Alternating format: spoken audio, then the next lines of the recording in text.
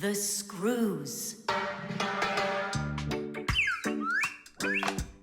Hey, Tom Thomas, what you thinking about? Huh? For school, I have to write an essay. My very best friend. I don't know. Who should I write about? What do you mean, who? Aren't I your closest friend? Of course. How could I forget to write about you? And you can keep forgetting. That's our secret, right? Don't you remember the promise you made when we met?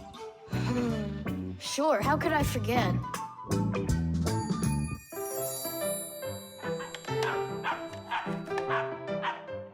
What's wrong with Chusaka today?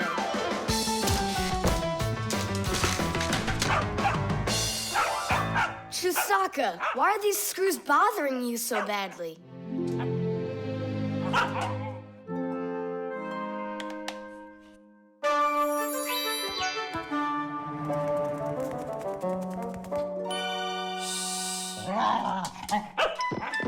What's with you? Leave them alone already. Will you just calm down? You're gonna destroy my plane.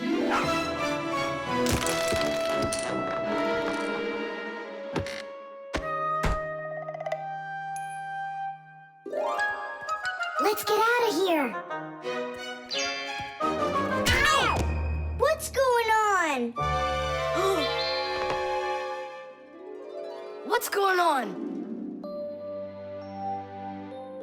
Hey, if you don't turn back again, I'm not letting you go.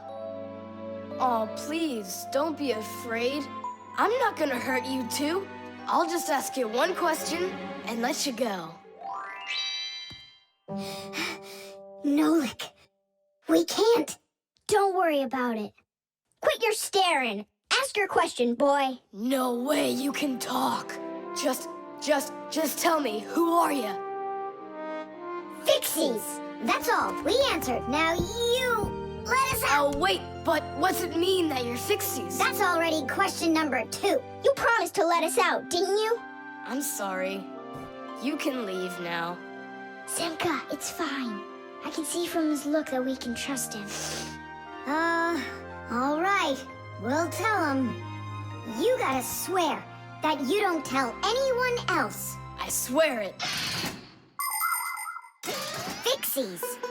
We're the little people that live inside of machines and appliances and take care of them, fixing them, cleaning them, and oiling them. Humans never suspect us. They think that if something breaks and then suddenly starts working again, that it happened all by itself.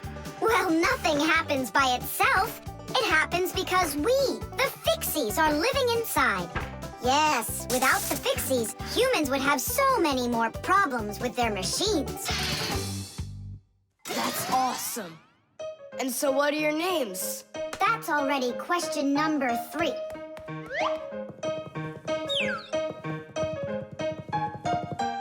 You can call me Nolik, and her name is Simka. And my name's Tom Thomas. Will you come back over? Oh, well.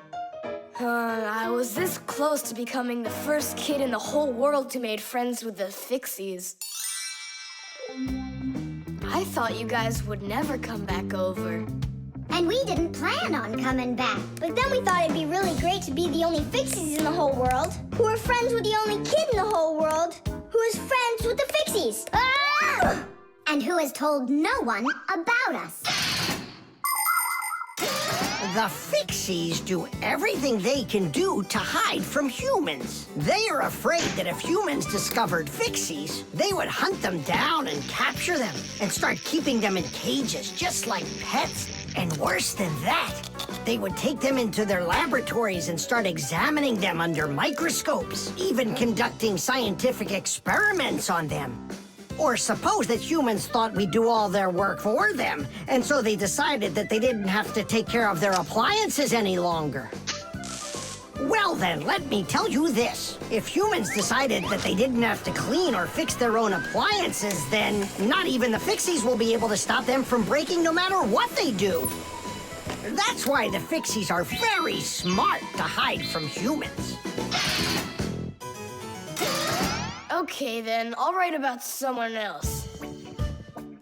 I have the very best friend ever. Period. When something's broken, he repairs it. He's the one and only The one and only Nolan. The cartoon. Yeah.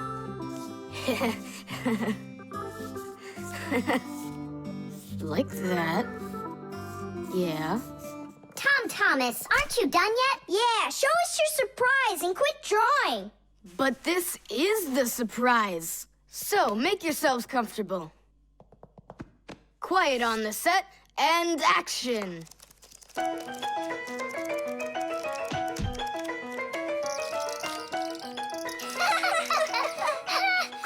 crash, huh? You should put a huge bump on his head. It's just like a cartoon that you drew him there.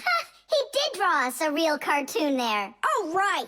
Real cartoons, they only show them on television. But they make them exactly the same way. Animation is made with many, many pictures called frames. Each one of the frames is a little bit different from the one that comes right before it. For example, a character can lift his arm up a little bit at a time. And then, if you watch the frames very quickly, one right after the other, it looks like the character is really moving. And that's how cartoons are made. And you know what? To make 1 minute of a cartoon, you might have to draw more than 1,000 frames. Oh, wow. I'm not patient enough for that. It's no big deal that your cartoon's short. Especially since it's funny. Yeah, it's so funny. Tom Thomas, who's this kooky guy you drew here? You're just joking, Nolik. You don't recognize yourself? So this is supposed to be me on here? Did you already forget what happened to you this morning? Simka, you're it. You can't catch me. I'm too fast for you. You weren't too fast for the pole. Simka, you didn't have to tell him about that. Real sisters don't treat their brothers like that. Oof. And your cartoon's not funny at all. Nolik, don't go. It's okay. He just needs to sulk for a while. While he's gone, there's something I want to show you. Do you have a cartoon you can put on the TV? I have plenty.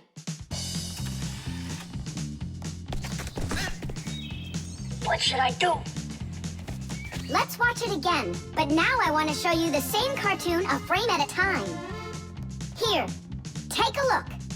This is a frame, and here's another and another. Isn't that cool? Uh-huh. So cool. And then back at regular speed, there's 25 frames every second. What should I do? It's magical. Simka, you know, I feel awful for Nolik. Yeah, I feel awful too. There are many different ways of making animation. Hand-drawn animation is, of course, drawn by hand, and stop motion is made like this. The animators pose the model and take a picture of it. Then they move the model a little bit and take another picture. And they do it again and again and again until there are enough frames to make the characters look like they're moving very smoothly across the screen. Another popular style of animation is clay animation. In these films, everything is built and rebuilt out of modeling clay. But today, most of the cartoons are made on a computer. At first, they make a computer model of a character, a sort of digital puppet. After the models are built, they are colored and animated to move. This is the kind of animation that's used in the Fixie cartoons.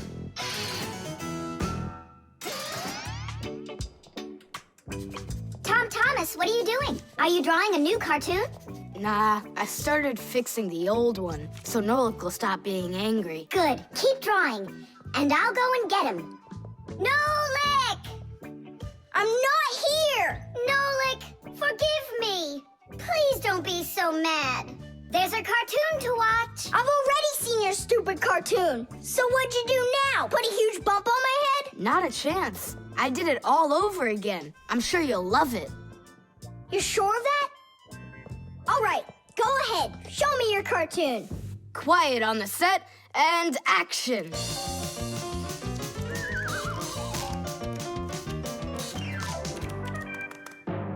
we go.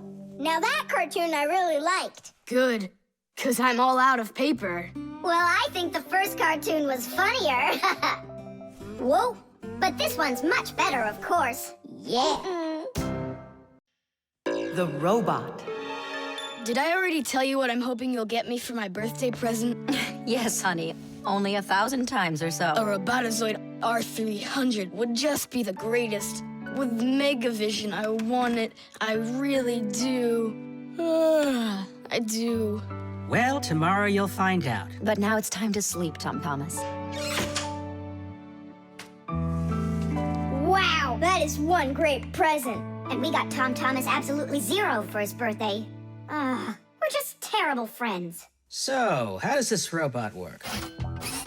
Okay, so let's give this a try, shall we? First, we'll take a walk. And how does he have any idea where the robot's going? I can tell you. One of the robot's eyes is a video camera.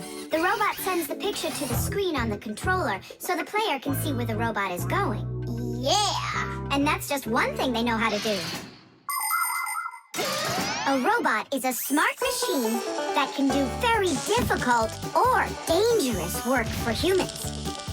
With its strong metal arms, a robot can move heavy objects or put together parts to build cars and other machines.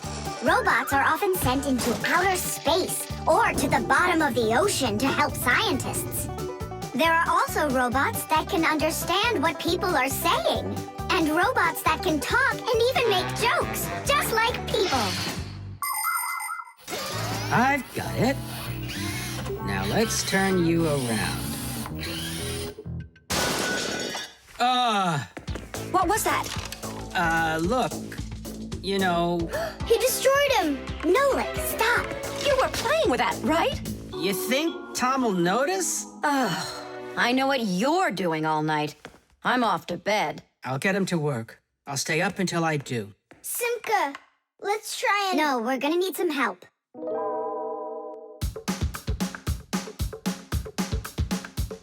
When your TV has broken, when your cell phone has croaked, your laptop's barely working, the kettle's had a stroke. Don't ask us where we're going, for it's known far and wide that any kind of problem is clearer from inside. 1, 2, 3.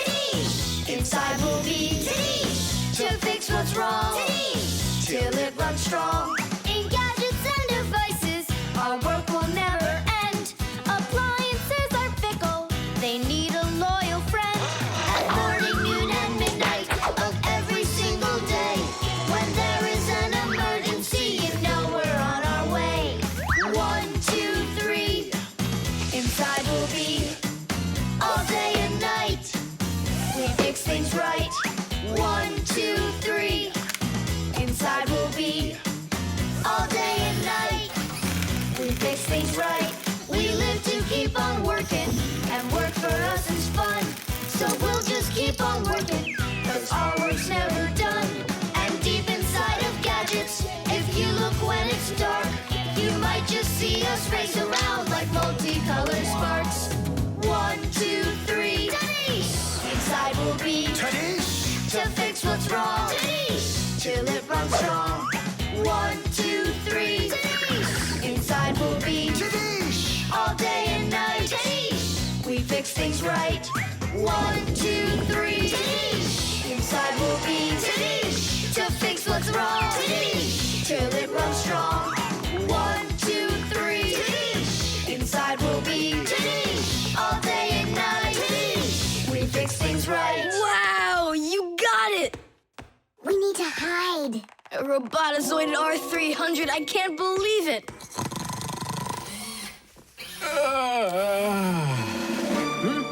Well, happy birthday to you, Tom Thomas. I'm sorry, Tom Thomas. Last night, your robot, you know, I broke it. Dad, it works perfectly! Don't you see?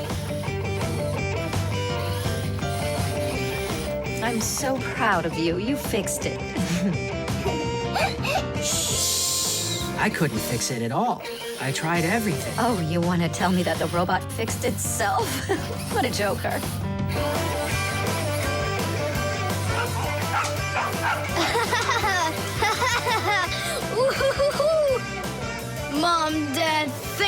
much. I love it. And how about thanking us?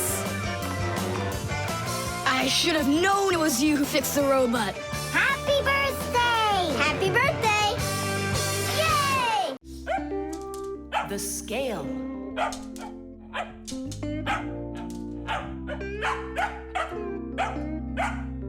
Chusaka, that's enough already. But what if it's something important? Come on, she's just a dog. They say that cats and dogs have a sixth sense that we don't have. What's that? Well, they feel all sorts of things that we humans don't. I better let her in.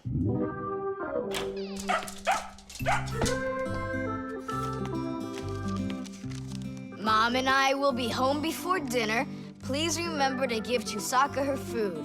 Love, Dad. Oh, how could I have forgotten this? I just can't believe it. You believe in a sixth sense now, don't ya? Uh-huh. Only it looks like for Chusaka it's a sense of hunger. How much food should I give her? Look, it's all written on that chart. For each kilogram of the dog's weight, serve 1 level scoop at every feeding. Uh-huh, I got it. How many scoops is Chusaka?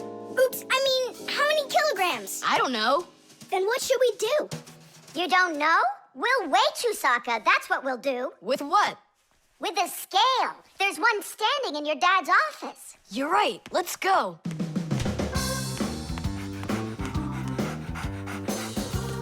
I was wondering, does it bother your mom that only your dad has his own office and not her? Nah, Mom says she's got her own office. It's called the kitchen. Hey, look, there's the scale. Did you know that humans have had scales like this for more than 7,000 years? If we want to find out how much something weighs, we need to compare it with something that we already know the weight of. Let's say you need to weigh a watermelon. You put it on the scales pan and it drops down.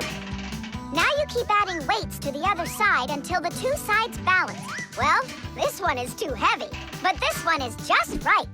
Since the weight is 10 kilograms, it means that the watermelon weighs 10 kilos. And that's just how simply a scale works. Well, should we start? Chusaka! Right, like she's gonna come running. How are you gonna get her away from that bag? Huh, I know how to get her.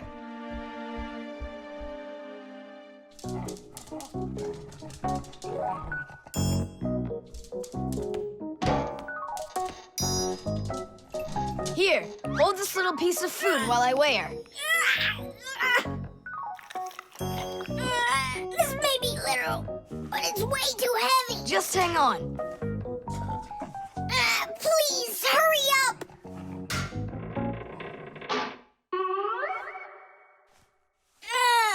Come on! Hurry up! Done. Her weight is 2 kilograms.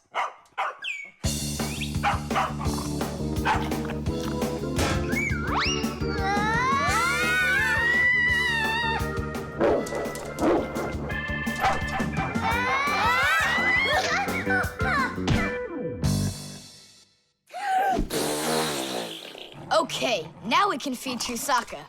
Chusaka weighs 2 kilograms, so 2 cups will be just right then. Do you think that you can feed your pets any kind of food at all? Oh, no! For them to be healthy, pets just like humans need to have a nutritious diet. Today, there are special pet foods for birds, fish, dogs, cats, and all sorts of other pets. These foods are made with everything your pets need to stay healthy, like meat, fish, fruits, grains, vegetables, and vitamins. These kinds of foods give pets a well-balanced diet, and there's no need to cook them. They're ready to eat. Just pour them in a bowl and your dog will be happy. And so will your cat, and your bird, and your fish, too.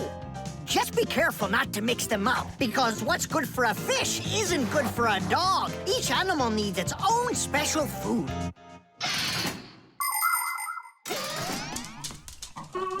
Stop! What's wrong? What's wrong? You have to take out a piece. She ate one already. All right.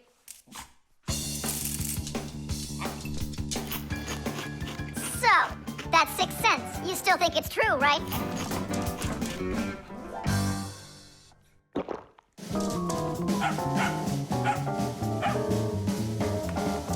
What did you bring that for? Oh, Mom is calling. No way. How could she know it would rain? I knew that Chusaka had it. Hello? It was a 6 cents, wasn't it? The zipper.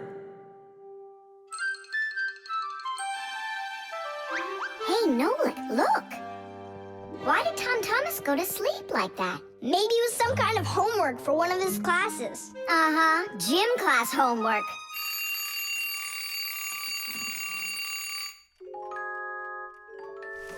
Good morning.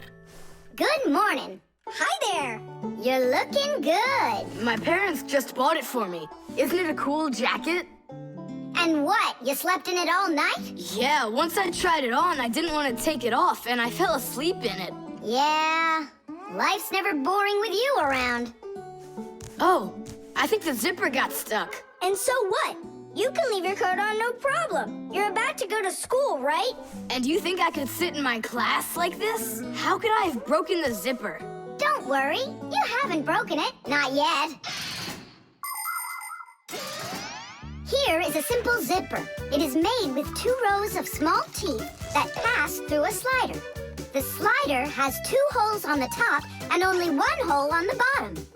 When we pull the slider up along the zipper, the teeth grab onto each other and the 2 rows join together into one. And zip! The zipper's closed. To open it, all you need to do is pull the slider in the opposite direction. Then the teeth will come apart. But on mine, they're stuck together. And now what? What do people do in the morning? Do what they do. Exercise. And I'll have time to think it over. 1, 2, 3, and 4. 1, 2, 3. And then what about me? Go exercise too. 1, 2, 3, and 4. And 1, 2, 3, 4. 1, 2, 3, 4. 1, 2, 3, 4. Simka, come on, think of something. I'm sweating already. Soon, okay? Go get washed up in the meantime. Whew. Do you think I could help you think? I think not. I think you'd be better off washing. How's it going, Tom Thomas? Did she think of anything yet?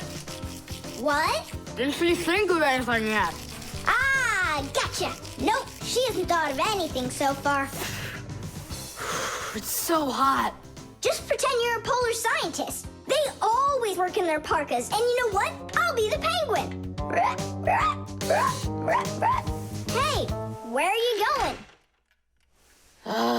I can't take it anymore. All right, just sit right here, and I'll try to find the problem.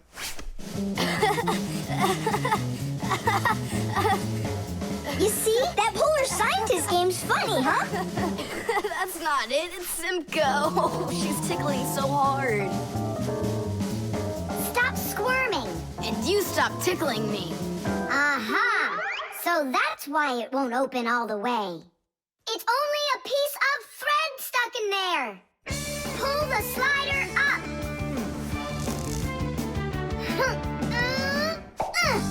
Tidish! You can unzip it now. Thanks so much.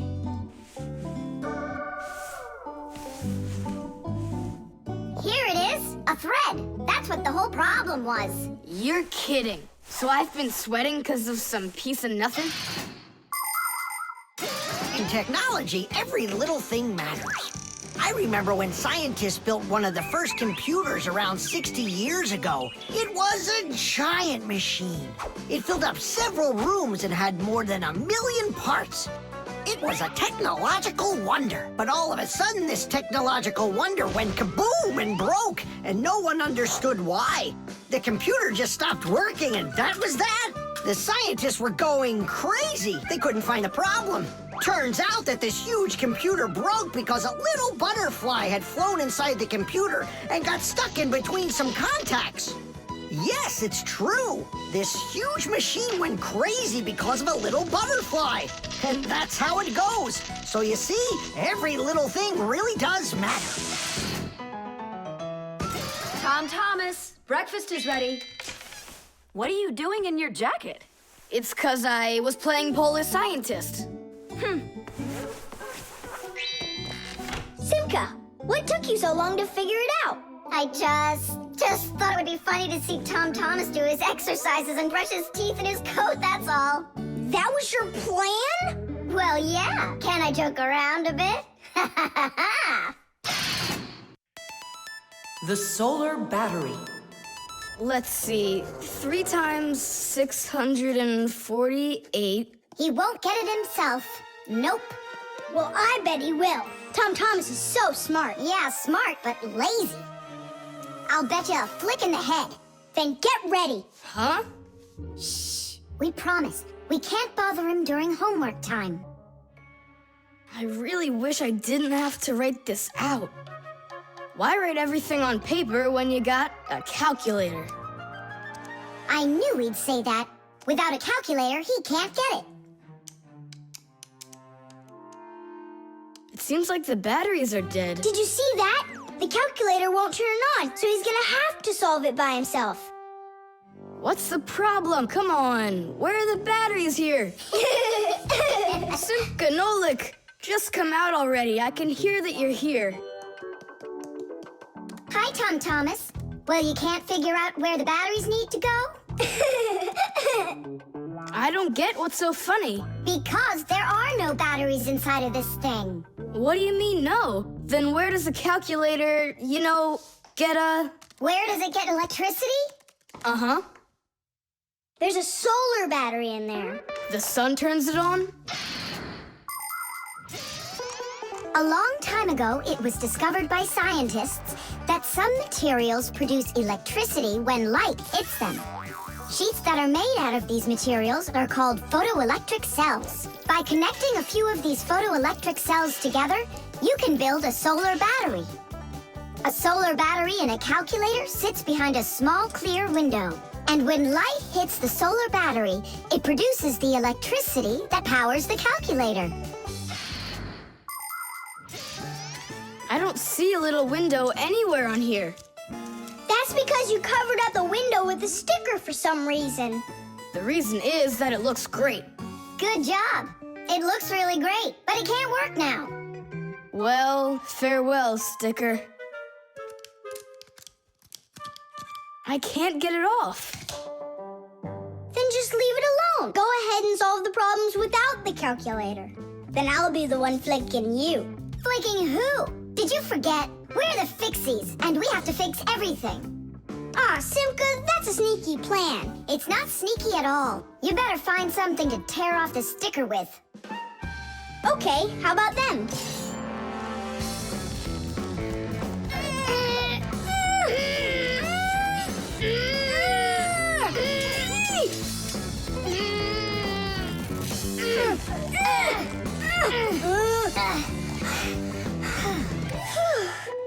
It'll take forever doing it this way. Yeah, I got an idea. Let's use this paper clip. And what's next? I'll just stick the end to the paper clip and then wrap it around. Tidish! With the help of solar batteries, we can produce electricity without burning any oil or coal. Unfortunately, these batteries aren't very powerful. A calculator can get enough energy from a small little battery. But in order to power a whole city with solar energy, you need to have power plants with huge fields full of solar batteries. And of course, it's best to build these plants where the sun shines bright and long, like out in the desert. By the way, in outer space, the sun shines very brightly, and it's never blocked by clouds. That's why all of the vehicles and satellites in space use solar energy for power, including the International Space Station, where astronauts from different countries work together. Tom Thomas! What, you guys all done? Uh-huh. Now you can go solve your problems on the calculator. But I already solved them on paper before you peeled off the sticker. Hooray! I'm the winner! Ow! That's totally unfair. If it wasn't for the sticker, you would have lost. What's going on? Nothing. Never mind. That's nothing to you? Well done, Tom Thomas. You got them all right. Now it's working. Look, a picture of our Nolik. Where? Right there on the calculator. Oh, I got it. 0 means null, Nolik.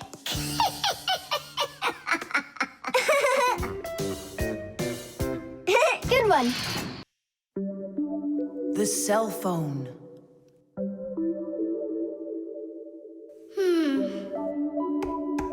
Hey, Nolik, come on out and play. He's not allowed. He was punished. Can you tell me what you did? I grabbed a Pac-Man and I forgot to ask. How long do you have to sit there?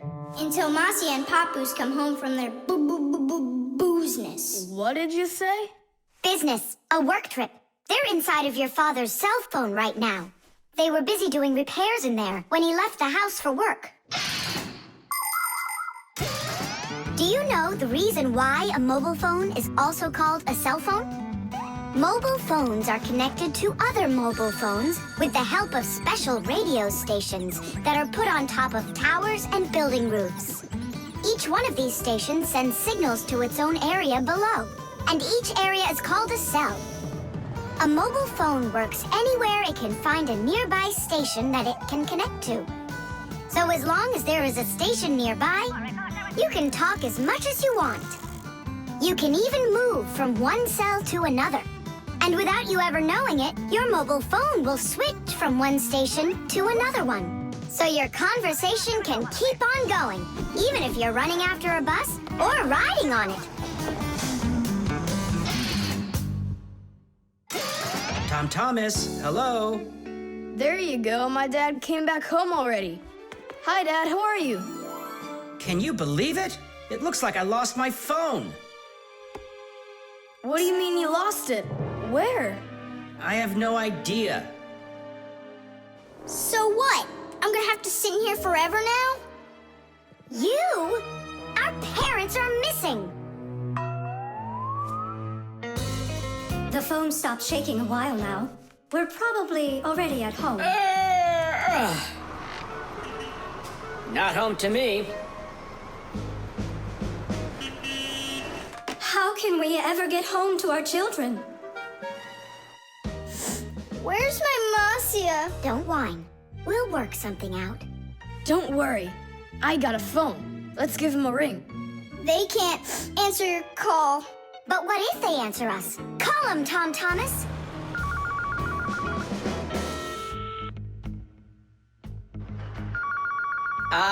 Don't even think it. We're not allowed to talk to humans. We're not gonna talk to them. We're just gonna listen. We need to close the contacts.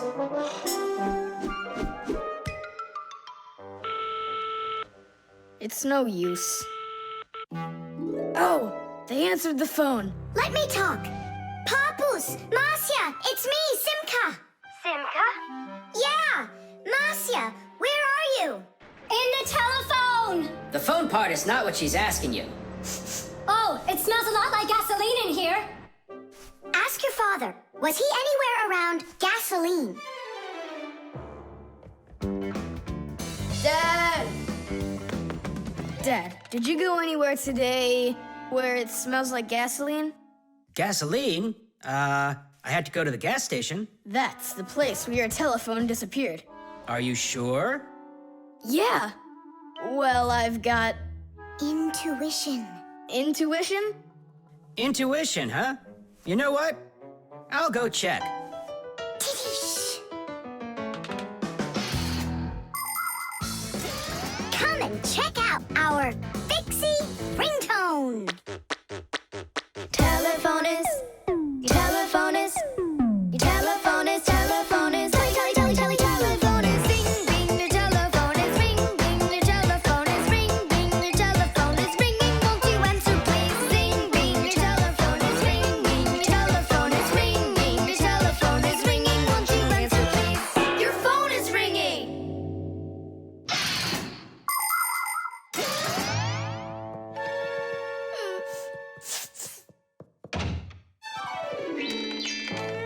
It's just incredible. You see? I found it. Son, you're one clairvoyant. I didn't notice when it fell out of my pocket back at the gas station. My children. Oh, my Marcia. Papoose. Aw, my sweeties. So, just by any chance, you think you might happen to know where I can find that nice watch I lost? No. Don't worry, there's no rush. Just use that intuition you've got.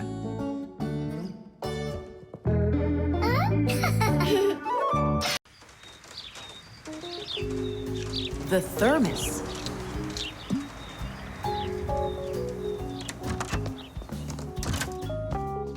Where should I put it? Put what, Tom Thomas? Oh, it's you. My ice cream. Are you joking? Eat it! I can't. Tom Thomas, are you all right? I'm fine. It's just that it's a present for my mom. Today is Mother's Day. Then you need to go give it to her. I can't. Dad and I are going to congratulate her together. What's your dad gonna give her? I don't know. But when he gets back home, the ice cream will have melted. Then put it in the freezer. And what if Mom looks in there and finds it? The surprise will be ruined. So where won't she find it? I'll tell you where. Inside of your dad's office. I don't see any place to hide it here. There's no freezer or anything. Why don't you take a look inside the box? Here's a thermos, but what good is it to me? Thermoses are for keeping things hot. The ice cream will melt in there. It will not. A thermos is made by putting one bottle inside of another. Between the bottles is an empty space, and that's the secret of a thermos. That space stops heat from getting out or in. So if there's hot tea inside, the empty space doesn't let the heat from the tea get out. And if there's ice cream in the thermos, the space stops the heat that's outside from getting in. And that's how a thermos keeps hot things hot and cold things cold.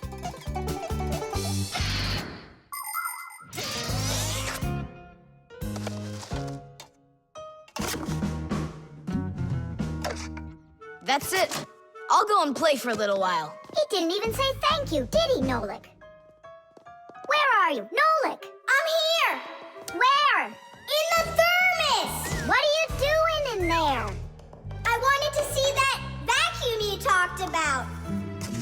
Just don't touch anything! And don't even think of licking the foil! The ice cream's so cold, your tongue will stick to the metal. It's already stuck! What did you say? It's already stuck! Already stuck! Uh-huh. Try to unstick it. Well, is it working? Nuh-uh. And what if you breathe onto the foil? Nuh-uh. Hang on, Nolik. I'll go and get Tom Thomas. Winter is a wonderful time of year. Holidays, presents, snowballs, skates, sleds. But the cold is also something serious that you shouldn't fool around with. The most important thing is to dress warmly. Cover your head with a hat and your throat with a scarf. Then there's less chance you'll catch a cold or get a sore throat. And to keep your hands from getting chapped, don't forget to wear gloves. And never walk around in wet shoes in the winter. That's a sure way to get yourself sick. And there's one more thing I want to tell you. It's great to have fun in the cold, but use your head.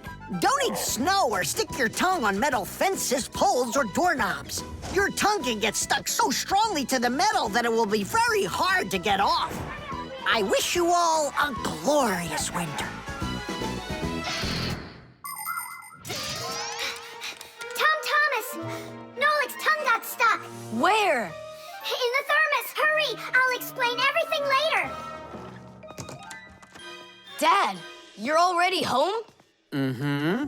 Dad, why are you taking my present? What do you mean, your present? I mean this one. Since when did it become yours? Oh, hi there. What's the fuss all about? Oh, it's nothing at all. I have a surprise for you. I want to wish you a happy Mother's Day. A thermos. How wonderful. Thanks so much.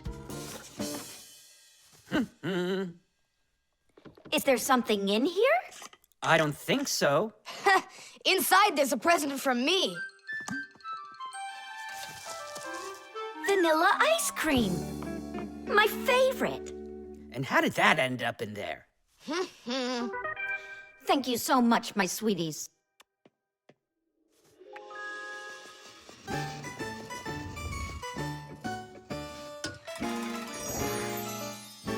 Nolik, you got me so scared.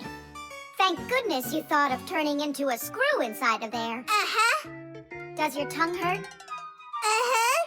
Do you think you can talk again? I can talk. Oh, that's good.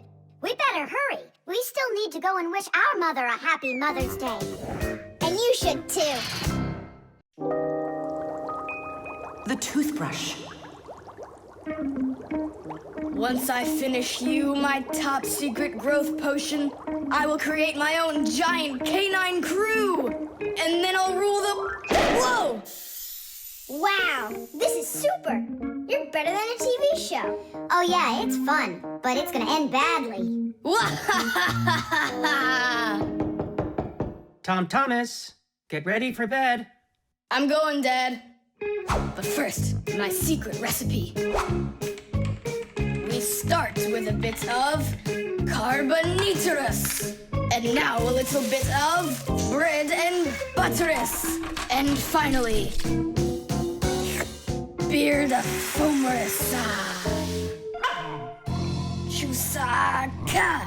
Don't be afraid. Drink, my baby. And you'll grow 10 times your size. What? It doesn't taste good? Oh, right. I forgot it needed stirring. This hypersonic mixer will do the trick. Tom Thomas, you shouldn't use what doesn't belong to you. That's your father's toothbrush. Ah! Hey, cut it out! You're acting crazy.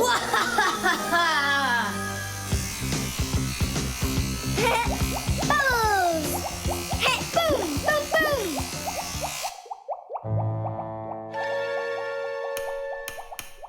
Uh-oh. You said it. Uh-oh. You, Tom Thomas, are a big boy, but your brain is smaller than Nolik's. Why, thank you. Just go put the toothbrush back in its place, like you never touched it. Nah, that's not right at all. Tom Thomas, what's up? I'm almost done, Dad. Simka and Nolik, please, I really need your help. No panicking. First, we need to understand what could have broken inside of there. An electric toothbrush is really simple, as long as you know these 3 parts. The battery, the motor, and a very clever mechanism that connects the motor with the bristles. The whole secret to the toothbrush is right in there. That mechanism uses the spinning of the motor to make the bristles move very fast back and forth, from left to right, from right to left. And that's how it brushes your teeth. So what can we do about it? Here's what we do. First, we take out the motor, then we take the gears out, and then the mechanism. How much time do we need to do that? 1 or 2 hours. What? No! Just listen here, Tom Thomas. You need to open up the battery compartment. Wait for me right here.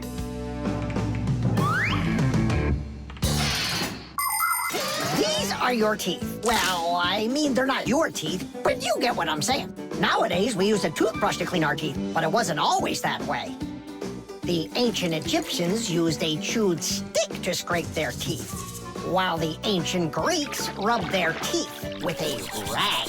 And the Vikings, well, who knows what they used? And then, only 200 years ago, an Englishman named William Addis came up with something better. He drilled holes into a meat bone, inserted bunches of bristles into them, and there you go, the toothbrush. And here's what I need to tell you all as a Fixie. That is, as a master repairman. You need to make sure to brush your teeth often, especially after eating, or you'll be getting them repaired often at the dentist. Well, is something wrong with the mechanism? No, it's fine. Is the motor burned out? No. Then what's wrong with it? You're not gonna believe it. But the battery died. That's That's all? I know what to do. I'll put in new ones.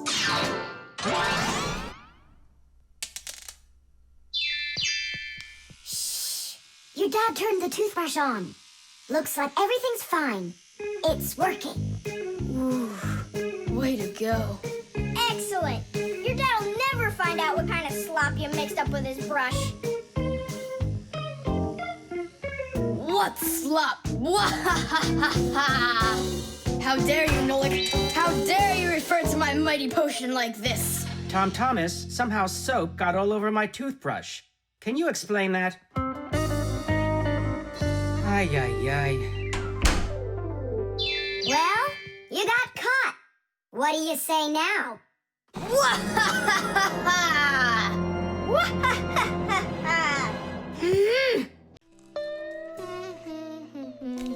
The microwave.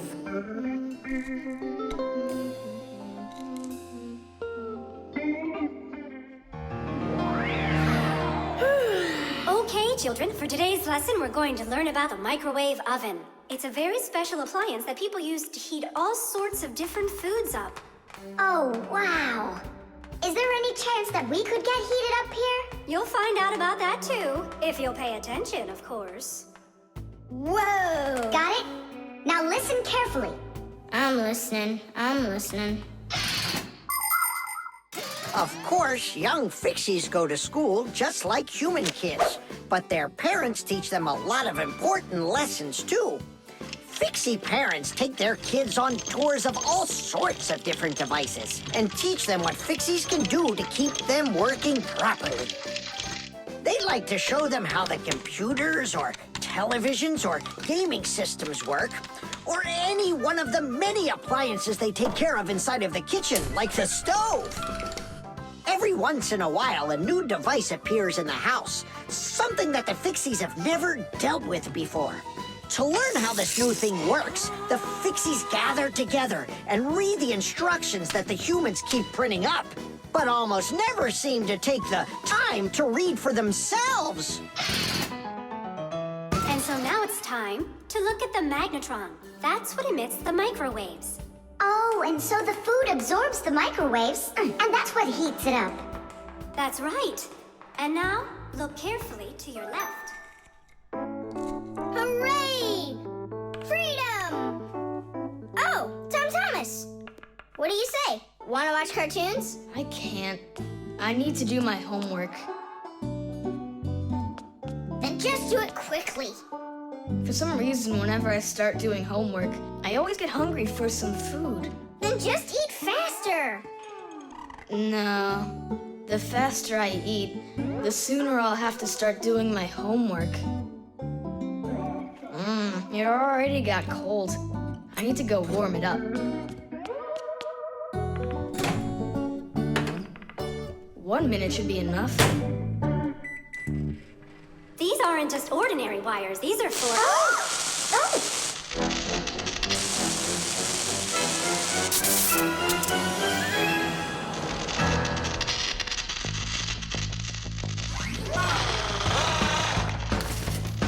Marcia, what's going on? It looks like it might be an overload. The microwave might burn out. Then we better run out of here. What do you mean, run? We need to save this microwave.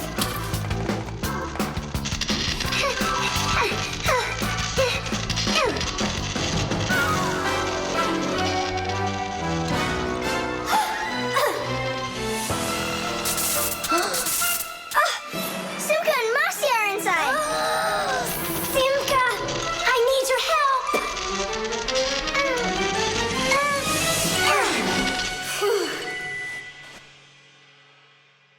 Tadish. Oh, what's wrong with the microwave? It looks like it just broke. Who cares if it broke? What matters is that Simka and Marcia aren't broken. Look, there's no one here. Of course not. We were behind the wall. You wouldn't believe what happened in there. Oh, there you go. Tom Thomas, why did you put that fork into the microwave? Why not? You mean I'm not allowed? Remember, never put any metal objects into a microwave. If you put forks or spoons in a microwave, you can burn it out. And then not even a Fixie will be able to fix it. Even a thin metal border on a plate can cause serious problems. Also, never warm up food in sealed packages or bottles inside a microwave. And one last thing, don't even think of cooking eggs in their shells in there. They'll just explode. Sorry, I didn't know any of that. Nolik, and what were you thinking? Why didn't you warn Tom Thomas about this? Oh, today you skipped school.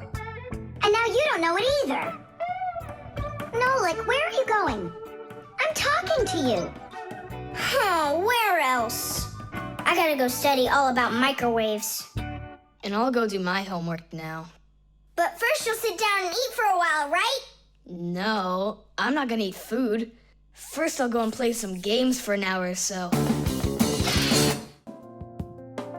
The vacuum.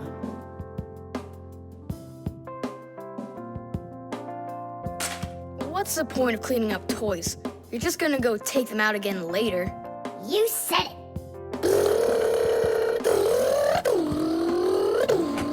Tom Thomas, if you're done cleaning up, go and eat your lunch. Okay, be there soon. Nolik, you wait for me?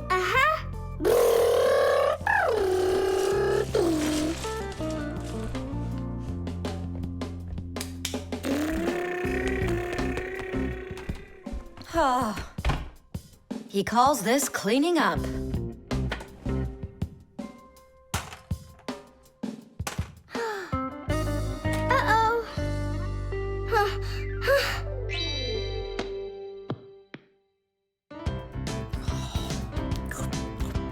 As we say, bon appetit. Thank you. You're not gonna eat me up, are ya? Ow. Fixies, I don't eat them. Well, that's my mom. She started vacuuming.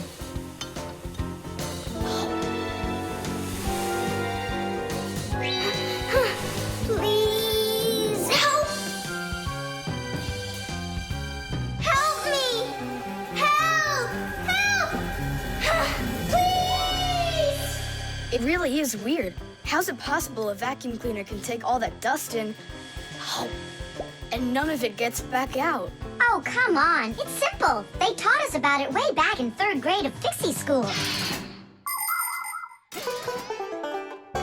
You can think of a vacuum cleaner as nothing more than a fan with a net. The fan spins backwards, so it sucks in air with dust and dirt. If you put a net in front of the fan, the net will catch everything that is in the air and let the air pass through. Then all you need to do is add a pipe and you've got yourself a vacuum cleaner. But instead of a net, vacuum cleaners use special bags to collect the dust and dirt. It's as simple as that. Oh, whoa, Simka. Nolik, could he get sucked into the vacuum? Oh, no! Did he stay back there? Tom Thomas, what's the matter? Mom, I can finish vacuuming you. I mean for you. All right, I'll go clean the dishes. Nolik! Nolik! Nolik! Nolik! Nolik! We better go and get help right away. Masya! Nolik got sucked up inside the vacuum. It's impossible. He can't fit in here. No, not in this vacuum. Into the big one, the human. It's just terrible. Nolik, my Nolik, he could suffocate in there. Come on, quickly. Yuck! This dust is just awful. And it's awfully bad for you, too. Dust is a tiny enemy. It's so small and unnoticeable. But if dust gets inside machines and appliances, it's a disaster just waiting to happen. It can keep gears from turning properly. Dust can make appliances overheat. And if dust gets onto electric contacts, it can create a short circuit that can even cause a fire. That's why we Fixies have to constantly clean the insides of appliances from dust, even though a lot of us are allergic to it. Ha, choo! If only people would just dust a little more often than they do right now. Ha, choo! At least people could dust more on the outside. That would make our work so much easier, and their equipment would break a whole lot less often.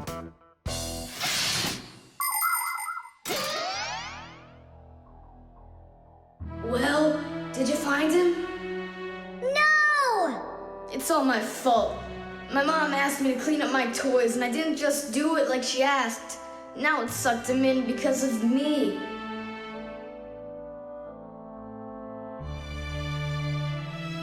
Nolik! Nolik.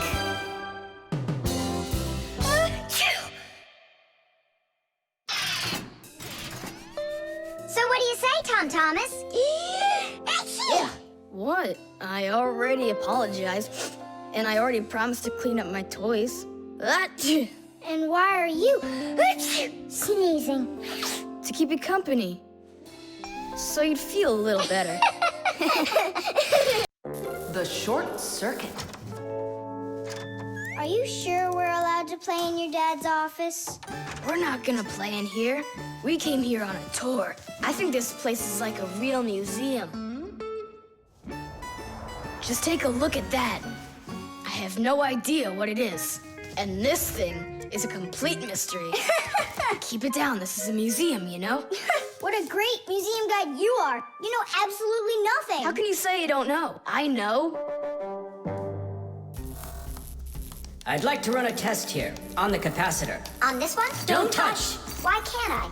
It's not a museum. Because it's dangerous. If you touch it, the shock could be deadly. But you two are touching it all the time. I've seen it. The only time is when the device is turned off. And right now, the device is running. For many centuries, the Fixies only had to work on mechanical devices. But after the discovery of electricity, the Fixies had to master electrical devices as well. At first, Fixies were getting terrible shocks, and they really, really hurt. Over time, the Fixies figured out that you can't fix appliances when they're turned on, and bare wires should never, ever be touched. And Fixies also learned that electricity can travel not just through wires, but through plain old water. So that's why if a broken wire ever ends up in a puddle of water, you must never get close to it, or you could get a terrible shock. Fixies learn all these important rules, and they hope humans understand that they need to learn them as well. Look. Now here's one I know about. It's an old radio my dad got from my grandpa. More than 60 years old, can you believe it? Your grandpa? The old radio. That was a joke. Is it still working? I don't know. Let's check.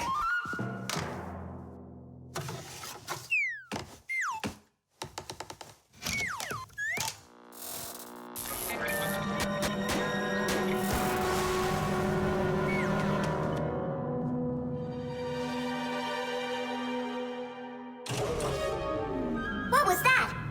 It looks like the electricity got turned off. Maybe it was a short circuit. I'll go find out. Oh, so it was you who caused the short circuit. I was in here showing all these things to Nolik, and we wanted to turn on the radio. We flipped the switch on, and then suddenly, kaboom, the lights go off. They're off everywhere in the apartment. So then how can I even warm up my pizza now? Soon it will warm up all by itself now that the refrigerator isn't working. Simka, what is that thing you said? A short circuit. Electricity goes back and forth from an appliance with two separate wires. For example, an iron uses the electricity it needs to get hot. But if those two wires start touching each other without the iron in the middle, then the wires will get hot instead. And this can cause the wires to burn out. When this happens, it's called a short circuit. Short circuits can happen when the coating around a wire is worn out, or when an appliance is broken on the inside of it. So when you tried turning on that old broken radio, the wires in the apartment started burning. Does that mean all of the wires got destroyed? Don't worry. In our apartment, there's an automatic switch to stop that. It turns off the electricity when the wires start getting too hot. Oof. And what about that, automatic switch? Is that something you need your mom and dad to turn on? No question. You definitely would. But you have us. Yeah. And we have Papus and Masya. I'll go tell them what happened here. And you guys, you turn off the radio. But we'll get electrocuted. What do you mean electrocuted? Thanks to you, there's no electricity.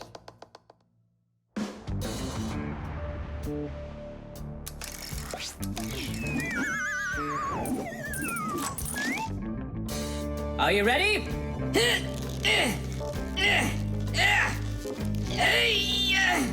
Pull it up.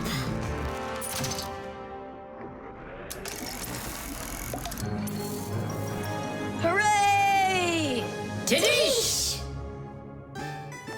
So, Tom Thomas, what are we doing next? Why don't we continue with our tour? Hey, wait for me. I'm coming. Hey, wait, I thought you were fixing the television with Papus and Masya. They asked me to come here and stay with you on your awesome museum tour. That way there'll be less for them to fix in here later. The aquarium. The coast is clear. The humans have left. Come on, let's go.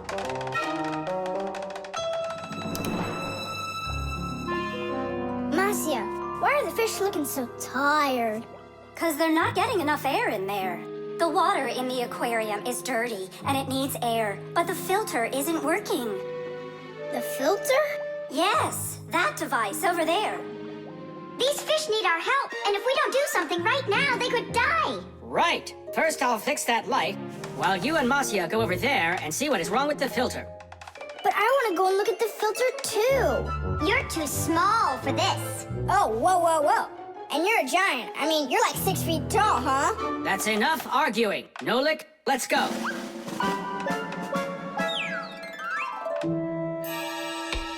Well, let's check it. Not working. Nolik, where are you? I'm up here. What are you doing up there? Nothing. Holding on. We don't have time for that. Get down. We have to get this switch working.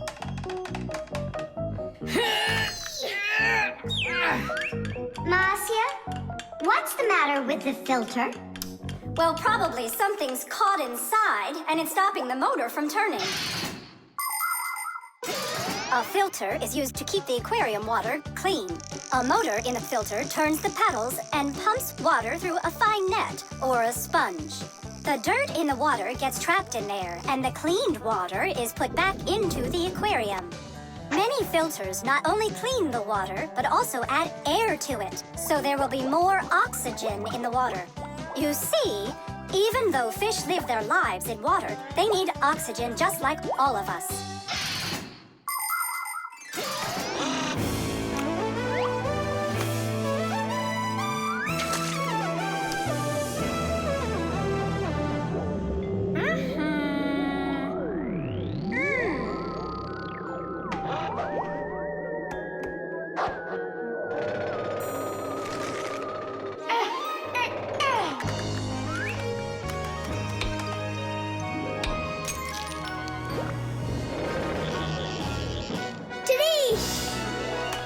Way to go there!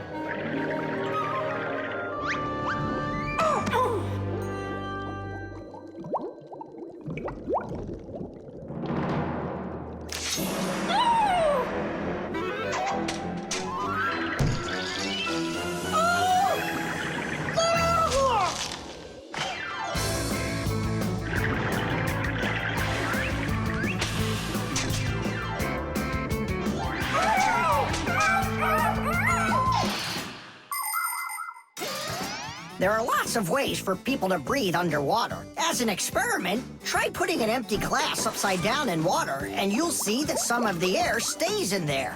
That's the idea behind the ancient diving bell. An empty bell was lowered under the water, and some of the air remained in there for the diver to breathe. And about 200 years ago, the first diving suits were invented. The diver got air from a hose that started above the water. This let the diver spend a long time under the water and even walk around on the bottom, but just not too far. Later on, people learned to squeeze a lot of air inside of metal tanks, and that's when scuba diving started. Scuba divers breathe the air stored in these tanks so they can swim freely and even dive deep down below the water. Our work is done. The light is on, and the filter is working. And the fish look so excited! As if they're not fish, but monsters. Thank goodness they're behind glass. Papoose! Just hang on. We'll be right there to save you. But I don't even have my pack-a-mat. Ooh, look how they're chopping their teeth. They must be so hungry. You're right. They're hungry. Nolik, come on.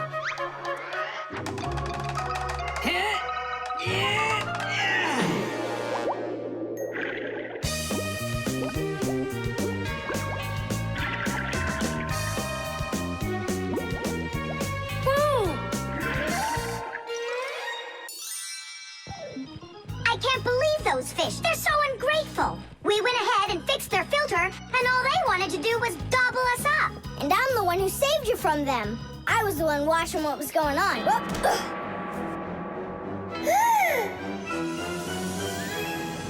Oh, gee. Hold it. Do you think giving her some food will help? As long as you're not thinking that food is me. The microphone. And what do you think? Should we go and see a movie?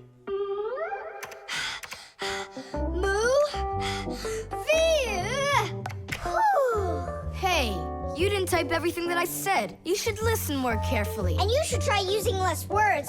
Nolik, hey. Alley-oop? What are you arguing about? Well, I was writing a letter to Johnny. I was, not you. I messed up my finger, and Nolik offered to help me. I had no idea that you're such a yapper. Oh, Now I see. Tom Thomas. Didn't you know that you can call Johnny straight from your computer? you sure? You see that picture of the phone? Just click on it.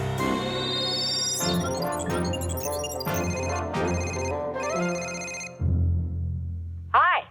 So what movie do you want to go see? Hey there. I don't care. Just not pirates and those robots. Hey, Tom Thomas. Why aren't you answering me? I am answering you. Hello? Hello? Talking to the microphone. I don't have a microphone. There you go. End of conversation. All right, then talk right into there. Simka, come on. You use headphones to listen. It's a joke. It's no joke. We talk into microphones and listen through headphones. But both of these devices use a special membrane to do their job. The membrane inside of a microphone is used to capture sound that is then sent through wires as an electrical signal. And inside a pair of headphones, a membrane helps turn that electrical signal back into sound. So it turns out that a microphone and headphones are built in a very similar way, even though they are used quite differently. And so I talk right into here? Johnny, hello? Just wait a second. First, we need to plug your headphones into the hole where the microphone gets plugged in. Ah, I get it. Go ahead! Now it's a microphone! Johnny, I'm here. Can you hear? Yeah, he can hear, but you can't. Nolik, switch it over to the headphone jack. I already saw a robot. And I already saw it. Nolik! I don't think there's anyone who didn't see it. You didn't see it? Then let's go see it. No, I don't wanna. I think the robots will be even more boring than the pirates. Do you want to see the pirates? Make up your mind. Do you want to see the pirates or the robots? I don't want to see either one. Nolik, what are you doing? What am I doing? It's 'cause you and Johnny don't listen to each other. I've got a good idea. You need to talk like police on their walkie-talkies. When they're done talking and they're ready for an answer, they say, over. Great idea. When we talk to someone using the telephone, there are 2 channels for the sound. We talk through the first channel and listen to the other person talking through the second one. But sometimes 2 people need to talk to each other using only 1 channel. For instance, sailors and taxi drivers use 1-channel radio sets. When a radio set's turned on, you can hear the other person talking, but they can't hear you talk unless you push a special button down. Then they'll hear you, but you won't hear them. So that means you have to take turns talking, because if everybody tries talking at once, nobody will understand anything. So then, to let people know that you're done talking, and you're ready to listen to what they have to say over. Johnny, hello. Why don't we try talking like police on their walkie-talkies? Whenever you're done talking, say to me, over, over. All right. So are we going to the movies? Over. Nah, I don't feel like it. Why don't we go play ball instead? Over. Sounds good. Who were you talking to before? Over.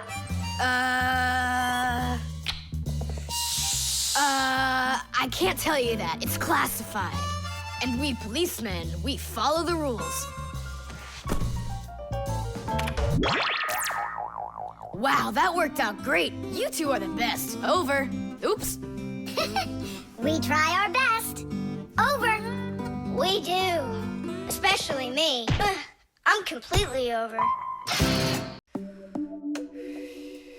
The alarm clock. Ha! It didn't ring again. Nolik, let's go fix the alarm clock. Simka, wake Tom Thomas up. Tom Thomas, get up! Tom Thomas! Hey, you'll be late for school. Tom Thomas, get up already! This is really something.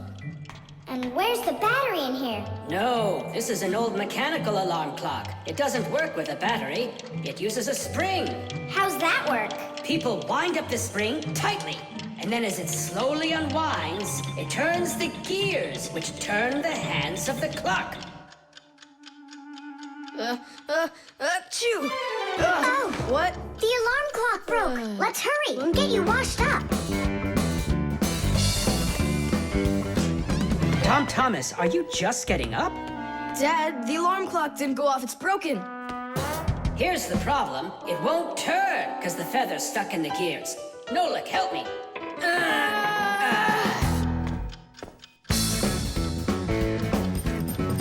Papas! What's going on? It looks like it's an earthquake.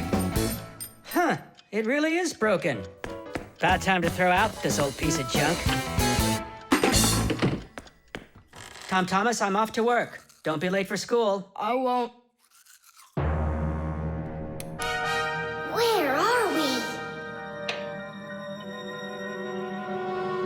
In the trash can. And what's gonna happen to us? Well, you see, Nolik. People throw out broken things without a second thought.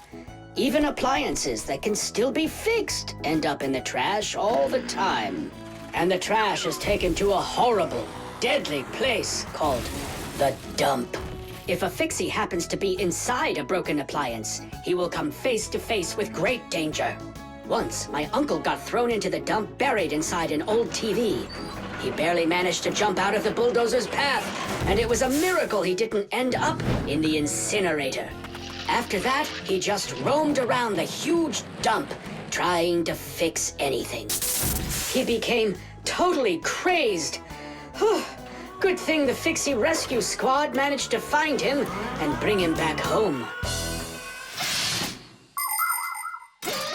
I don't want to scare you, but we might be taken to the dump, my boy. Papas, I'm scared. Huh. Where is the alarm clock? Maybe my dad took it to get fixed. But Nolik and Papoose are in there. Now just a little bit further. I don't want to go to the dump. No tears. There's only one way out of here. We need to fix the clock and make it ring. But how? Inside the clock, there is the main spring, and there's also a second spring. The second spring is held still by a brake, and so it waits. When the little hand reaches the time the alarm was set to go off, the spring jumps off the brake, and the gears are free to start turning. That makes a little hammer beat the cup of a bell very, very quickly. And that's how an alarm clock rings. So this feather is stopping the gears and not letting the hammer strike the bell. Exactly. I'll start rocking the gear back and forth, and you tug it. And 1, and 2, and 3. Tadish!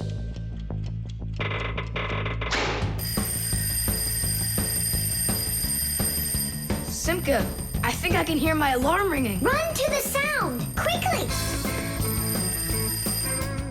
Uh-huh. Someone turned the alarm off. Whoa! And here comes that earthquake again! Nolik! I'm here!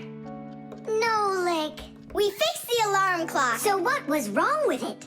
A feather got jammed in the gears. And how could a feather get in a clock? Oh, it's probably from when I put the alarm clock under my pillow, so it wouldn't wake me up. Huh, so you mean because somebody doesn't like to get up in the morning? We almost ended up at the dump?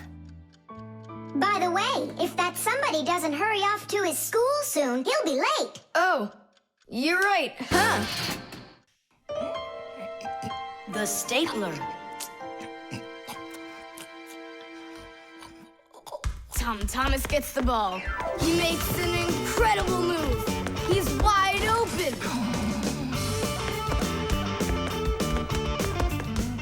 The goalie sees him and he screams in horror.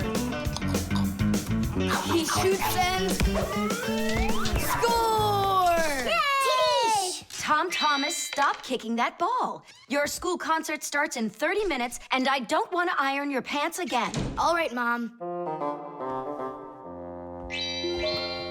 Just one more time, huh? No, I'm sorry. Mom said I have to quit kicking the ball.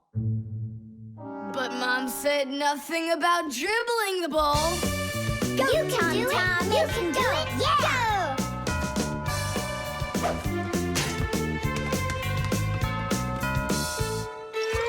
Ah! Whoa!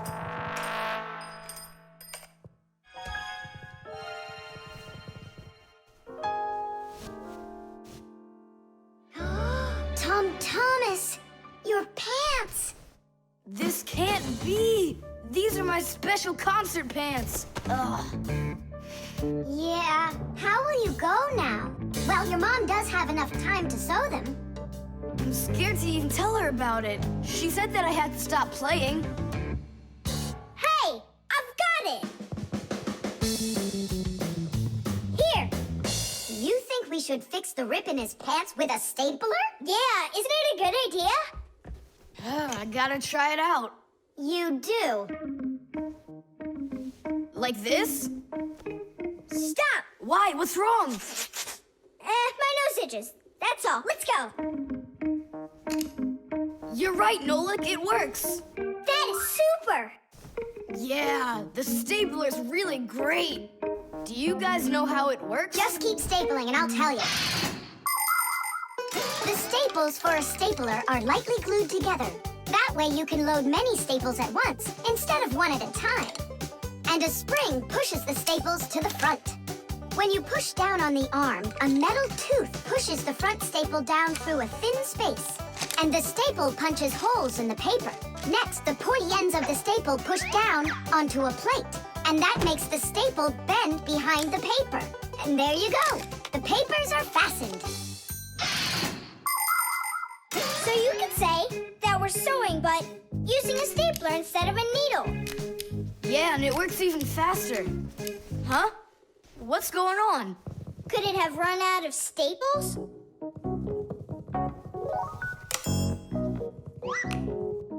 There's still a lot more staples, but one of them got jammed here in the slot.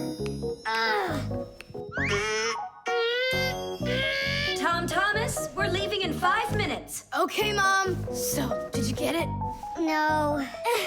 Why don't we get Papa's to help us? Because he's really strong and he's got a pack-a-mat. We can do this ourselves. Tom Thomas, find something we can use to push that staple out.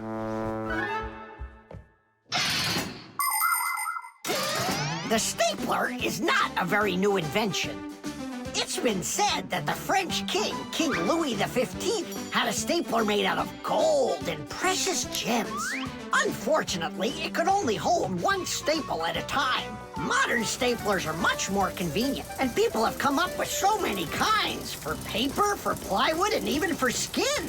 Yes, surgeons often use them during operations. Then there's the staple gun that's used to upholster furniture. And its older brother, the nail gun, can even be used to hold together the walls of a building.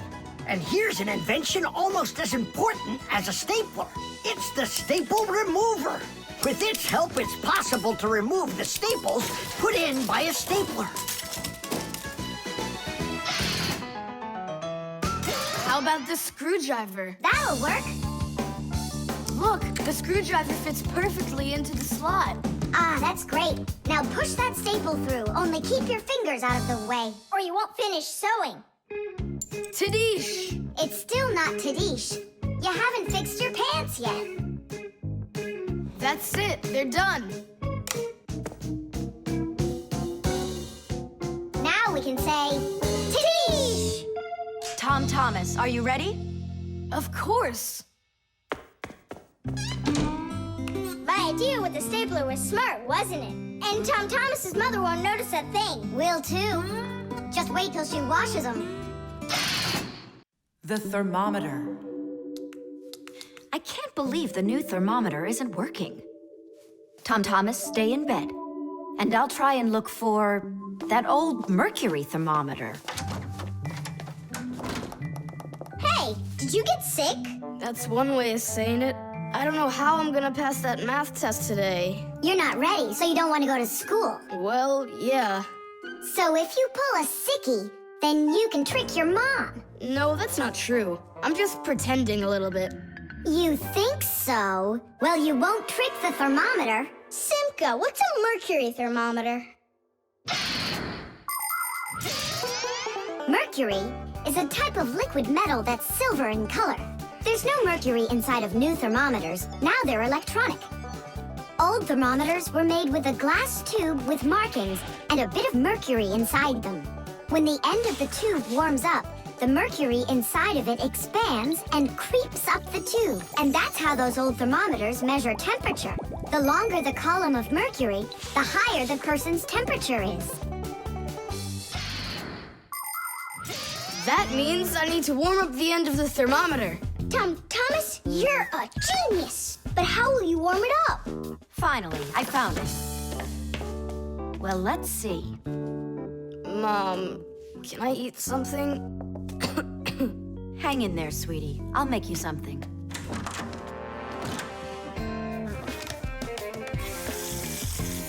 Ooh, that is hot. Now there's just no way it won't have a temperature. Hey, what are you doing in here? Well, how high did you get it? 108 is what it's showing. Oh no! With a temperature that high, they'll send you straight to the hospital, and you don't need that. You'd better shake that thermometer. Yeah, that's what I'll do. That'll get the temperature down a little.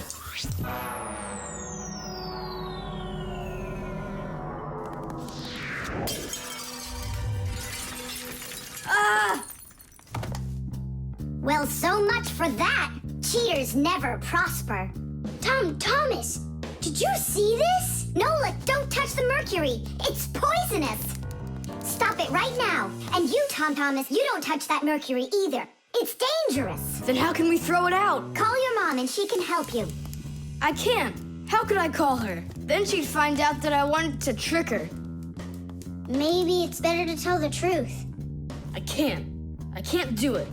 All right, then. It looks like there's no other choice. Nolik, call Papoose and Masya. I'll get him. And you go back to your room and wait.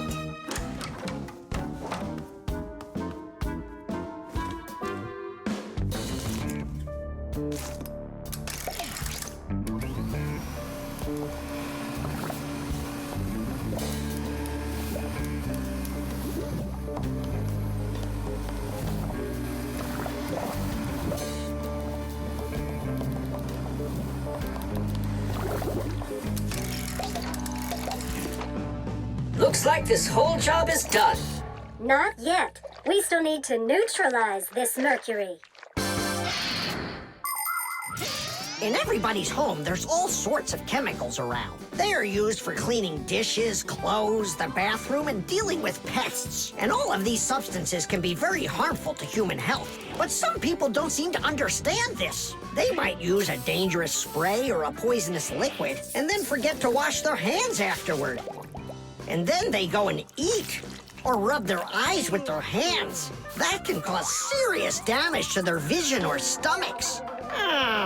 And never put anything into your mouth that looks like medicine, unless your parents or a doctor gave it to you. And if you ever happen to find something on the ground that looks like a piece of candy, you must never put it in your mouth. You can get poisoned that way. Oh, humans. If they'd only remember this simple advice, they'd stay safer. And what do we do with the glass that's broken? That job's not for Fixies. Tom Thomas, we cleaned up all the mercury. And the glass, too? No, not the broken glass. But will you? Papoose said that it's not our job. He told us you have to get your parents to come and help you. That part's your responsibility. Here's some food for you. What's the matter? Mom, I broke the thermometer. Broke it? Did you cut yourself? No, The mercury, did you touch it? I didn't. Simka, you think he'll tell her the truth? And where did you break it? The bathroom. Why did you go in there? I wanted to trick you. I have a test, and I didn't study for it. And now it's too late for school, SMS.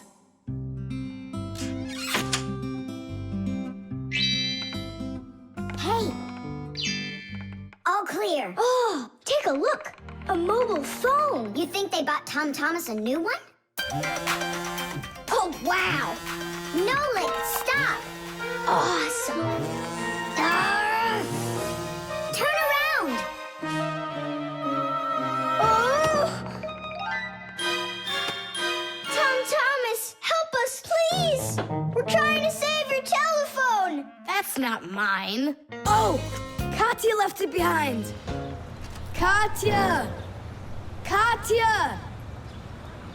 She's gone. It's too late. Oh, an SMS just came in. You won't read it, will you? Of course not. But what if it's something important? Tom Thomas, don't you even dare go and read her letters. Uh-huh, pretty interesting. Looky, there's just a ton of these messages. Now, Nolik, you go and distract him from the telephone. Uh-huh.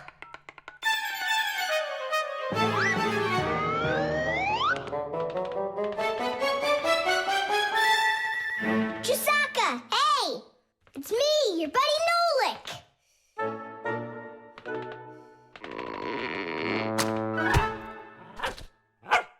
Hey there.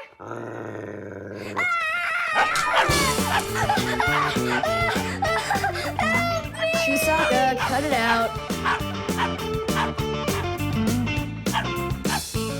Stop it. That's enough with the barking. Out of this room. Right now.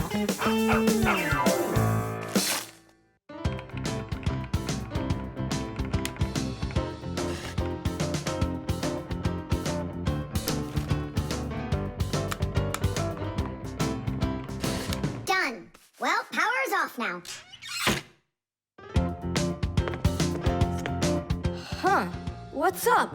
It stopped working all of a sudden. Oh, it looks like you've broken it. What? No way. You did too. Well, Tom Thomas, now you'll have to give Katya her phone back like this. I just don't get it. It happened because you were reading someone else's mail. It was just an SMS. An SMS is no different from a letter. It's only shorter. People send SMSs through their mobile phones. And that's why looking inside someone else's phone and reading their SMSs is just as rude as reading someone else's mail. And that's why when we Fixies work inside of a phone, we always put our headphones on when a call comes in, so we won't overhear people's private conversations by accident. It's just the polite thing to do. I promise I won't read anyone else's messages. But that's not gonna make the mobile work again. Now what? Tell them the truth? Don't you worry, Tom Thomas, because we turned the phone off. And now we'll turn it back on.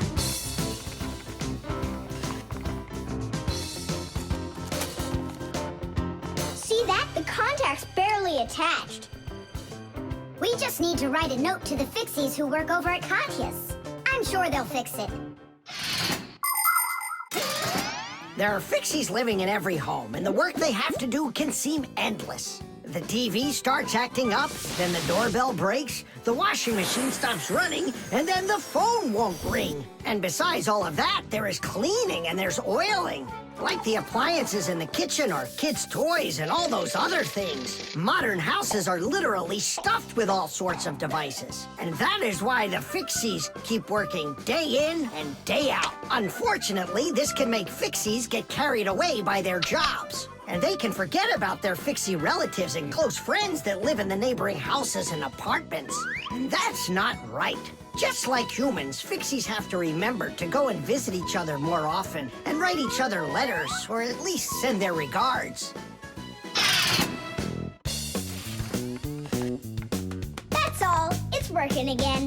You're the best. Now I can give a call to Katya and tell her she left her phone over here. Tom Thomas!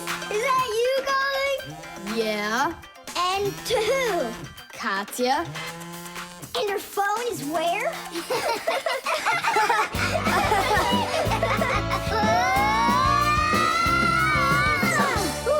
Tom Thomas, good catch. Boy, you're fast. Just like a... Like a Fixie. The electric train. Woo woo woo woo!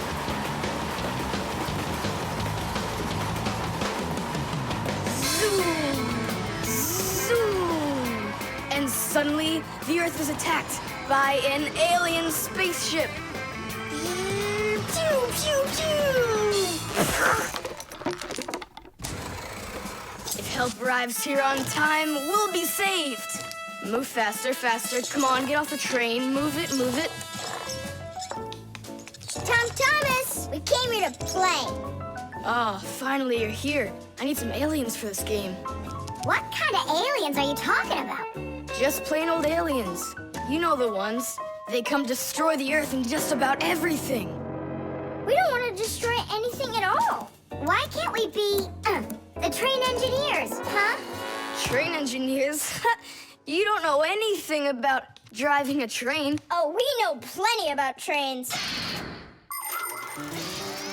Humans invented the railroad long ago, but back then, the rails were made out of wood. People didn't start making metal rails until the end of the 18th century. But the first railroad cars had no engines to give them their power. Instead, they used horses to pull them along. Later, horses were replaced by the steam engine. Wood and coal would burn in their furnaces to boil the water in the boilers, making the steam that turned their wheels. And the Fixies were there to help those trains go, making sure all of the parts could work together smoothly. But now steam engines have long gone away. The railroad uses electricity now for its power.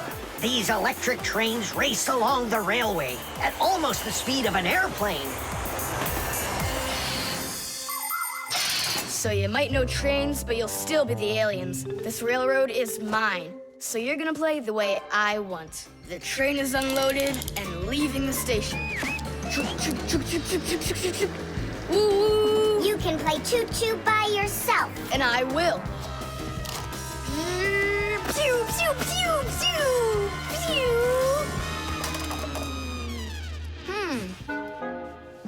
Hey, why did you stop?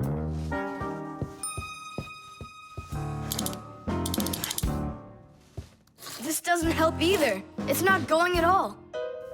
Simka! Nolik! Where are you? Did I hurt your feelings or something? Mom, is Dad gonna be home soon? No, is something the matter? We've been attacked by evil aliens. The train has to be fixed right away, or we'll never escape them. You want some tea? I've got to think of something. Simka, Nolik, I know you're in there. Please forgive me if I hurt your feelings. I'm really sorry. There's nobody but you that can save the world from the evil aliens. All right, it talked us back into it. Well, let's go and check the rails. Nolik, follow me. I'm faster.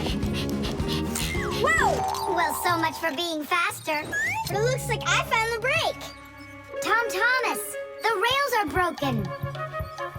I know, and so? You know, but that's why your train's not running. Just like a real train, model trains run on electricity. But there aren't any batteries inside the locomotive to pull the other cars. The engine gets its electricity from the rails. Each piece of the rail has a wire in it. If the rails come apart, the electricity can't flow through the track and get to the train. And without electricity, the train's engine just stops going. So reconnect the rails and your train will run again.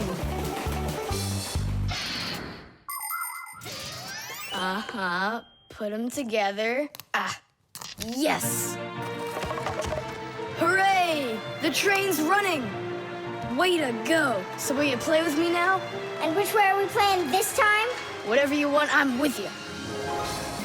The train rushes down the track with Nolik as its engineer, when suddenly from out of the sky comes an alien spaceship.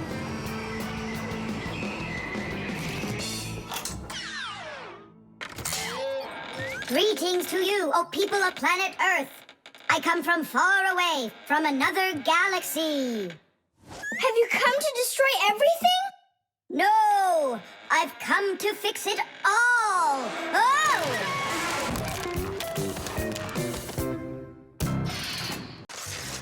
Candy.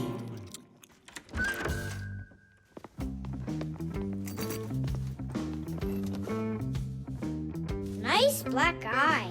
Tom Thomas, did you fall? How did you hurt your eye? I had a big fight with Johnny. Oh, wow! How could you? What was the fight about? We argued over who's cooler, a racer or a boxer. A race driver's cooler. Of course! That's what I said to him. But Johnny had to prove it's a boxer. Well, He proved it all right. Can't you see? you don't prove anything at all by fighting. What a profession, a boxer. Yeah, now your dad, he's got an amazing profession, a journalist. He gets to travel to different countries and brings back all sorts of funny stuff. They even show him on TV. No. What do you mean? Boxers are cooler. Everyone's really afraid of them. Don't be gloomy, Tom Thomas. Have a candy. I've got a good idea. How about a taste tester? That's the best job. And what is he testing? A taste tester is someone who tests the tastes of drinks and food. Yeah, how come? They want to find out if the food is delicious and what all the flavors are in it. Super! What a great profession. But a taste tester's not a job just anyone can do. I can do it. Then let's check. So open your mouth and then close your eyes.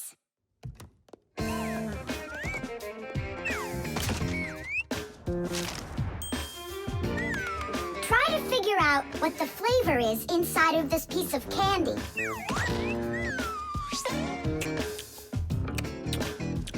Strawberry. That's right. Good job, Tom Thomas. And this?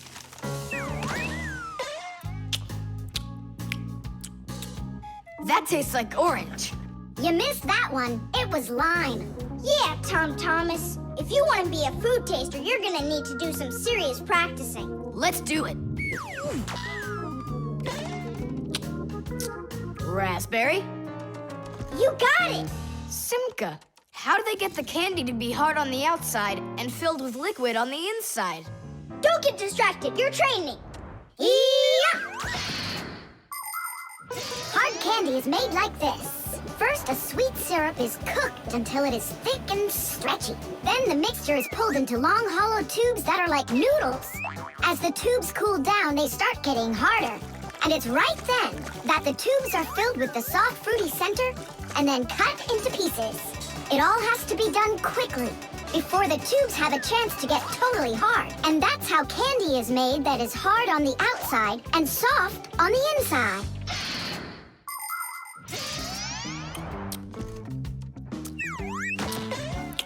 It could be strawberry, only I just can't tell anymore. Ouch! What's wrong? My tooth. Was I hearing things? Or did someone yell? Oh, I got it. Come on. Let's take a look at your tooth.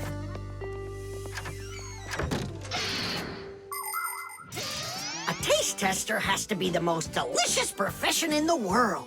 They taste all sorts of things like cheeses and chocolates and decide which ones taste better. Everything is tested for taste, even water, because different waters taste differently. There are also testers who don't test food and drinks, but rather they test the smells of things like deodorants or perfumes. Not everybody can become a really great tester. First, you have to be able to tell apart all the different tastes and smells. You also need to know when it's time to stop, or you can make yourself sick and lose your ability to tell things apart. That's the reason why taste testers only take very small bites of food and very, very little sips. If you're gonna have a bad tooth, it's good to have a mom who's a dentist. That's true. She's a good dentist. She'll fix it in no time.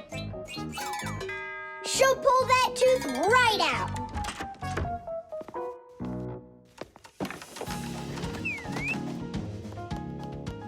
So, did she pull it out?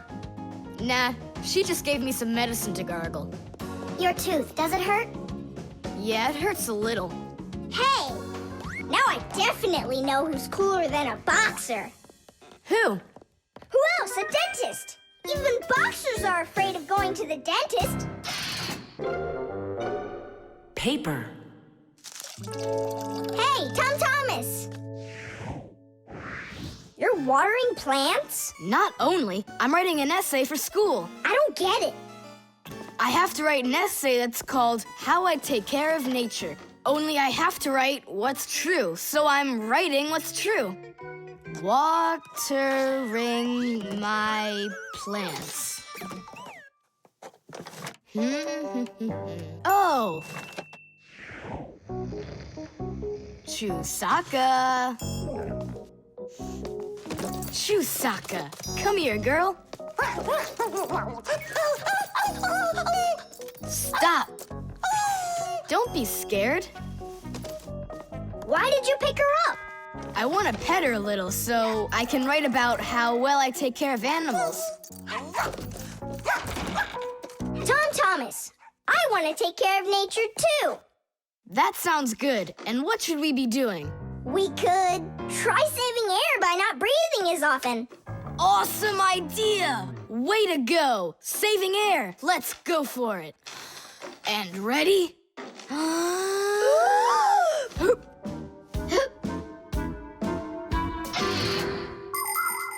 Humans invade nature and destroy more and more of her riches with each passing year. They extract her minerals and oil, cut down her trees, and pollute her air and water.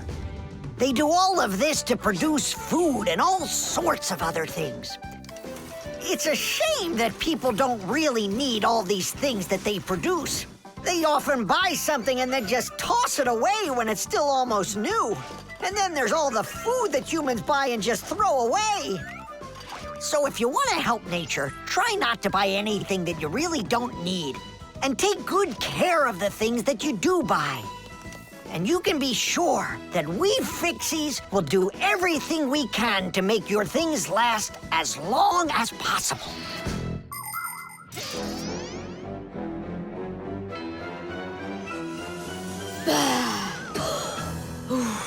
That's it. Now we can write it. Uh-huh, write this. I also do my duty by saving air. A whole 20 seconds worth. You got it? What's that noise? Huh. I must have left it running when I needed some water for my plants. Tom Thomas, I think you should write that you're saving water, too. It really matters, because there's not enough of it. Nolik, that's a good idea. Let's add that.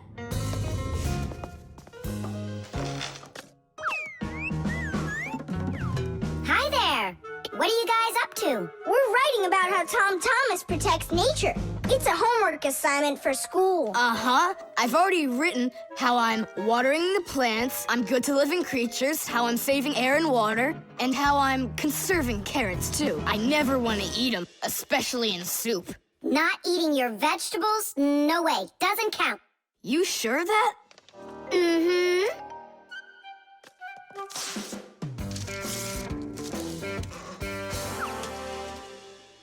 Why did you rip your paper out? You won't let me say how I'm conserving carrots, right? So I'll have to rewrite it. You're not taking care of nature. What? Where'd you get that idea from? That's all I'm doing. No. When you keep on throwing your paper out, it means you're not taking care of trees out there. What trees are you talking about? Didn't you know humans make paper out of trees? Humans make paper by cutting down trees and shredding the pieces into chips. The chips are then placed in water, chemicals are added to the solution, and then it is all mixed together into a mushy, watery substance called pulp. Next, the water is drained from the pulp, and with the help of huge rotating drums, is flattened into thin sheets of paper. So you see, to make new paper, humans have to keep cutting down trees. And you should know this. If every person on the planet would use one less sheet of paper, you know, they'd save 1 million trees all together. You sure? I'm sure. And now that you know about trees and paper, what are you gonna do next? Hey, you know, I've decided not to write any essay for school. You what? I want to help save more trees by using less paper, that's all. Oh, Tom Thomas, you're my hero.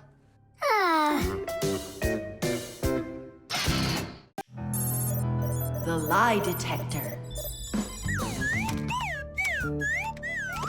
Simka! Shh, quiet. I'm on a stakeout here. Who are you staking out? Tom Thomas. We've got a bet that he won't be able to survive 3 days without any TV. Really? Can I be on the stakeout with you? Shh. Simka! Ha!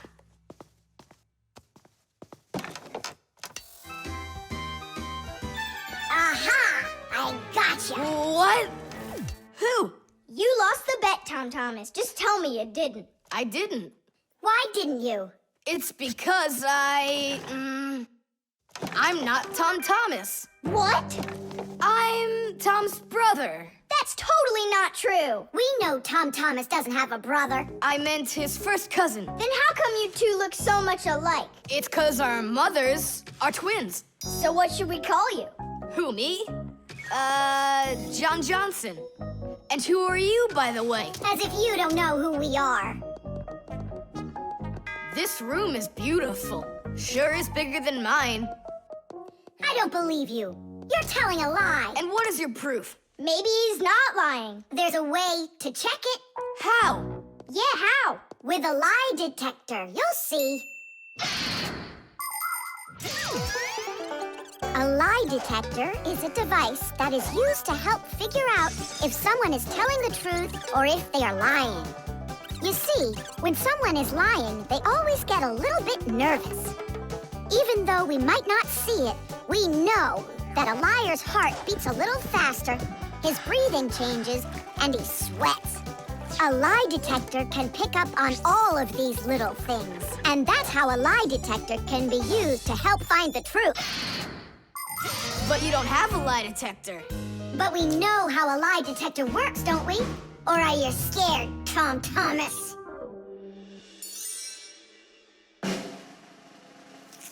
What's that for? To listen to your pulse. How come? So I'll be able to check how fast your heart is beating. And Nolik? He's gonna keep an eye on how often you blink. And what are you doing with the egg? The egg is an old African method. If you're not telling the truth, your hand will automatically squeeze the egg. And so, the egg will crack. Well, my egg won't crack. We'll see about that. Humans have tried to come up with all sorts of ways to find out the truth. For instance, in ancient China, they would put some dry rice in a person's mouth when they told him the crime they believed he committed. Then they'd check the rice. If the rice stayed dry, they believed he had committed the crime. In ancient India, a person had to bang on a gong while answering a judge's questions. If he started banging the gong louder, then it was believed that he was trying to hide the truth. And in Europe, if one knight accused another of lying, then they would just take part in a duel. Whoever won that one was said to be on the side of truth. No, it's not easy to hide the truth, but sometimes it can be even harder to find it. Answer yes or no. You got that? Do you have 2 ears? Don't you have eyes? Just yes or no. Yes. Answer! Are you a girl? Hey, come on. Yes or no? No. Where do you find such dumb questions? We just have to check what happens to your heart when you tell the truth to us. All right, now answer this. Do you know the Fixies? Yes or no? Yes. No. I forgot. His pulse is speeding up. Are you Tom Thomas? No. His pulse is racing. And his eyes have started blinking. And the Fixies, tell us where you learned about them. From Tom Thomas. He couldn't have told you about us. It's a secret. He could. Not true. It's true. It's not true. Yes, it is. Hey, look! The egg cracked. Just give up, John Johnson. All right. I'm Tom Thomas, guys. Tidish! Is it really possible to know if you lied just by measuring your pulse? With pulse, you really can. But you probably couldn't with the egg. You tricked me then. That wasn't nice. You weren't tricked. John Johnson was. Huh. You know what? I think you've got to get checked out on this lie detector. Ha! I don't think so. You need to get ready to give me my wish. 'Cause you're the one that lost the bet. The music box.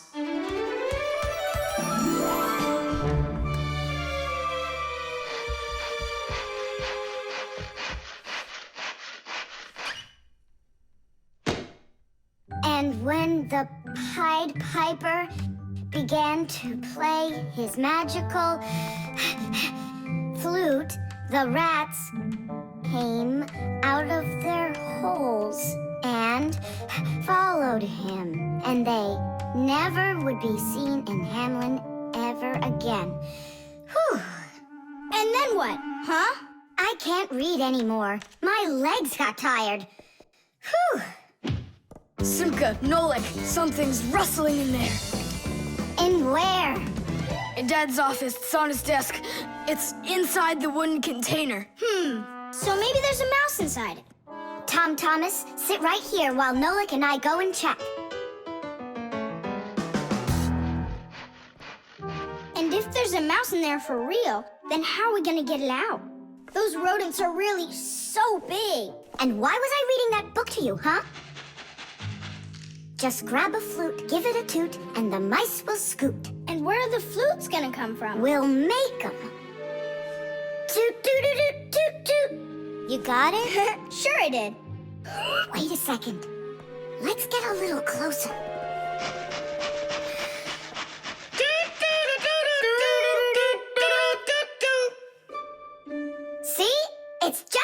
told you. No more mice in there. So let's toot a little more so they won't go back in. All right. So you're the ones messing around out here. Oh, Grandpa's, it's you here. All day I can't work on what I need to do. Right from the start, someone's opening up the top, and then you two tooting. It was Simka who came up with the tooting. Just because you're afraid of mice. Wow, what kind of machine is this? Well, what do you think? A coffee grinder? No. A hole puncher? Is it a foot scratcher? What? Well, a machine for scratching your feet. You're joking all the time, you. It's a music box, and it's just wonderful. Music boxes were invented more than 200 years ago. Inside, there is usually a cylinder with short pins sticking up from it. In front of the cylinder, there is a comb with metal teeth of different lengths. If you pluck one of the teeth, it will make a pleasant sound. A short tooth makes a higher sound, and a long one, lower. When the cylinder spins around, the pins pluck the different teeth, and music plays. Awesome! So what's broken in here? The spring slipped off. It has to be pushed back into the right place. Will you help?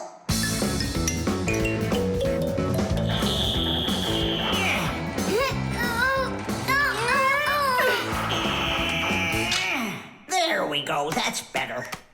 How come the music's not playing? First, you have to wind up the spring with the key. Tidish! I know who can wind up the spring. Well, Tom Thomas, can you guess what kind of machine this is? A paper cutter. How about a hole puncher?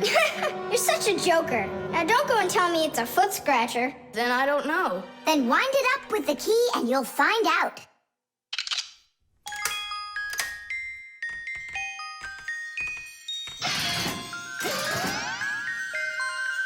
Do you want to know how the higher and lower sounds come out? Put a regular ruler over the edge of a table. Hold down one end of the ruler and pluck on the other. The shorter you make the end hanging off the table, the higher the sound will be.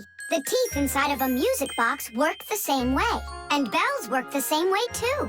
The smaller the bell, the higher it rings. The sound of a violin or a guitar depends on how thick the strings are.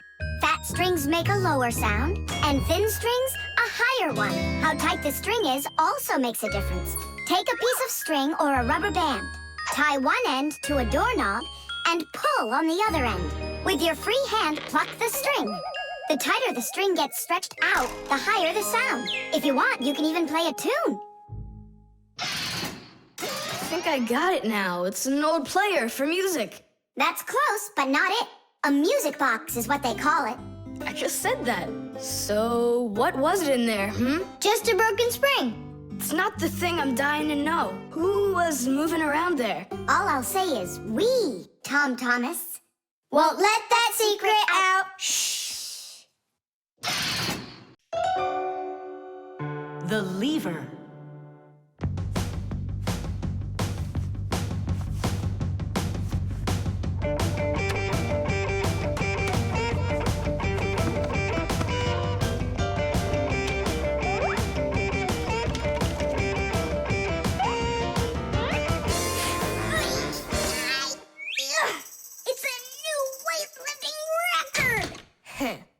You're so strong. That's so light I could lift it up with my finger. Oh my, but do you think you could lift up your nightstand? Don't know. Never tried it. So then go on. No way! And you are so much bigger than that nightstand. But watch, I can lift this big pencil. And just look how much smaller I am. So, who's stronger, you or me? Well, I guess it's not me. The Fixies may be very small, but they are actually much stronger than humans. Yes, it's true. What, you don't believe me? Well, who's stronger, an elephant or an ant? You think it's the elephant. Well, of course, it's so much bigger. But did you know that one ant can lift up 50 ants its own size? And an elephant? It can't even hold up one. So it turns out that for its size, an ant is much stronger than an elephant. And the same goes for Fixies. Fixies are incredibly strong for their size. They can lift things that are 100 times heavier than they are. And Fixies can jump 50 times higher than their own height. If humans were as strong as Fixies are, they'd be able to lift an automobile all by themselves. Yeah, Tom Thomas. It's time you built up your strength. Well, how? Start lifting dumbbells. Or if you want to, you can use my barbell.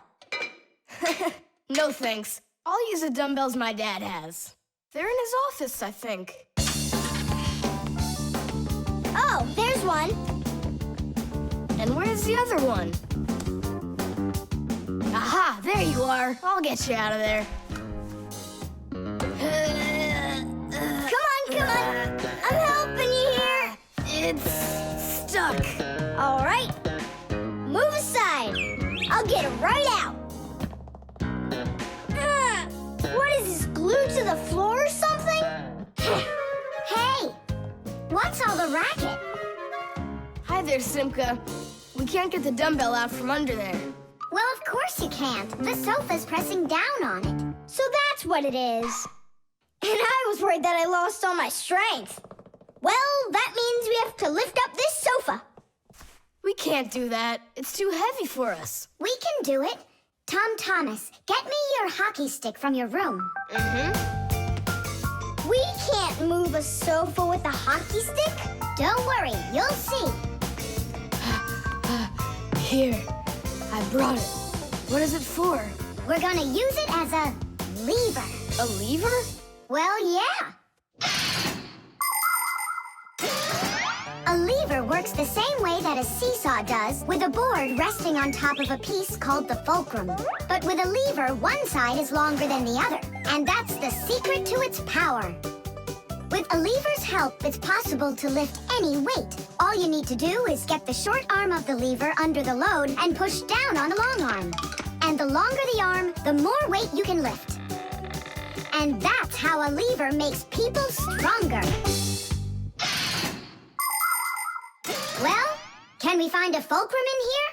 Maybe this dumbbell. Can that be our fulcrum? Great idea. Now you're thinking the right way. You ready to go? Let's go! Lean on it, Tom Thomas.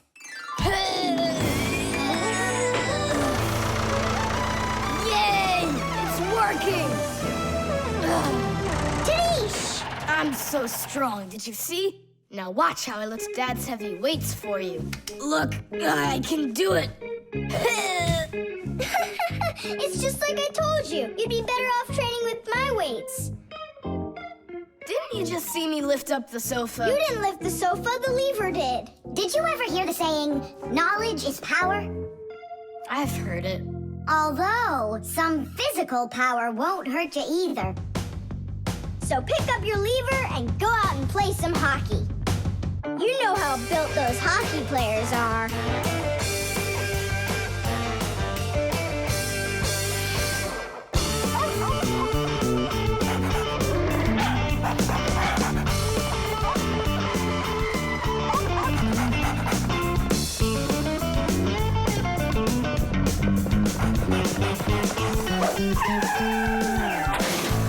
Chusaka! Get away from here! So where did it go? Oh, here it is. Hey there, Tom Thomas. So what's on the disc? Hi there, Nolik. Hi there, Simka. It's a cartoon about Gulliver in the land of Lilliput. My friend Jeannie let me borrow it. I have it till tomorrow. And what's the story about? Well, it's about this guy who gets shipwrecked where people are just so teeny tiny. Fixies, you mean? No, not Fixies. Lilliputians. Lilliputians? Uh-huh. Know what, Simka? I think that you Fixies might have come from those Lilliputians. No way!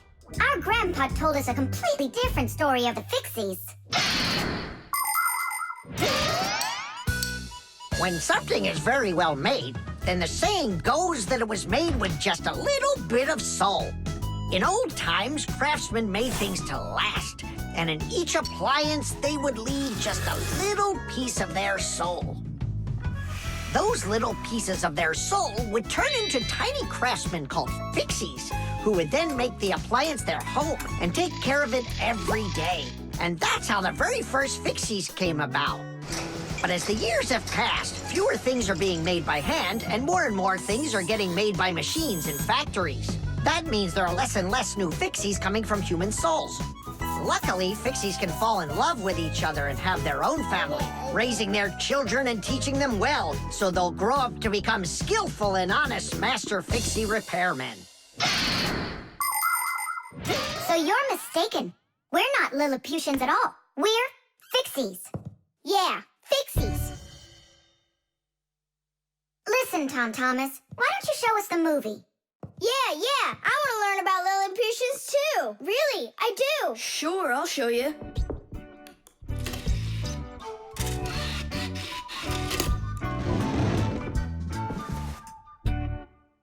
Oh no, what's going on? I broke it. I can't give her back a disc that's messed up. Don't panic. We'll take a look at it. Come lay it down over here.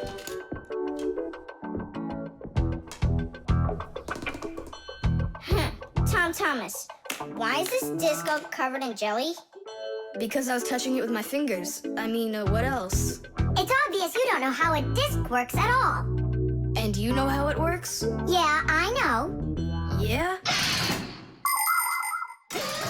If we take a look at a digital disc through a powerful microscope, we can see rows of tiny valleys of different lengths. These valleys are actually a code for the cartoons, games, or music recorded onto the disc.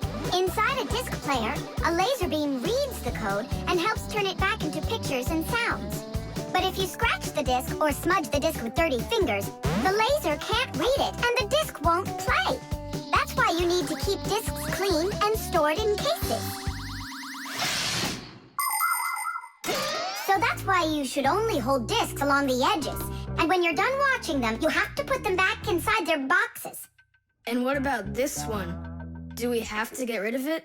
Not so fast. Nolik, this calls for a major cleaning. Let's get the brooms.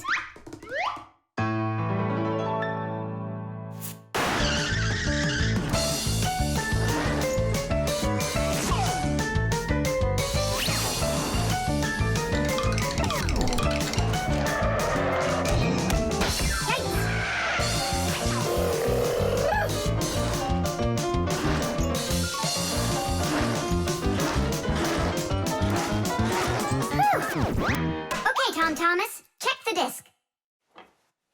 There you go. Now you're holding it right.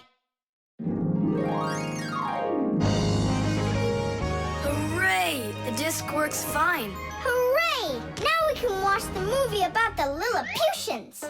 Hey, Gulliver, why are you sitting there? You've seen this movie already. I know in what? What? Look at that pile of discs. Where do you need to put them? Huh. In their boxes. The fan. Pass them on the left. Step on it. Now pass them on the right. Look out for the wall. Hit the brakes. Why didn't you hit the brakes? He was just too scared. What do you mean too scared? Something got into my eyes. Those were your hands. My turn. Let me show you how it's really done. Oh, what's wrong with the computer? Oh, it's been really acting up for a while. It turns off by itself. It's no big deal. I just turn it back on. I don't like this at all. Come on, Nolik. Let's go inside and take a look. Just like people, machines can get sick too. They can get a very high temperature and even start coughing and sneezing. And if a machine or an appliance gets seriously sick, sometimes it can be too late to fix them at all. So wouldn't it be better if we could keep them from getting sick in the first place? Everybody knows that people who look after their health get sick less often and live longer. And the same goes for machines. Machines break less often and live longer if they're properly taken care of. That's why machines need to be checked from time to time, and cleaned, and oiled. And that's what's called preventive maintenance. And preventive maintenance is something that always should be kept in mind by humans and by Fixies.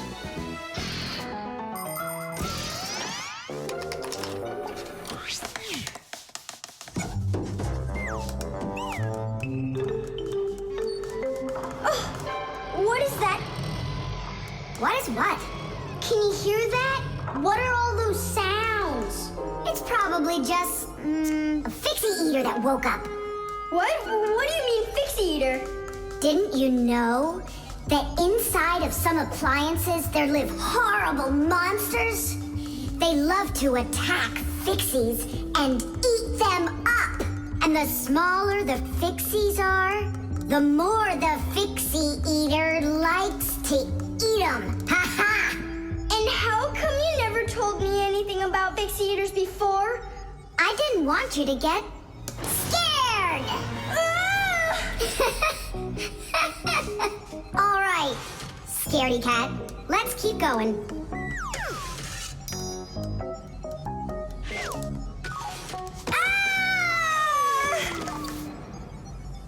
Simka, where are you?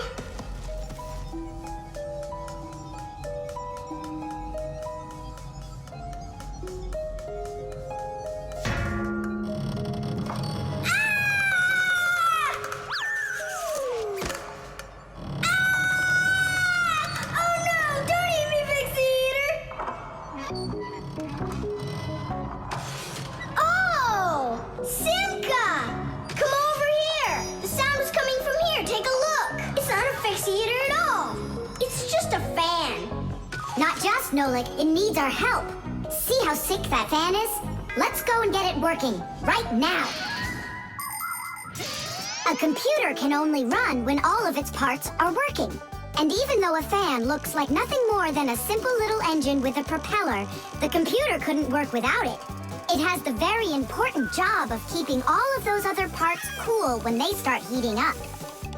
It cools down the inside of a computer by blowing a stream of air. But if the fan gets dirty and starts working poorly, the computer might get overheated and turn off. Or it can simply break. You have to turn off your computer. How come? I'll tell you later.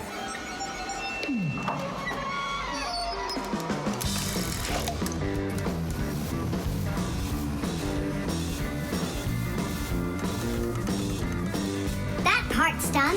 Now we oil it. Let me try. All right.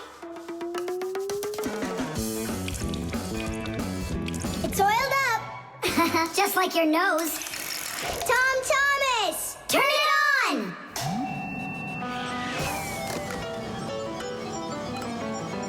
Tiddish! And then suddenly, I hear this terrible roar of a Fixie eater. But I wasn't scared one little bit. And I just ran right into the battle. And Simka? Oh, she was hiding somewhere. You know, she's a girl and they're all cowards. So I had to fight the monster all by myself. Ah! Oh, I guess that was an example of how girls hide like cowards when they're too scared. Well, yeah. The mirror.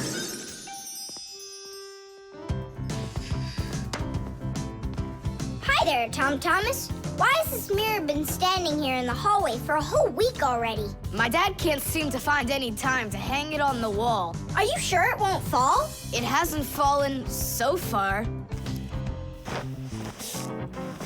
So, Nolik, do I look like Spider-Man? Ah! No, you don't look like him at all. Yeah! Hey! You can't climb on walls like Spider-Man. Yeah, I'm sure you can do it. I can do it. Just give your chewing gum to me.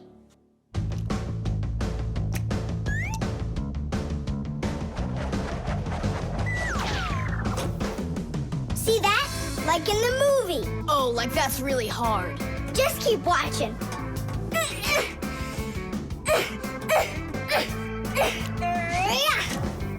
That's hard. Feast your eyes and and see what the only spider Fixie in the whole wide world can do.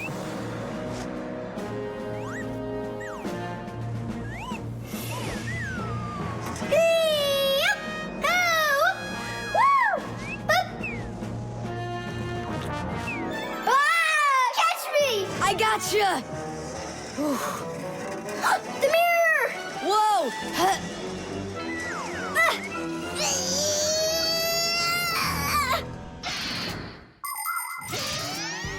Long ago, the only way humans could see their reflection was to look into water. The very first mirrors appeared about 5,000 years ago.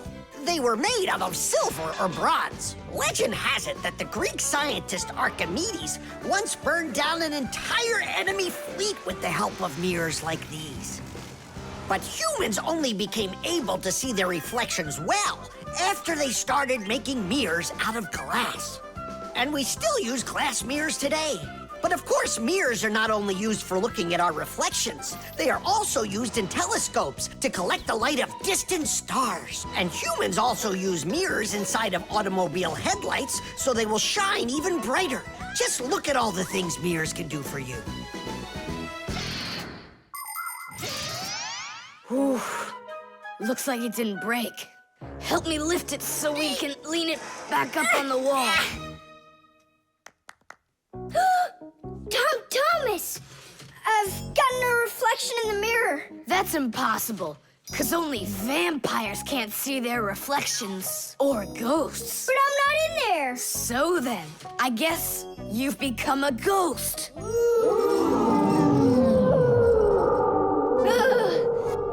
not a ghost. I don't like them. Hey, what's all the racket? Did you guys get yourself into trouble again? Simka! Me and Tom Thomas were playing Spider-Man, and I turned into a ghost for some reason. Yeah, a ghost. That's silly. They don't even exist. Oh, you don't have any reflection either. Simka! You're a ghost just like I am.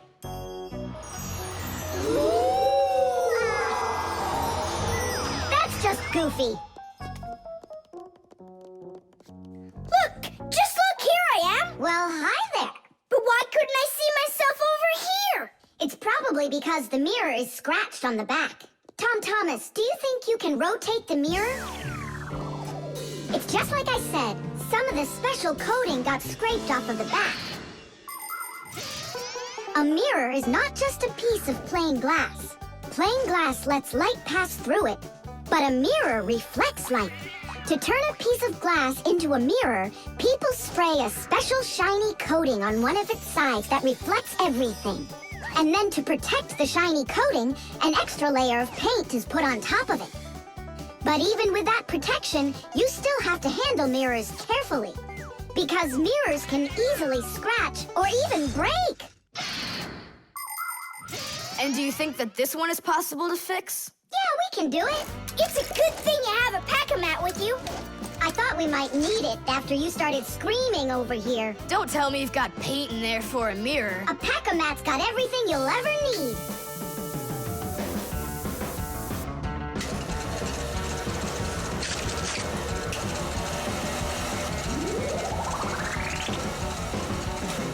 It's all ready. My dad's coming. Tom Thomas, what are you doing here? Checking if you hung it. Yeah, right. I'll definitely hang that mirror on the wall soon. Like tomorrow. Or next week. The combination lock.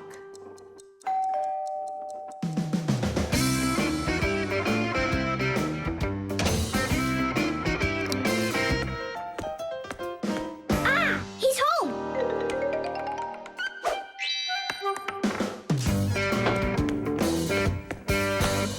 Nolik, are you here?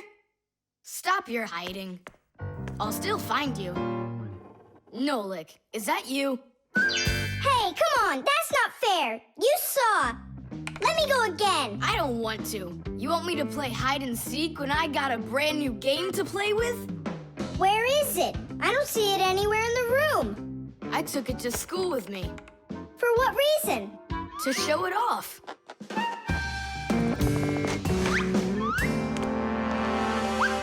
Wow, awesome game! Tom Thomas! Can I play your game? 'Cause I'm not done playing with it yet. Now just try asking me to do some favor for you. Wait, was it a 3 or a 4? It could have been 5. I forgot. What about? I forgot the combination. And now I can't even do my homework. Everything I need to finish is inside of there. I'm not climbing in to find out your homework. Don't even ask me. Tom Thomas, why do you look so upset? The code for the lock. I don't remember it. Don't you worry. Ha! We'll open it. I know all about a code lock. A simple code lock is built with a few discs that have numbers on them. In the center of each disc is a hole with a notch. When all of the discs are turned so their notches line up in a straight row, the lock's pin can slide out freely.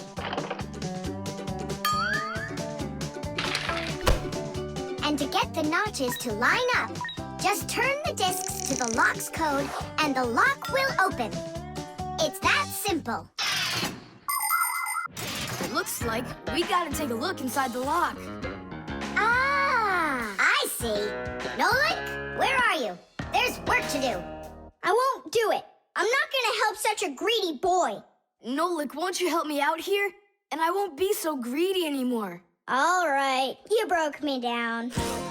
Only as soon as we're done, you're gonna let me play with the game, right? There's no room in here. Hang in there. We'll start turning the discs one at a time, and you yell stop when they're lined up. Stop! Turn the next one now. Stop! Stop! Now try. Yes! Alley-oop! Titties! Hooray! And your code was really simple. Way too simple. The secret numbers and letters that you use to lock something up are called the code or the password. And to make sure your password's a really good one, here are some things you should know. Never choose a password that's really simple for someone else to guess. Like one with numbers or letters that are all the same or are all in order.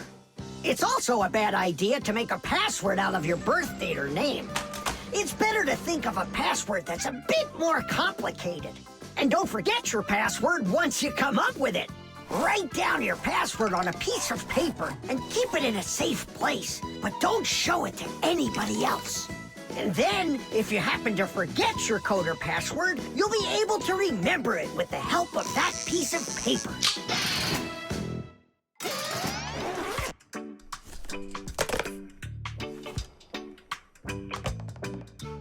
And why did you ever put a lock on your backpack? I was hiding the game from the other kids. Then why did you take it to school today? I wanted to show it off to my class. And did you show it? No way. If they would have seen it, they'd be like, I want to use it. I want to play. And so you hid it and didn't show it to anybody? Not to anyone. Then why take it to school, silly? To show it off there. You're just some show-off. You're just some greedy... Oops, sorry. Once greedy boy. Will you let us play now? Play away.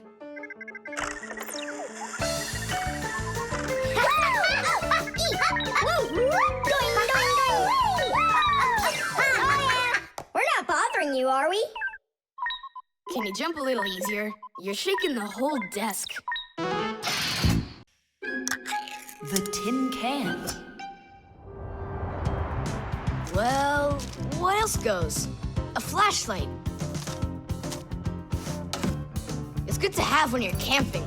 Listen, Tom Thomas. Just leave a little room for me in there. I'm good to have when you're camping, too. I'll leave you some room. Just hide in there so Dad won't see you. And you can't tell Simka anything about me going with you. All right. And last on the list, a few cans of meat. Hi, Tom Thomas. Have you seen Nolik? No. Then who did I just hear you talking with?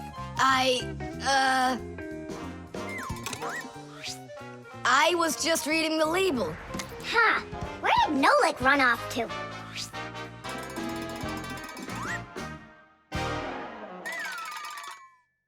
Simka, do you know, how come these cans have no way to open them so you can taste what's inside?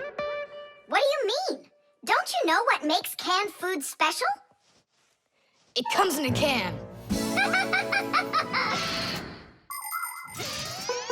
The thing that's special about canned food is that it can get stored a long time without spoiling. You see, meat and vegetables spoil when harmful bacteria start multiplying inside of them. So, if you can get rid of the bad bacteria or stop them from getting into the food will last a long time. That's why jars and cans are sealed very tightly. This stops harmful bacteria and air from getting inside and spoiling the food. So you're telling me that Nolik's not here, right?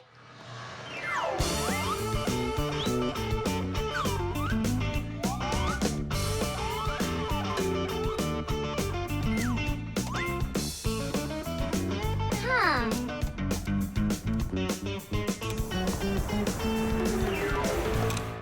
So it looks like he's really not here. Who is that? Where? Oh, right, now I remember. There's another can I should take with me. There's something fishy happening here. Hey, guys. My mom threw this can out a long time ago, but I hid it for later. I knew I'd use it someday. And who were you talking to when you said guys? Moi? You're here and I'm here, and that's two of us. Look at this great can I got. There's nothing great about it. Put it down on the floor. You see? What? Oh, it's crooked, and so what? So what? It's all swollen. And when it's like that, you know that inside the can, bad bacteria is growing and spoiling the food that's in there. It went bad? There's a way to check. On every single can, you can find the date it's good until. Sooner or later, even canned food will go bad. And of course, dairy foods like yogurt or milk can spoil in just a few days. When you buy food in the store, it's very important to always check the expiration date. The expiration date's the last day that it's safe to eat that food without worrying that it may have gone bad. You can find the expiration date on each box, jar, or can of food, so pay attention. And be very careful not to buy or eat any food after its expiration date has passed. And if you see that a can is swollen, throw it away immediately. If you eat it, your belly can swell up too. Unfortunately, when food spoils, it's impossible to unspoil it, and then even the Fixies won't be able to help. Oh, my mom probably saw that this can went bad over a year ago. That's why she threw it into the trash. Right. Shame on you for picking it out of there. You could have poisoned yourself and poisoned your dad as well. Yeah. And the other cans, are they swollen too? They're fine. Goodbye then. It's a shame I couldn't find Nolik around here. Papoose wants to give him a brand new pack-a-mat as a present. To me? Aha! I gotcha! Ha-ha! I had a feeling you would try to sneak away in Tom Thomas's bag. You lied! That's not fair! And hiding, that's fair, right? Tom Thomas, are you ready? I'm ready. Great, then let's get going. Hooray! We're going camping. I wanted to go camping too. Don't worry, I'll go camping with you. Really? Really, really, really. To that house outside our window. See how huge it is?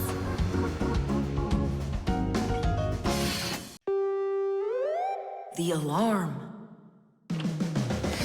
Hey there! I'm back. Yoo-hoo! Wait, my chocolate bunny! It was standing right here. What's this, a dog? Not that one, another one. I had two bunnies. I just got them as a present. You had two bunnies? Are you sure of that? Of course. You think I don't know my ones from my twos? Huh. Then someone stole one. Unless. You went and ate it yourself! Me? How come I don't remember anything about it? Maybe you're a sleepwalker. What is a sleepwalker? Someone who gets up from his bed at night without waking up. He crosses the room, eats one of his chocolate bunnies, and doesn't remember a thing in the morning. But in the morning, the bunny was still there. Yeah? Huh. How about your mother? Could she have taken it? She doesn't like when you're eating too much candy. No, she doesn't. She says that candy's terrible for my teeth. And so, to save your teeth from these sweets, she snuck quietly into your room, snatched one of the rabbits, and ate it. But Mom's the one who gave them to me as a present. And so why would she take it? Yeah? Then I just don't know. Well, I do. I think it was your father. He wouldn't steal it. We know he's allergic to chocolate. Next, he'll tell us how the fish took it. You know, I always thought there was something fishy about those fish. No doubt about it. They stole the bunny.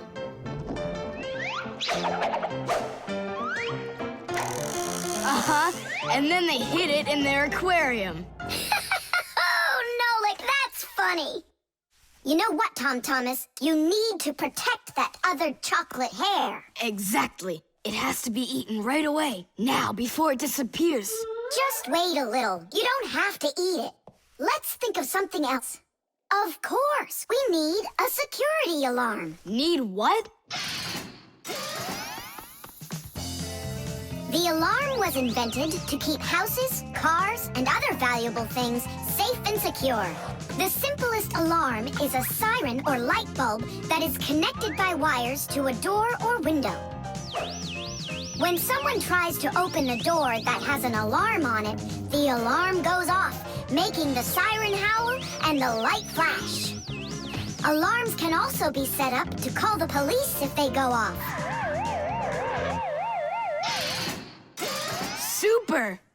But where can we get ourselves a security alarm? You have an electronic construction kit, remember? You're right. Then bring it over here.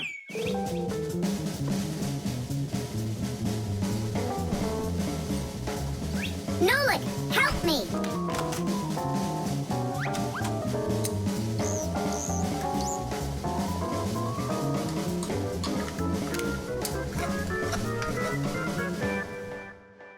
Tidish! Tidish is the Fixies victory call. When a job is well done and we Fixies are proud of our work, we exclaim, Tidish! And raise up our hand with our thumb and first two fingers sticking out. You want to know what it means? It's very simple. Fixies love solving problems and fixing things that are broken. And do you know what you need to do to solve a problem? First, you need to find out what's broken. Second, understand why it broke. And third, repair what's broken so it works again. So do what the Fixies do and first, find it. Second, understand it. And third, fix it. Tidish! It really is a great word, and it sounds funny, but we Fixies surely like it a lot. Well, Tom Thomas, turn on the alarm. You sure the alarm will work? I'm sure, without a doubt.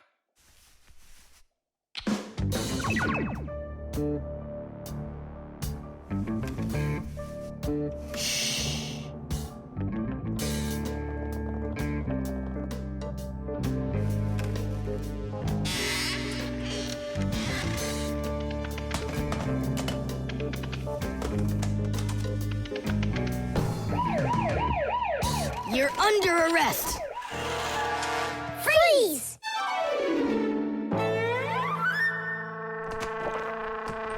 Chusaka? Why are you stealing my chocolate?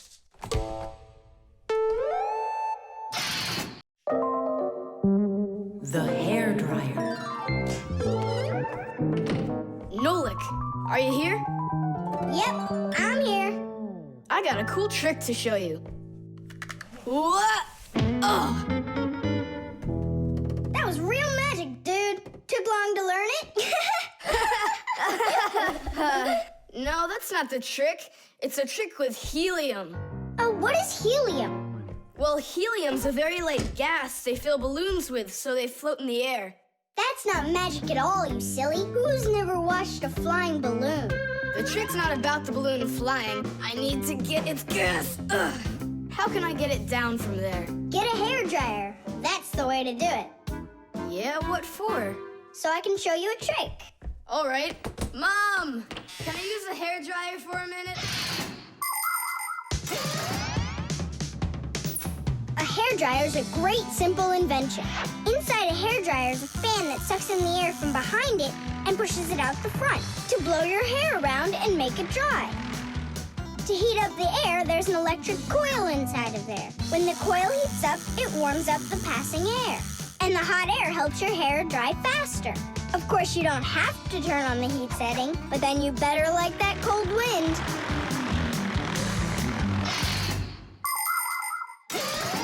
Nolik, I'm right here. here's the dryer. I want to see your trick. All right, flip the switch. Now you lay the ball right into the airstream. Oh, great! The ball's flying. And now it's my turn to fly. Really? Whoa! Yeah! I'll shoot right up to the ceiling so I can grab the string and pull the balloon down. So turn off the heat and away I go.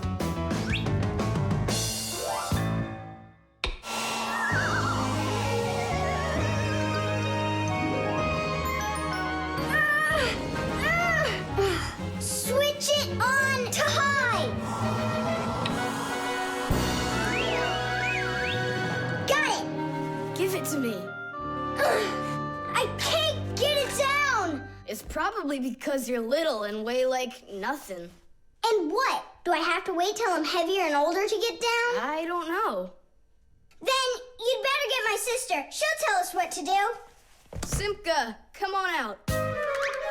Well, what's going on? Look. Hi there.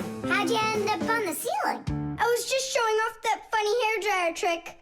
I'm laughing out loud. Ha, ha, ha. I can try flipping on the hairdryer and lifting you up to Nolik. So both of us can get caught hanging up there? Well, thanks, but I don't need it. Then what do you need? Just a broom or a mop. You know how to do a trick with a mop? Uh-huh. Just make it fast. They can be quite ingenious creatures, those humans. Sometimes they figure out clever ways to use ordinary devices, like a hairdryer. Of course it can be used to dry hair, but it can also be used to dry a wet spot on clothes. And a hairdryer can even be used to remove a sticky price label. Now, suppose you buy yourself a new cup that has a terribly sticky sticker that just seems impossible to peel off. Well, try warming it up with a hairdryer. The glue will dry up a bit and the label will come off easier. There's no doubt that a hairdryer can be very useful in any household. But you need to be extremely careful with it, especially in the bathroom. If water gets inside a hairdryer, there's a real risk of getting a horrible electrical shock that can seriously hurt you and destroy the hairdryer as well.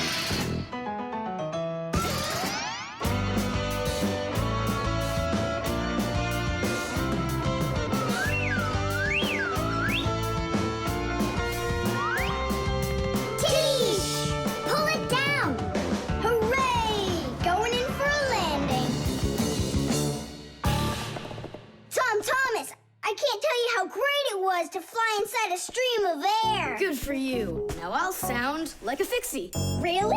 Uh-huh. Huh. Watch me. Hey, what are you doing? Just look. I'll breathe in one breath of helium. Isn't it bad for you? You can only breathe a little. Hey, hi there. Oh, Tom Thomas became a Fixie. And that's my trick for you. Funny, huh? Oh, that's too funny. What a squeaky little voice you got there.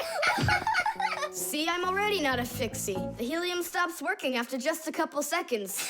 That's good. Because such a humongous Fixie couldn't fit inside any machine. The ship in a bottle. Simka, Nolik, here, take a look at this. Oh, wow! Awesome! Where did you get this from? From one of the shelves in Dad's office. He's got lots of cool stuff in there. That's cool. I'll be the captain. This is like a totally real sailing ship with masts, cordage, and everything. And how can it all get in there through such a little hole? A ship in a bottle is a real miracle. Do you want me to tell you the secret of how it gets inside? It's like so. All of the ship's masts are collapsible. Before the boat is put into the bottle, the masts are folded down and pressed against the ship's body, so it's small enough to fit through the bottle's neck. And once the ship is inside the bottle, the masts and sails are opened back up by pulling on a thread. Hands on deck! There's a giant octopus starboard! I'm an octopus, huh? Oh, look out. Brave sailors like us, we're not afraid of storms. Tom Thomas, be careful! Hey! Oh, Did it break? no, it's all Trish. It's not close to Tadish. Take a look how this mast broke. Whoa! What have I done? Don't worry, we can fix it. Get some glue, okay?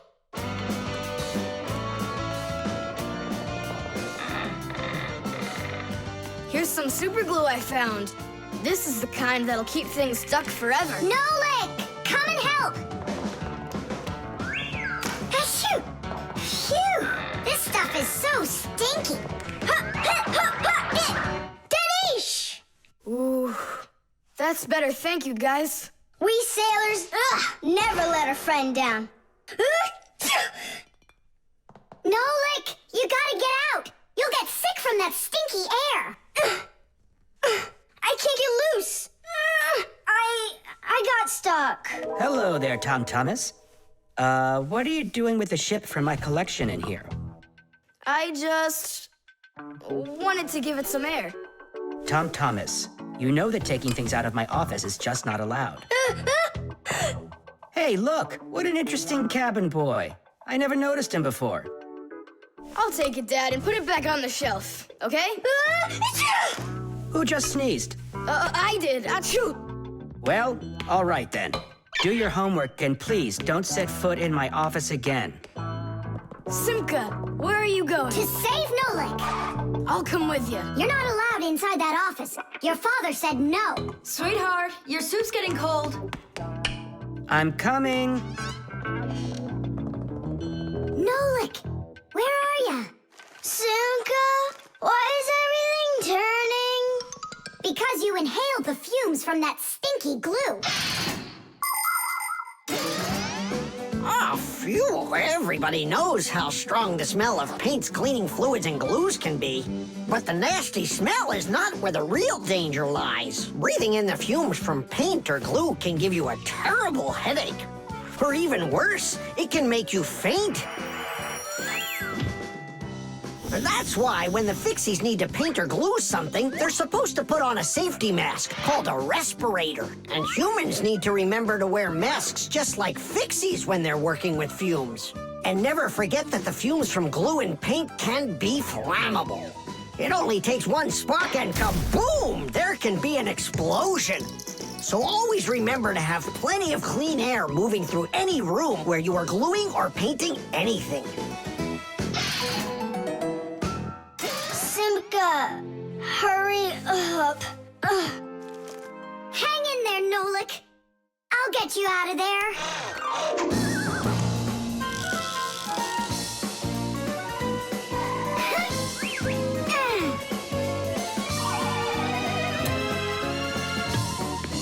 Nolik.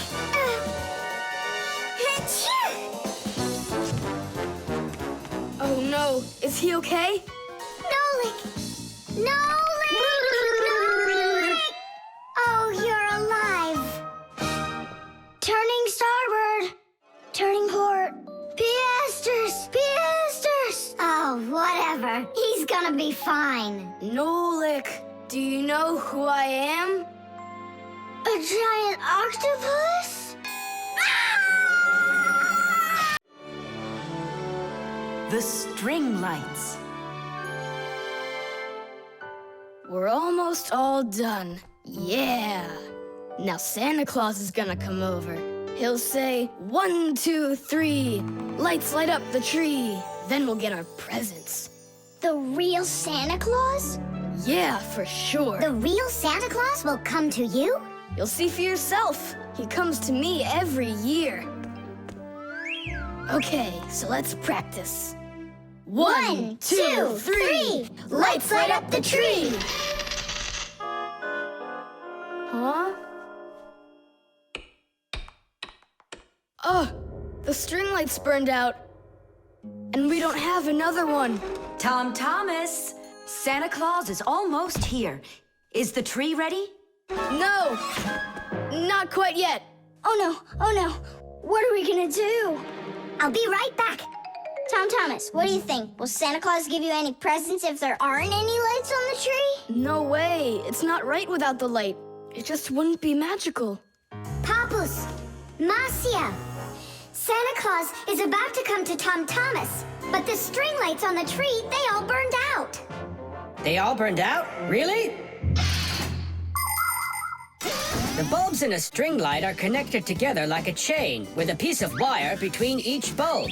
When you turn on a string light, electricity flows through the wire, lighting up each of the bulbs along its way. But if any of the bulbs gets burned out, the circuit will be broken, and the electricity will stop flowing. That means one bad bulb will make all of the lights go out. So if you want to fix a string light with a bad bulb, the answer is really simple. Just find the bad one and put a new one in. So, do we have a spare bulb around here? I'll get it for you. I know where it is. Tom Thomas, hold up Santa Claus for a while. We need a little time to find and replace that bad light for you. I'll try to. Tom Thomas, Santa Claus is already here. Ho, ho, ho! I got one thing to do. So, let's find the bad bulb. Okay, Papoose, let's go! This one's working. Maybe this one burned out. Nope. And that? It lights fine. Santa Claus is getting very hot out here. Hold on. Simka, what's up? We checked all the bulbs, but couldn't find a bad one. I guess this year won't be magical. Okay, Mom, just come on in. Ho, ho, ho! Hello there, Tom Thomas. So tell me now, have you been good all year? Huh, why aren't the lights on the tree burning?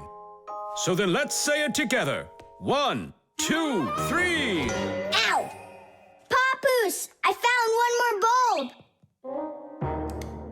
Here's the one that's not working. 1, 2, 3. Light up the tree. Huh! Now we need to replace this bulb with a new one. So where's Marcia? Show your light, O tree. Hooray! Ho, ho, ho, ho! Whew, that was really hard. I see you already got it shining. But where did you manage to find a new bulb? We got Papoose to act as the bulb. Tidish! Tidish! Ah, what a hero. Pull me up so we can put this bulb in. On Christmas Eve, on Christmas Eve, on Christmas Eve, our spirits light up. Whoa! And on the tree, Yeah! on Christmas Eve, Nice box. the lights burn brighter. Every year when no one is expecting, from some place that no one could conceive, appears a little miracle before us. Every year on Christmas Eve, on Christmas Eve, on Christmas Eve, on Christmas Eve, on Christmas Eve, the clock it seems on Christmas Eve is ticking slower. Then suddenly on Christmas Eve, a miracle on Christmas Eve, no one believes on Christmas Eve comes out of nowhere. Every year when no one is expecting,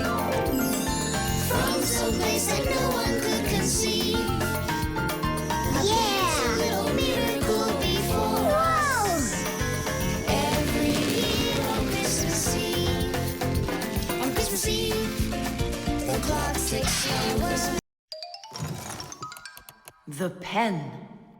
Not here either. Tom Thomas, are you looking for me? No, for a red pen. I need it right now. What do you need it for? Here, look what my teacher wrote in my assignment book. Bad behavior during the lesson, fidgeting, and talking. What are you gonna do with a red pen? Your teacher left something out? I thought maybe, I could fix it a bit. I hope I find that pen.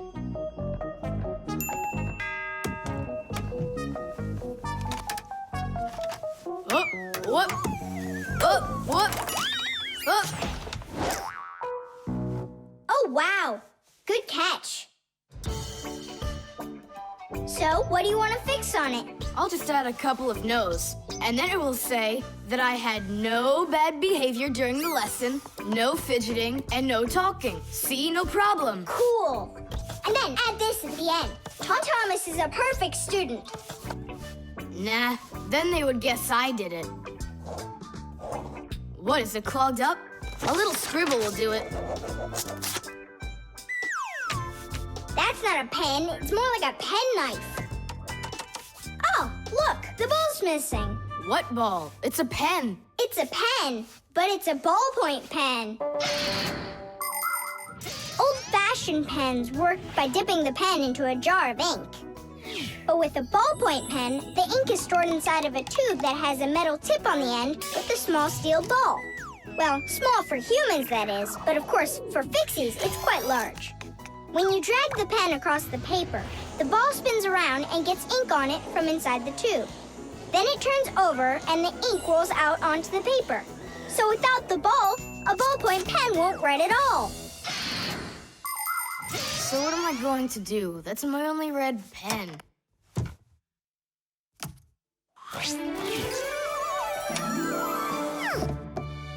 Hi, everybody. Why do you look so sad? We lost the ball from the tip of this pen. Where? It's here somewhere. Then you're in luck, boys. In the pack-a-mat, there's a metal detector. You can use it to find different kinds of metal objects.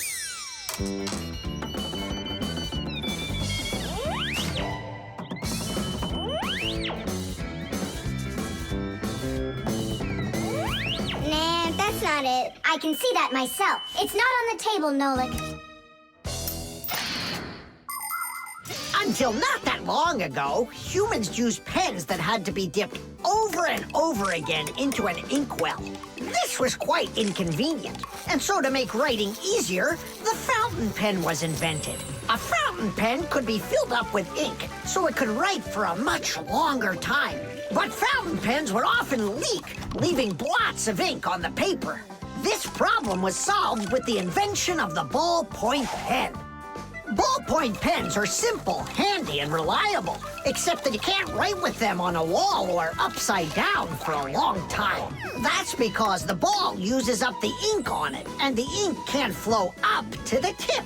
But even this problem has been solved. There are now special ballpoint pens that can be used by astronauts floating in space.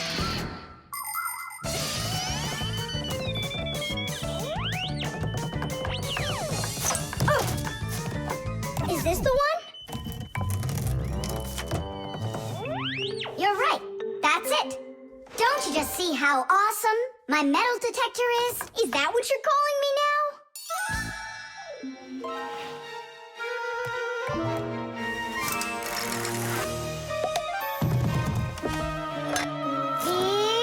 Yeah! Tom Thomas, help us.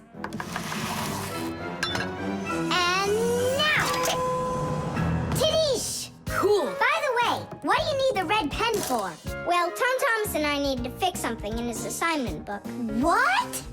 If I knew that, I wouldn't have helped you out. So no fidgeting and no talking. And your teacher, she writes in your assignment book when you behave well? Uh-huh. Whenever we behave well, she writes a note in our books right away. Ah. Did you see, Simka? How Tom Thomas managed to outsmart everybody? Since I see nothing else here from your teacher, does that mean you behaved badly the other days? Uh-huh. What? Did you see, Nolik? How Tom Thomas just managed to outsmart himself?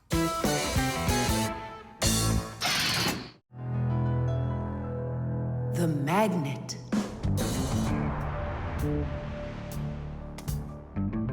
Well, it looks like we need a pack-a-mat.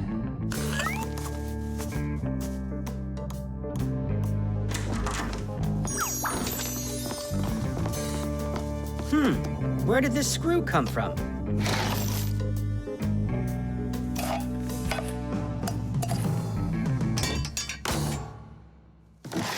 Ouch!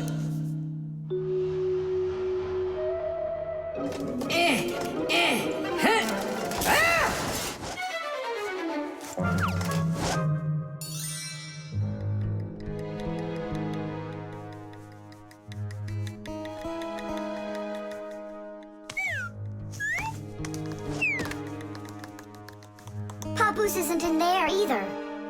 It's awful. He's probably disappeared forever. It's already been 5 days. Don't worry about it. We're gonna find him for sure. Yeah, we'll find him for sure. Let's go take another look in the kitchen. But we already looked in there. We'll look better this time.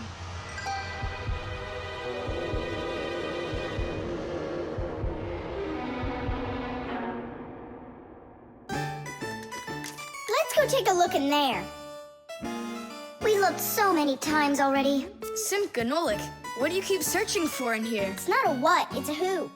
Our Papoose is missing. We've been looking for him everywhere. Oh no! He's probably already turned into a screw, because he doesn't have enough energy. Maybe I could help. Surely. Let's start with you picking us up. We're just exhausted from running.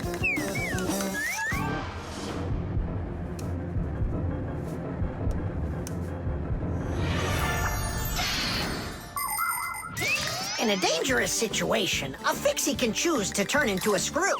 But sometimes it happens all by itself. For example, when a Fixie doesn't have enough energy. When this happens, the Fixie grows weak, gets sluggish, and then goes into hibernation, turning into a screw. This bad luck happens when a Fixie doesn't get charged up from being inside of a device. That's why Fixies always work inside of machines, so they can stay charged up with energy. Sometimes a Fixie that has grown weak and turned into a screw can get lucky. If a human happens to find him and screws him into an appliance, then the Fixie will be able to get energized and come back to life. Then he'll unscrew himself and run away, leaving the human wondering, where did that screw go? I know I screwed it in. So, where should we look first? What are you looking for in here, Tom Thomas? Well, And what do you have there in your hand? just some screws of mine. Ah, I just found a screw not too long ago. Maybe it's one of yours. Probably. Where's it now? Here, take it, and don't leave them lying around. Should I turn myself around now so your Papoose can turn back into himself? He's been lying in there for a week already. He doesn't have the energy to turn back into himself. Then what's next? We have to screw him into some device, you know? So he will get his energy back. Okay. But which one's Papoose? All of these screws in here look like Papoose. We'll use a magnet. How come? All of the screws will just get lifted up together. First of all, not every kind of metal is attracted by a magnet. It's an easy thing to see for yourself. Just get a magnet. You probably have one in your house on the refrigerator. Try moving it close to different metal objects you have around the house, like a spoon or nails or coins. You'll notice that some of the metal objects are pulled very strongly by the magnet, while some of the metals are pulled a bit less. And then there will be some metal things that aren't attracted to the magnet at all. Got it. And the second thing? Well, the second thing, we Fixies aren't attracted to that magnet one bit when we turn into screws. Let's give it a try. Here, I found him. And now we'll screw him in. I wonder, are there any other Fixies in here? We're not enough for you or something? Not at all, I just wonder. Nothing. Oh, and the screw went away. How about that? He already got charged up and unscrewed himself. Why don't you take a little rest after such a big adventure? No thanks, I've had plenty of rest. Anyway, it's something I've wanted to do for a very long time already.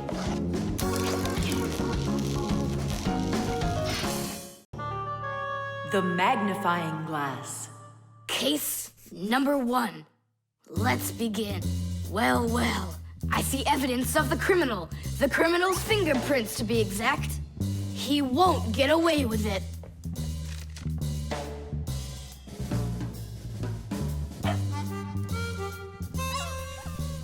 Why do you think she's just looking at us instead of chasing us? Oh, maybe she can't see us and we're invisible. Then how come I see you?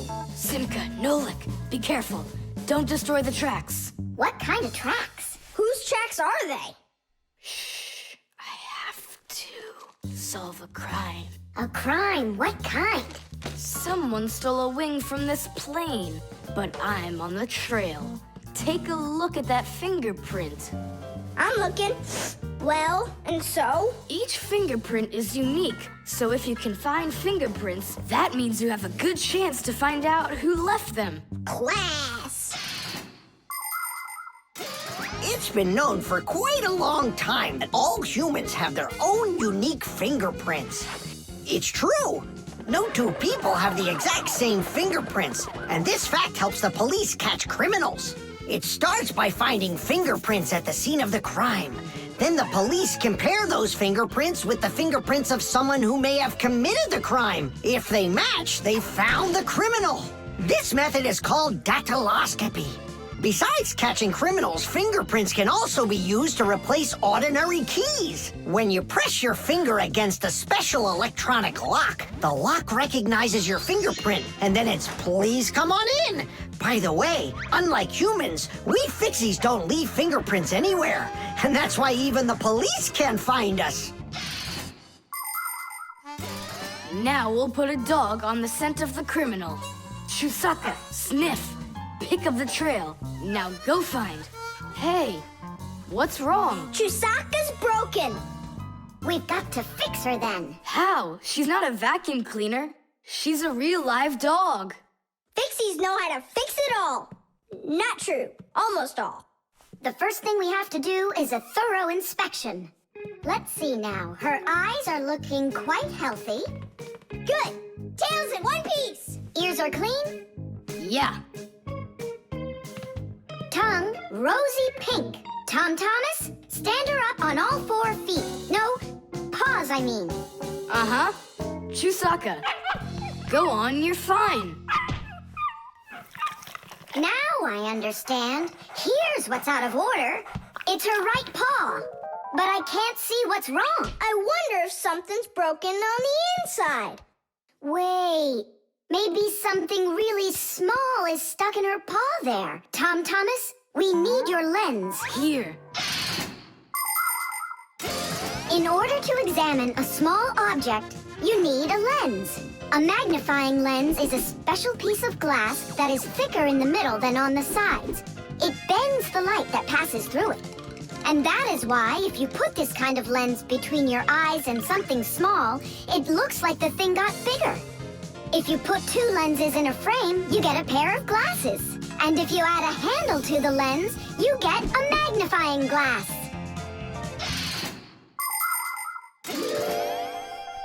There it is, a splinter. It's glass, I think. Looks like it. You're right. It's possible it's from the lamp in the hallway. It broke yesterday, and I guess not every little piece got swept up.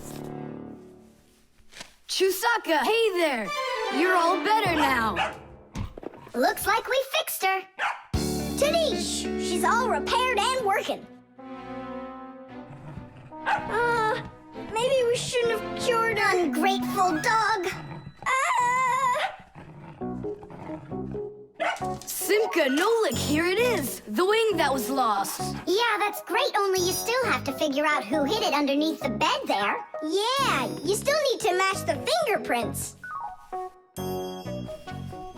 The fingerprints on the wing are the same as on the plane, but whose are they? And did you check your fingerprints out? Huh, all the fingerprints are mine. So I guess it was really my own fault. I just lost it somehow. So it turns out that you were the criminal? Hooray! The crime's been solved! And you, Tom Thomas, are the criminal! The internet. Well, maybe it's, Don't think so. It's probably, You call for me, children? What's the matter? take a look. I've never seen anything like it.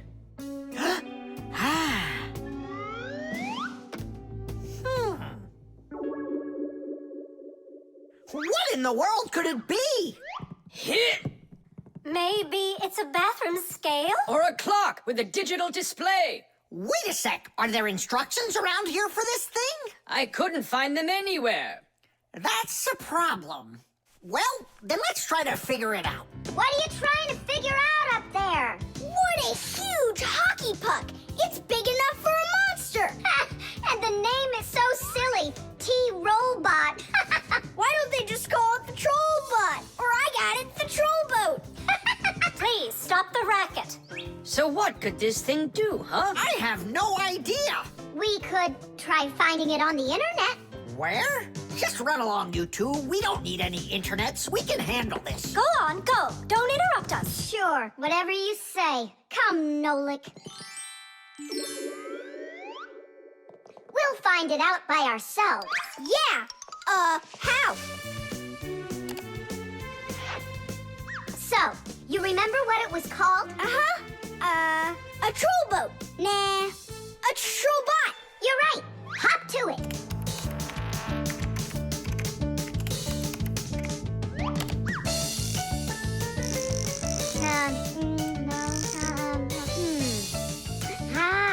That's not it. Oh, T-Robot.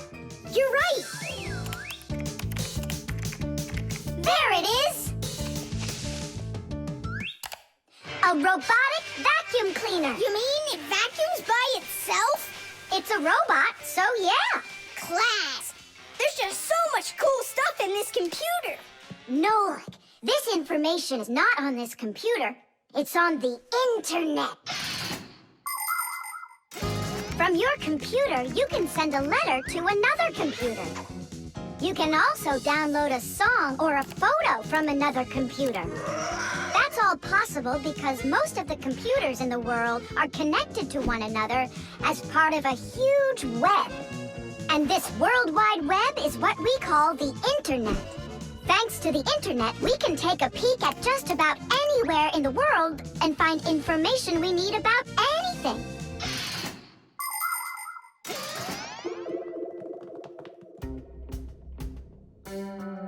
It's an electronic vegetable slicer. No, it's a printer for round sheets of paper. There's no way.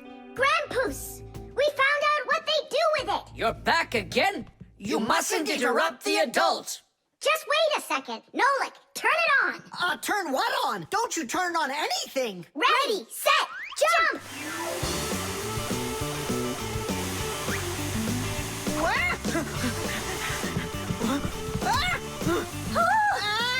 Help me! No, no, no! Hold on! What was that? It's a robotic vacuum cleaner. It runs itself. And where did you find the instructions for it? On the internet. Just ask and it tells you. You can really just ask and it tells you? Aha! If you want, we can show you. We'd love to see it. Sure, why not? Hip.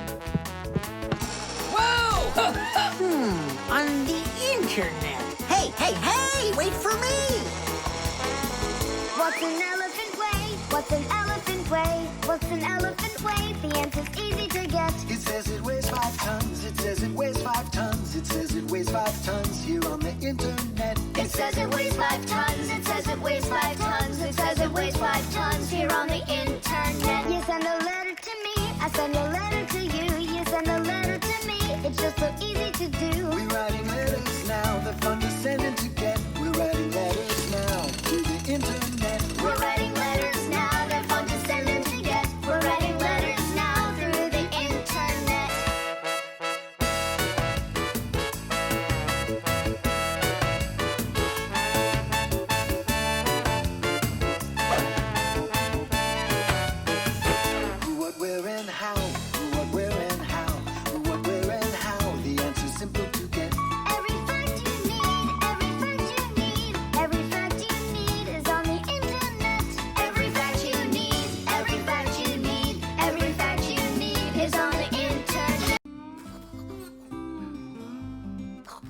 the remote. Hey, Simka, the button got stuck on the remote. How can we get it back out of there? Look and learn, Nolik. Please help! Oh, come on, come on, come on, come on, come on! Oh, oh, oh! Should I let it go now? Oops!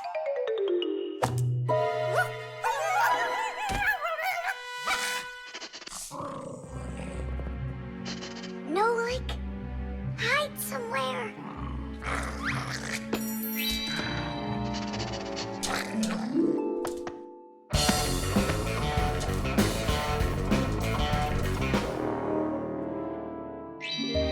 Nolik, she stole the remote. Nolik? Where are you hiding? Nolik! Hello there, Fixies. Hey, where are you? Hey, Tom Thomas, you got here just in time. Chusaka ran off with the TV remote. And so what? I can turn it on without it. And my favorite cartoon is just about to start. Forget about the cartoons, will ya? Nolik is missing! I'm afraid Nolik hid inside of the remote. And Chusaka took it. Oh no, Nolik's in big time trouble. Tom Thomas, there must be something you can do! Chusaka, Chusaka, come here. Where is that dog hiding? I'm gonna go look in the other rooms. Simka! Tom Thomas, here I am. I'm over here. For now, I'll wait here. Chusaka's not out there. Where are you? Hey, Simka. I ran to get a pack-a-mat. What are you gonna do with it? I'm gonna search for the infrared ray that comes out of the remote. That's so great! But what is it? I'll explain it to you. Inside of most remote controls, there's a special type of light bulb called a light-emitting diode, or LED for short. When we press a button, the LED sends an invisible infrared ray. And in the TV, there is a receiver for these invisible rays. The TV understands the command that comes from the remote control and carries it out, like changing the channel or the volume.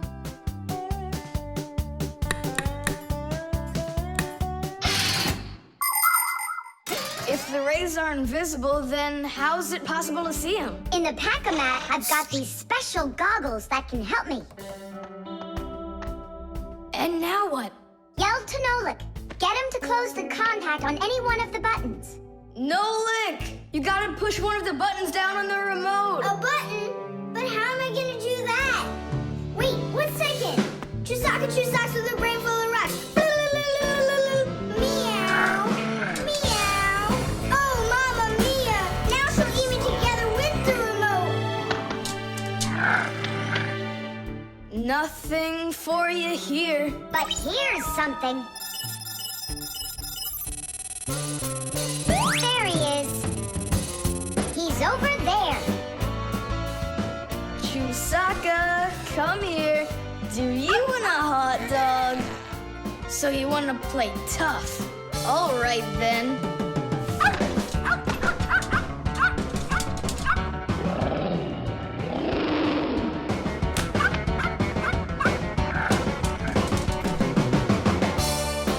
Hooray!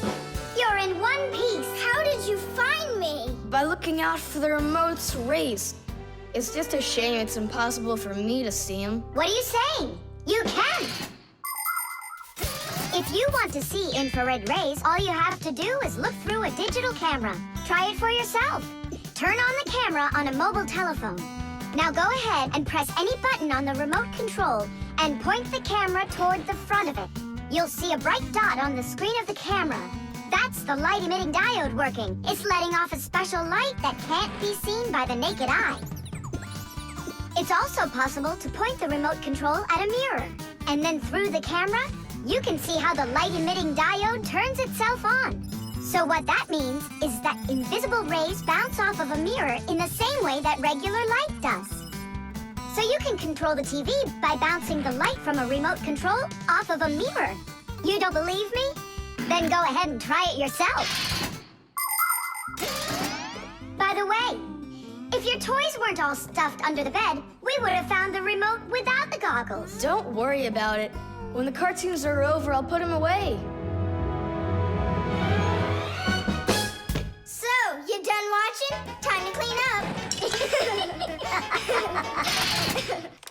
The keyboard.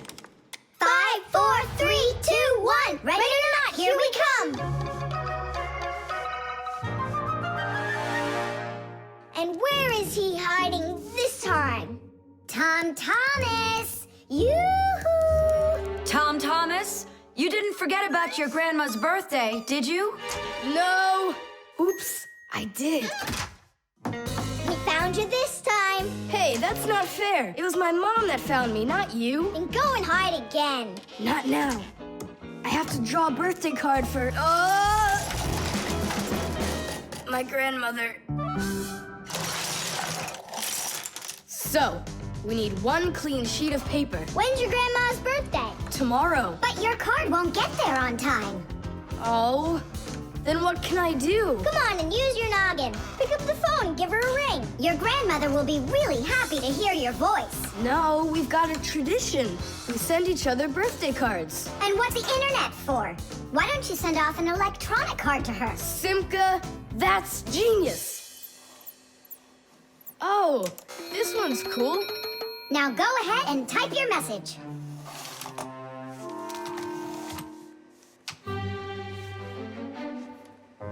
The letter D isn't working. How can I write Dear Grandma without D? Just let her be a plain old grandma without the dear. But the letter G isn't working either. It looks like we could use a pack-a-mat here. A pack-a-mat? What for? To clean off the keyboard's contacts that got all dirty. What contacts? A key on a computer keyboard works pretty much the same way as a doorbell does. When we press on the button of a doorbell, the contacts inside touch, which lets the electricity flow that makes the bells ring. And when we press a letter on a computer keyboard, an electrical current runs from the keyboard to the computer, and that letter appears on the screen. But if there's dirt between the contacts that stops them from touching, then the current can't flow.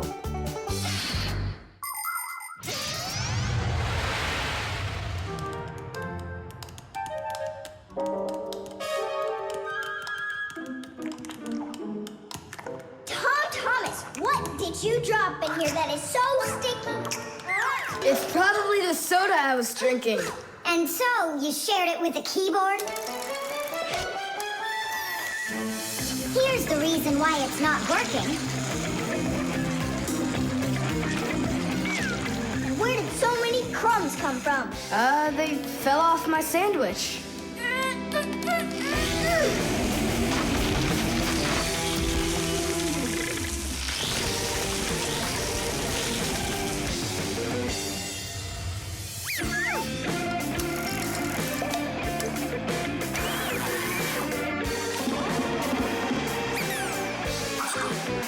What in the world is this red stuff down here? That must be the sauce for my mushroom pizza. Oh, Nolik. Well, now it looks like we're gonna be out picking mushrooms. The Fixies are always ready to help people out, but there are some people we really don't feel like helping. I remember when I was working as a Fixie back in one house. It was a disaster. One day, the owner spilled coffee on the remote for the TV. As I was running to clean the remote, he starts pounding the TV with his fist because the channels won't change. So now the TV is broken too. Well, with no TV, he decides to listen to some music, and he carelessly pulls the music center onto the floor. So he tries to fix that himself and manages to break it for good. And then he sits down on top of his telephone and breaks that to bits. Meanwhile, I'm still busy trying to clean the coffee off of the remote. There wasn't a minute of rest with this guy around. In the end, I couldn't take it any longer. So I got out of there, and now I'm here, teaching kids. Tom Thomas, why are you eating food at your computer? Yeah, they don't feed you in the kitchen or something? Now I know it. It's not allowed. You said it. Now write your message, and write the address on there too. Uh-huh. Mom, do you know what the email address for Grandma is? Grandma doesn't have an email address. So what? We went ahead and fixed that keyboard for nothing? I still need it.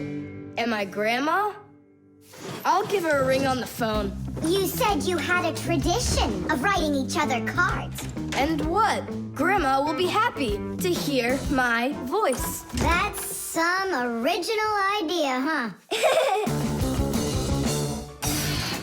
The compass.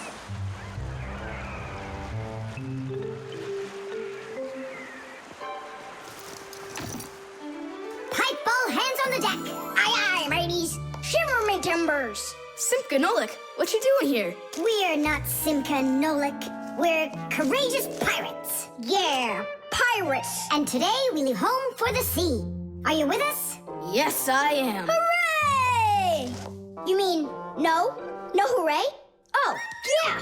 You can't join us without a test. Go and find a special thing. Something no sailor should ever sail the sea without. I can do it, but how? With a map. And it's over there. I've never seen a map that's this puny. What are you talking about, puny? That took us a half hour to make. From where you're standing now. Uh-huh. From here, you mean? Guessed it right. First, head to the north until you will find... Hold on. But where's the north? It's where the North Pole. Ice and polar bears are. But how do I know which direction the North Pole is? By compass, of course. A compass is a special tool that helps sailors and pilots know in which direction they're traveling, whether in the air or on the sea. Our planet is like a big magnet that has two poles, the North Pole and the South Pole. These magnetic poles help the needle in the compass find its way. The needle is magnetized, so one of its ends will be attracted to the North Magnetic Pole and point at it, while the other end will always point towards the South. That I know, but there's no compass around here. Then let's make one by ourselves. Out of what? We can use a needle. We just have to magnetize it. And how's it supposed to turn around? In a saucer of water.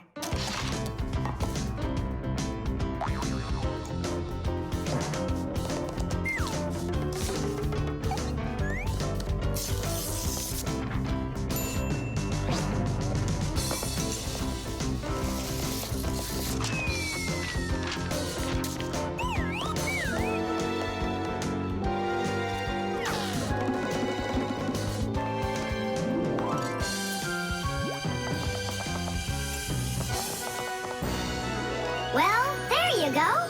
Now one end is pointing in the direction of north and the other to the south. But which points where? Well, there's the window, so that can't be the right way. The north is there. I'm really liking this sharp little fella we've got here. You calling me a little fella? No, it's just the way us pirates talk. All right then, north we go.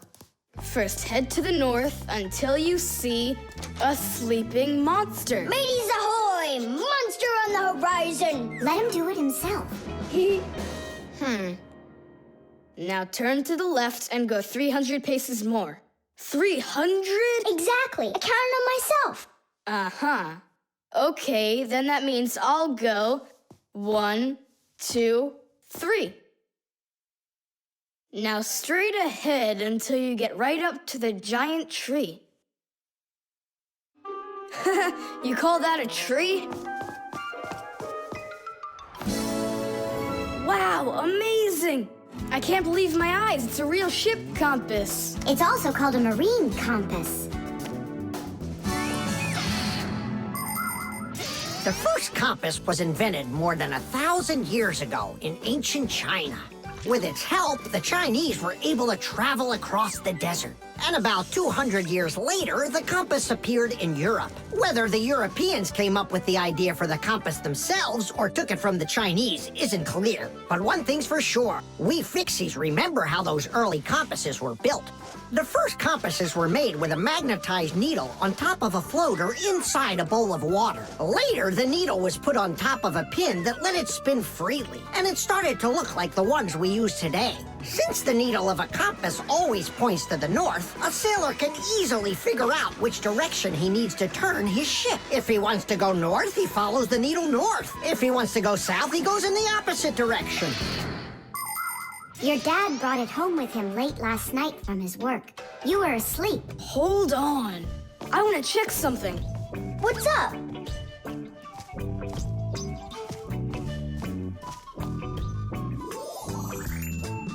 Yeah, they line up together. Of course they line up. If not, how else would you have gotten here? We're done with the needle. It has to go back. First, head south 600 paces. 6 for you, matey. The flashlight. Where is that thing? Hi, Tom Thomas. What are you looking for? The flashlight. Ah, here it is. Why do you need it? Katya, I want to talk with her. Why not use the phone? This thing's a flashlight. It's not a telephone. No, you don't understand. Me and Katya came up with a secret code. If I flash just once, then it means hello there. Oh, and Katya's also said hello there to you. And 2 flashes? What's that? Katya's asking if everything's all right. Now I'll tell her that everything's good. Oh, what's wrong with this? I think it's not working right. I see, Nolik, but what's wrong? Any flashlight is nothing more than a battery and a light bulb connected by some wires that are used to make a switch in between them. To turn on a flashlight, you flip on a switch. That lets the electricity flow through the wires from the battery to the bulb so it lights up. And if it won't light up, that means that the battery is dead, the light bulb is burned out, or the switch is broken. And now let's put all this theory into practice. I'm sorry, but I don't have time right now. Don't you get it? If I don't signal back, she'll think that I don't want to talk to her, and that would just be terrible. Just don't get all worked up. We'll help you. But first, we need to get the the pack-a-mat and come right back. See ya. Did you hear that? Masya, what a weird sound. Uh-huh. That's new. Now we know what the noise was. Papoose, can we use a pack-a-mat to fix a flashlight? Really, did you say a flashlight? Do you know the story about when Granddad had to travel for miles on top of a dog? It's true! He was sent on a very important mission. A huge flashlight repair. What kind was it? A special kind called a lighthouse. A lighthouse is a tall structure with a huge flashlight on top of it that is used to help ships and planes find their way. People have been using lighthouses since ancient times. The most famous of them all is the Lighthouse of Alexandria. It was built in Egypt more than 2,000 years ago, and it was more than 100 meters tall. The ancient Greeks considered this lighthouse one of the 7 wonders of the world. In ancient times, people would burn big fires on top of lighthouses. Today, the light comes from powerful electric bulbs. Many of today's lighthouses not only give off light, but they send radio signals, too. Yes, thanks to lighthouses, ships and planes for miles around learn where they need to sail or where they've got to fly in order to stay safe.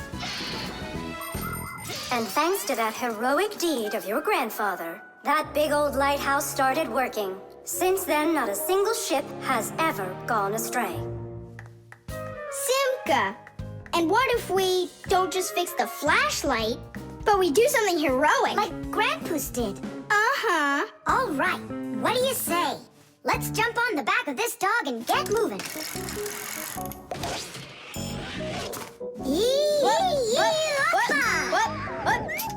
What? Stop ducking.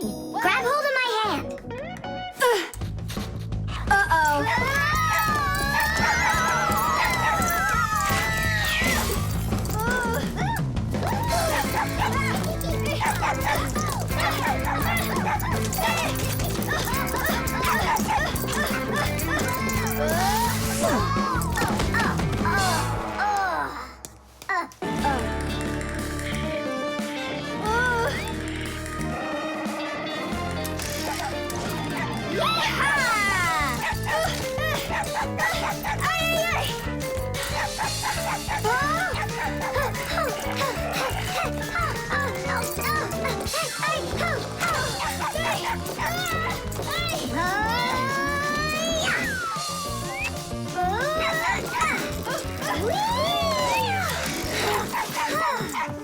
Chusaka, no! Get out, right now.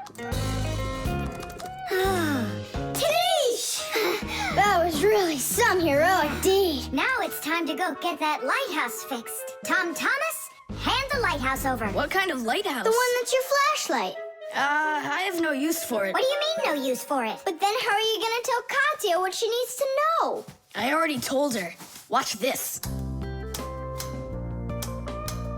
No, that wasn't the deal. Yeah. You want to tell us our heroic deed was in vain? Well, if you need some heroic deed, then sure, fix it. Hooray! The magic wand.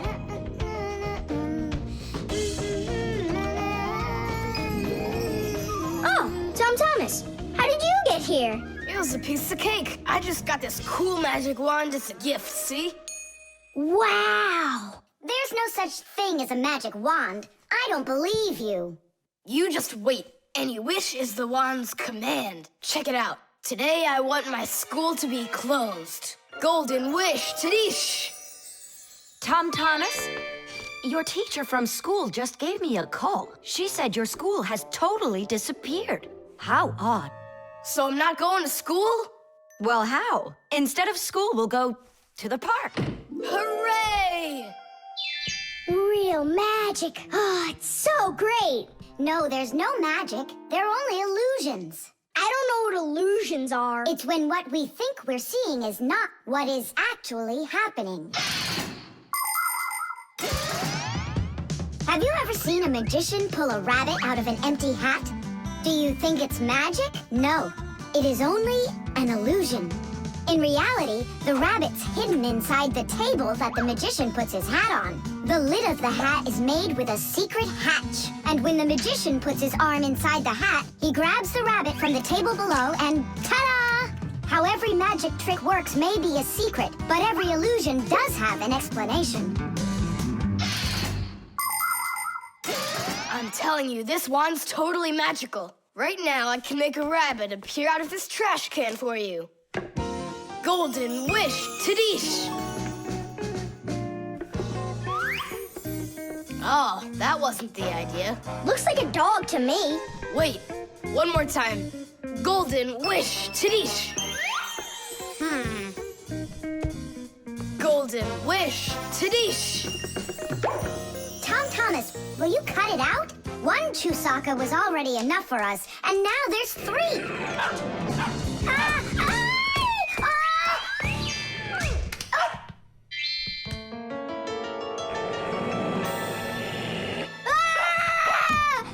Hey, Tom Thomas, please tell your rabbits that they can stop barking so loudly. Shame on you for attacking helpless little kids. Wait, I'll make you bigger now. Golden wish, Tadish!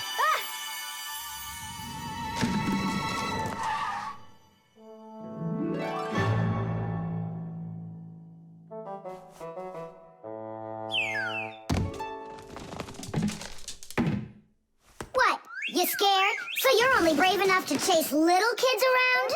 Wow, I'm huge. I'm as huge as Tom Thomas. I'm huge! Oh, Nolik, be careful!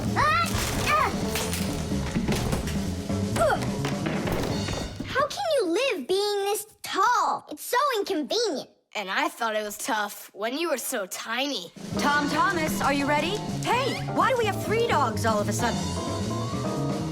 Oh, my word.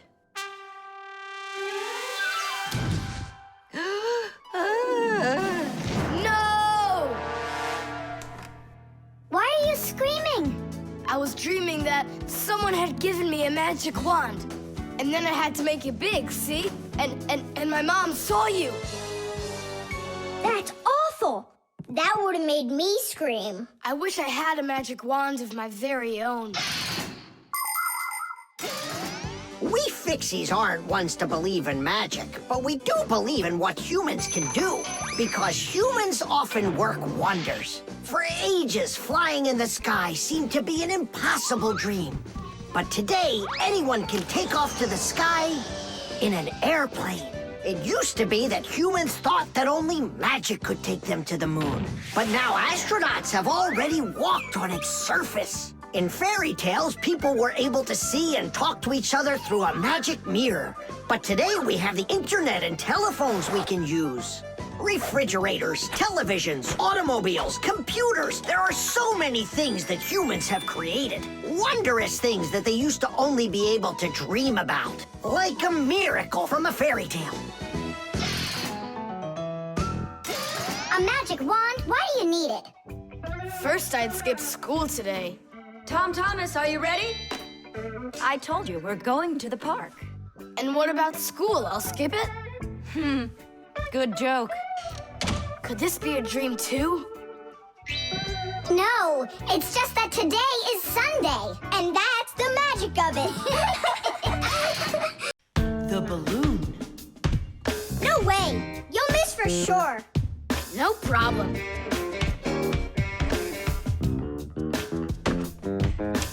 Anybody can do that. But I bet you can't do it if you tried bouncing the ball off the floor first. Just look. Oh, what are my parents gonna do to me? Maybe we should call Simka. Simka! And what's Simka gonna do to us when she sees this? So, got yourself in trouble, huh? You shouldn't be playing with a ball inside. And now we have your lamp to fix. But how? Only my dad can reach all the way up there. Why just your dad? You have a hot air balloon over there. That doesn't fly. It's just a toy, see? Well, it might be just a toy to you, but for us Fixies, it's absolutely real. If an object is lighter than water, it floats up to the surface. And in the same way, if something is lighter than air, it floats upward. Did you know that hot air is lighter than cold air? Well, it is. And that means if you warm up the air in a balloon, it will float up. Hot air balloons use special gas burners to heat up the air inside of them so they will get lighter. And the bigger the balloon, the more people it can take up into the air. I know what you're saying, but where do we get a burner? You think Fixies don't have their own burners? Huh! Sure we've got them. Bring it down here, and I'll go talk to our parents. No, no, and no. The human child must never see us. Listen now, Simka. We already don't approve of him seeing you and Nolik. He won't look. Papas, please. You're the one who told us how you dreamed of flying since you trained to go into space. Yeah. For 2 years I waited on standby, but I never went up. And you've never flown in a hot air balloon either, honey. So let's call it a deal. I talked them into it. There's just one condition. You can't watch. Okay. You can come in now.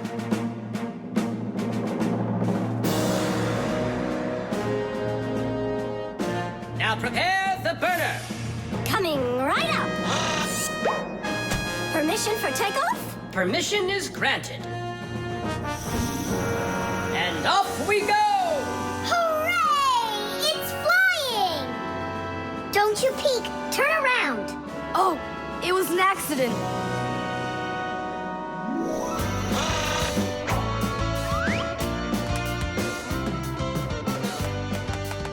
I'm going to evaluate the damage. Maintaining proper altitude.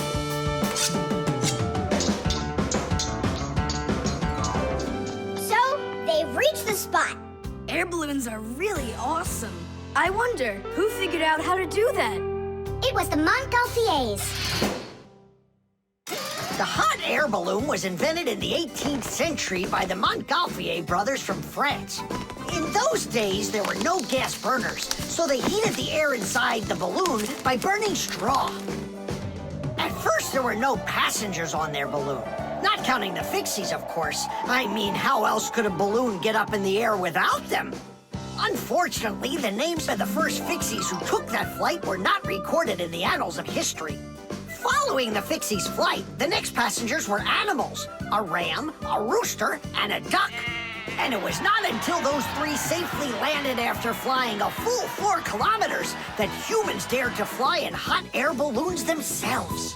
Ever since their invention, hot air balloons have also gone by another name, Montgolfiers.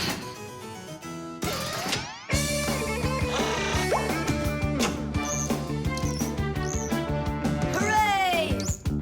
Tadish! Didish! All right. Simka, please let your parents know that I'm so very thankful. Okay, by the way, now you can turn around. You know, Simka, let's fly the balloon just like them. There's no way, Nolik. We would need to use the burner, and kids aren't allowed to play with fire. I'll give you a ride. Look, I still need to put it back up on the shelf, so climb in and let's do it.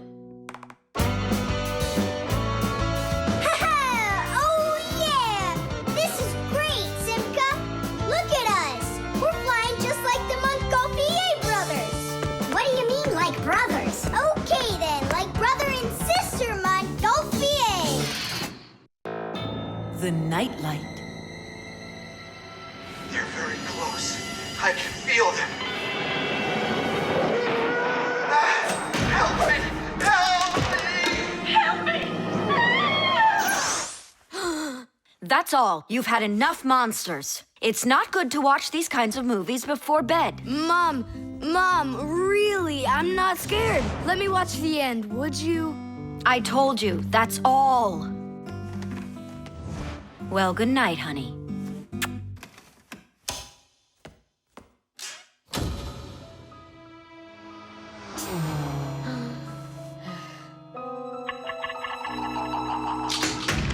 Ah!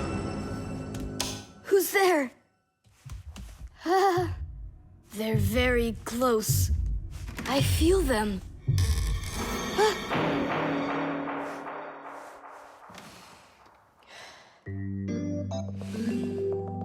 Can you believe it? He's sleeping, and he didn't turn the light off. Yeah, and so? And so, if every human went to sleep with a light on, there wouldn't be enough electricity to go around. Hup! Everyone can probably remember walking into an empty room with the lights turned on, or finding a TV on that nobody's watching. One little light or TV might not seem like much, but just imagine how many people are living on this earth. Well, if everybody forgot to turn off the lights or TV when they weren't being used, the amount of wasted electricity would equal the amount of energy produced by 100 power plants. And each of these power plants needs freight cars of coal or rivers of oil to keep running. And all that fuel has to be extracted and burned constantly. Now do you see how expensive burning a light bulb is for the Earth? So don't forget to turn off electrical appliances when you're not using them. It's so easy.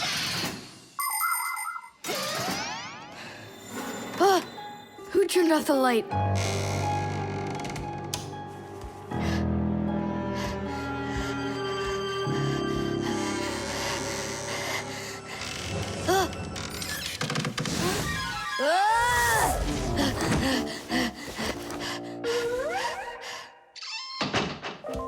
They're very close.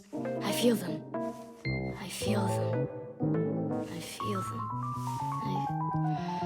Look, what's up with him? I think he's playing sleep hockey. Looks like his position is left out. Ha ha. Anyway, he should get a penalty for wasting electricity. Monsters! Hey, what do you think we are, hockey pucks? Nolik, Simka, forgive me. Who did you think we were? Monsters. Well, I see how you could mistake Simka for one, but obviously not me. Tom Thomas, what are you doing? Why are you sleeping with the light on? I was so dumb. I watched this monster movie on TV before bed. Now I'm scared to sleep without the light on. And that dumb old monster flick, why were you watching it? I felt like getting scared. You're great at getting scared. Keep quiet, or we'll wake up your mom and dad. How am I gonna fall asleep now? Here's a good idea. You can use a nightlight. A A nightlight is a little light that humans who don't like to sleep in the dark use in their rooms. The nightlight has a dim glow. That's because it works with a special kind of light bulb that uses very little electricity. These kinds of light bulbs are called energy efficient. That's hard to say. And you can find nightlights that use such low energy bulbs that they can work off of a battery. But you know there isn't a nightlight here. How would you get by without us? Tonight, I'm here to help you. I'm gonna be your nightlight. Look, right there. There's our lampshade.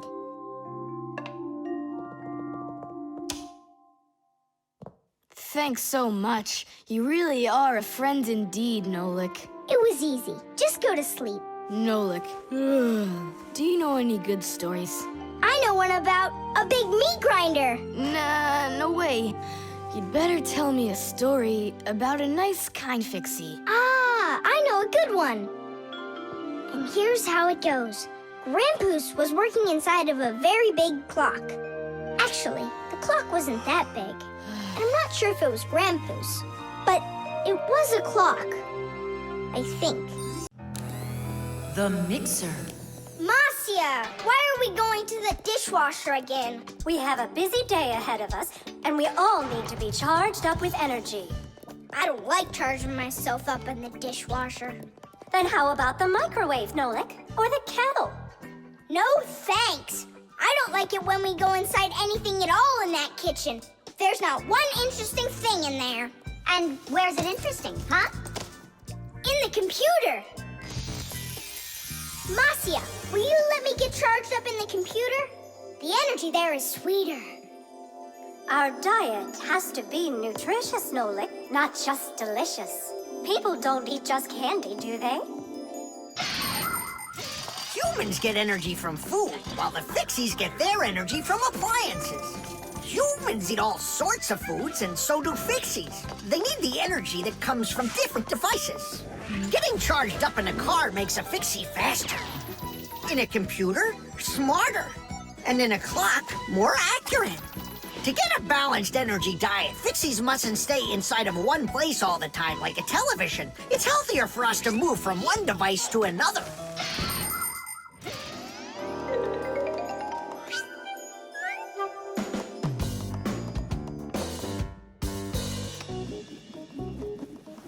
Good morning, Thomas. What's the matter? For breakfast, I got cereal with milk. Mom says that milk is so healthy, but I think it's just awful. Aha, Nolik, there you are. Go get charged right now. I'm not going. Look at Thomas. He doesn't want to have breakfast either. Why don't you? Milk tastes awful to him. Tastes awful? He just doesn't know how to drink it right. Look what we've got here. What? What? A mixer. A mixer is a kitchen appliance that's used to mix together different foods. With a mixer, you can make things like frosting, sauces, or an omelet. But the most delicious thing you can make with a mixer is a milkshake. It's easy. Just put some fruit, syrup, juice, ice cream, or anything else you'd like into a container and then add milk. Now use the mixer to stir it all up until it's smooth and creamy. And that's it. You've got yourself a milkshake. Guys, what do we have for a milkshake? We've got a jar of jelly. Will it work? That'll work. And strawberry jam? That'll be great. Here's a banana. I found some chocolate, too. And I found strawberry ice cream. Start up the mixer. When you get up from your bed, yo. When you get up from your bed, open your favorite cereal. When your day is ahead, open your favorite cereal. When your day is ahead, there is still something you need, yo. There is still something you need. A little milk poured in that bowl, yo, will make it delicious indeed. A little milk poured in that bowl.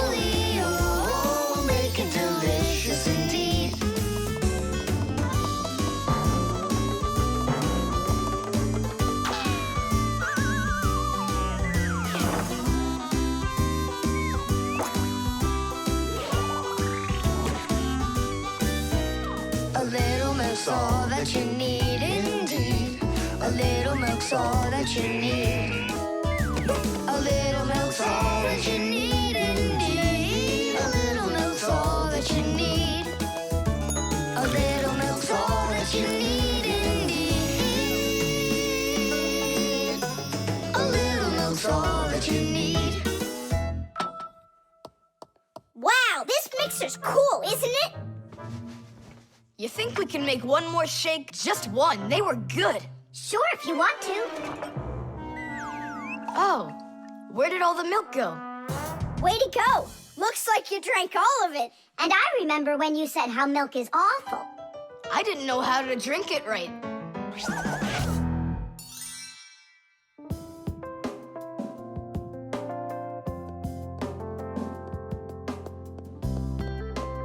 Simka, what in the world were you up to?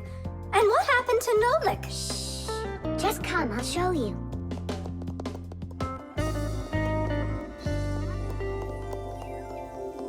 Nolik, here you are. Didn't you say that charging up in the kitchen is boring for you? The mixer's not boring. It gives you energy that's yummy, delicious, and nutritious. The drain. Hey, Nolik, come help me. The fan in the computer needs dusting. Not right now. Me and Tom Thomas are painting a card for his parents' anniversary. Oh, look, who are you? You must be so tired. Hi, Simka. It's really great you're here. I have a question. 12th anniversary, is it spelled with an F or is it with a V? You know what? First put down the number 12, and then put a dash on there, and then a TH. Oh, right. But first I'll change the water. I'll be right back. Oh, Mama left her in here. Whoa! No! Oh no, what have I done? I spoiled my mom and dad's special day. Where? In the bathroom? My mom's ring was lying there, and I dropped it into the sink, and now it's washed away. There goes the day. It didn't wash anywhere. Don't you know anything about how a drain trap works? About a what? A drain trap's a special curved pipe under the sink basin. Water flows out of the faucet and flows down into the drain trap, and after that it goes down to the sewer. But when you turn off the water, not all of it washes away. Some of it stays down in the drain trap. It's made that way so the smell from the sewer won't get back into the house. A ring is much heavier than water, so if you happen to drop it down the drain, it won't wash away. It will stay at the bottom of the drain trap. Well, that means we still got a chance. Yeah, but how in the world can we get it out of that trap? Who knows? I don't know how to swim. Don't worry, it's all under control. Do you have any thread? Plenty of it. Go get it, and I'll be back in a flash. I can't fix it like this. I need my welder. Papoose, I need to borrow your pack-a-mat for a little while. Now that's a coincidence. I need to use it too. Marcia, then I need to use your pack-a-mat. What? I'll bring it right back. Hey, where are you going? Just watch what you're doing, dear.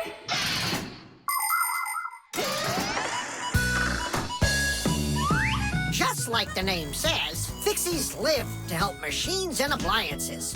But machines are very big and Fixies are very small, so they can't get by without tools.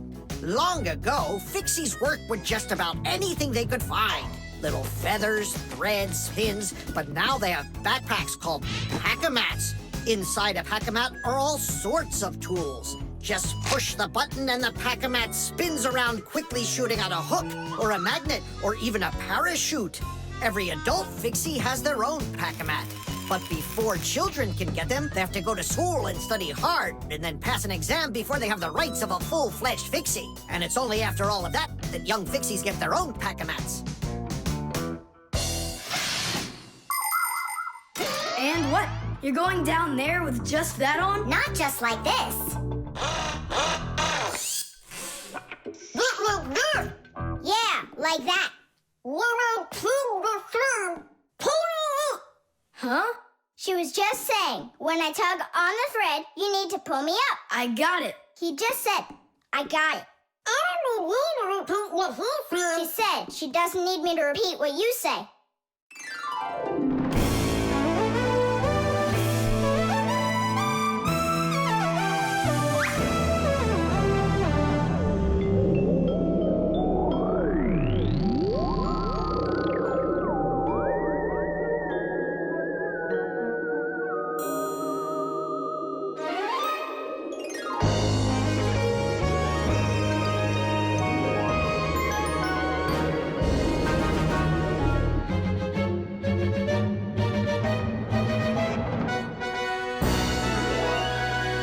Simka, Nolik, thank you. You really saved the day.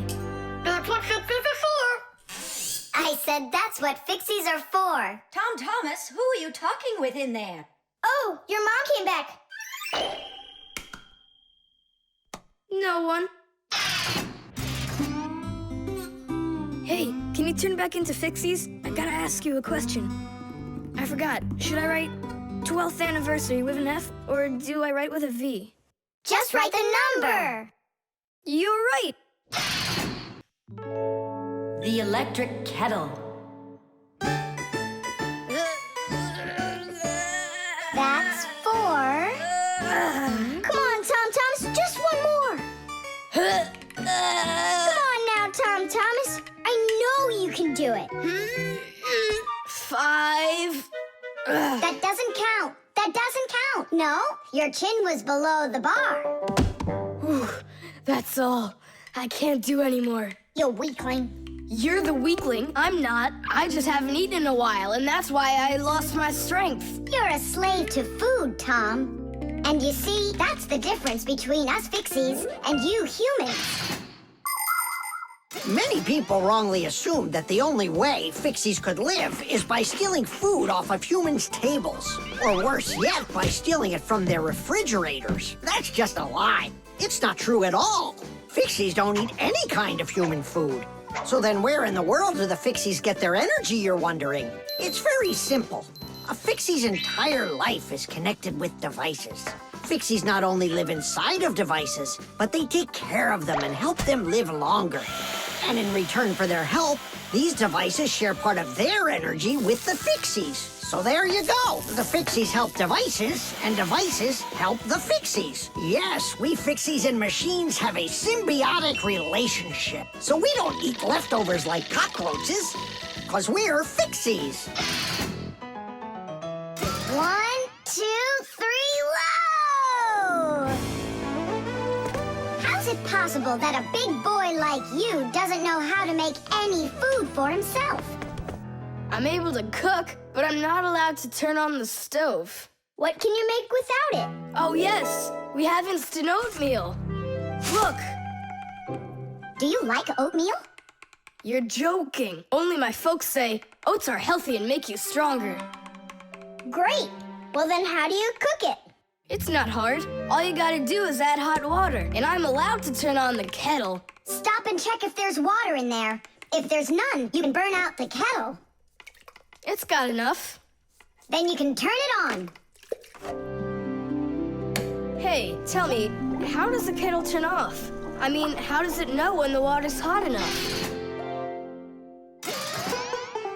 Inside of an electric kettle, there's a heater hidden underneath its bottom.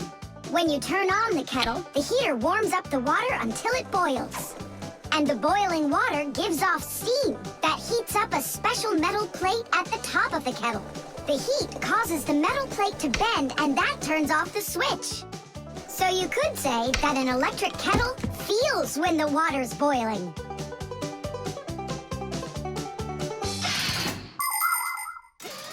Okay, now I understand. Hey, why do you need 3 bowls? You don't need to make any oatmeal for us. It's not for you guys. It's for my mom and dad. Start out here.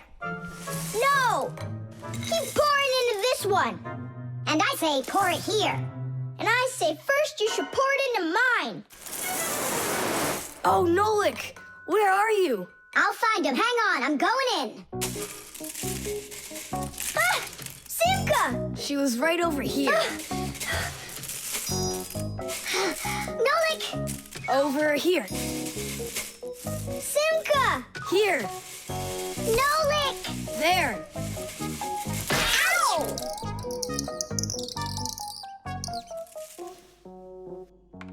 Hey, where is your other boot? It got lost. Up there in the oatmeal. That must be your parents. Let's get out of here. Hey, and what about your shoe? Don't worry, I got another one. Hi, Tom Thomas. We're back. You must be hungry. We'll make you something to eat. But I already prepared us some food. And the water's already hot. Wash your hands. Tom Thomas, don't touch that kettle if it's hot. I don't want you to burn yourself.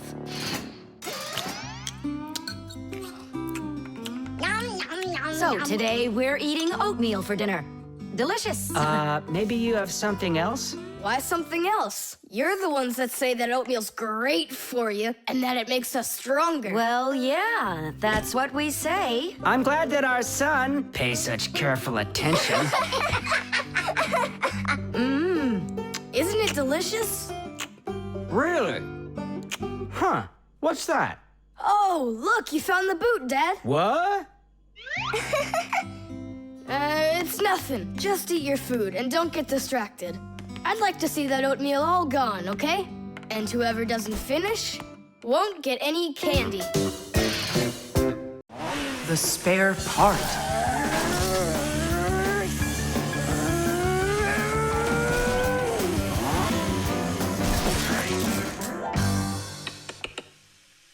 Hey, what's going on? It was just working. Hi there, Tom Thomas. Simka and Nolik. Look, I've got a Sorry, problem. no time to play. We're busy. Busy? With what? We got put in charge here for the day. We even get to use one of the pack-a-mats. Papoose and Marcia went out to visit our Fixie friends. Papoose used to be with them at the Space Center years ago. Ever since he was a boy, Papoose dreamed of going into space. And why not? Fixies work on rockets, too. He even got a job at the Astronaut Training Center. He was put in charge of the centrifuge, and he made sure it worked perfectly. The centrifuge is a sort of very fast carousel for training astronauts. And Papoose trained inside of it, too. Unfortunately, Papoose never knew the rocket was scheduled to fly on his day off. And when he found out, it was too late, and the rocket blasted off without him. Since then, Papoose hates his days off. But he still longs to fix something like that centrifuge. You know, something turning around like a washing machine. Too bad for Papoose that the one in his house seems to keep working perfectly fine. So that means today you fix everything? Uh-huh. Well then, it's your lucky day, because my car just broke down. Hooray! We've got work to do. Nolik, let's go!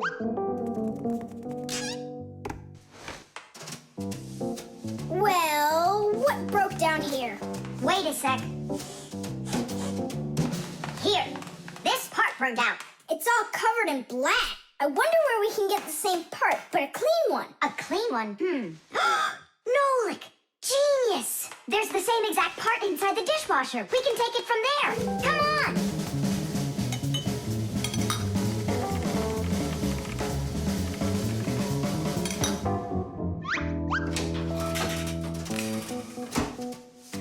Do you have any idea how all these parts are connected to one another? With this thing right under you. It's a special part called a circuit board. A circuit board's made like this. First, the board gets covered with a thin layer of metal. Then, paths are laid onto the board where the electricity is going to flow. After that, all of the extra metal is washed off of it with a special cleaning liquid, leaving the metal paths that were drawn on the board. These paths work just like wires to connect the parts on the board to each other. And then all that's left to do is attach those parts to their places on the paths. Pull it! Tadish!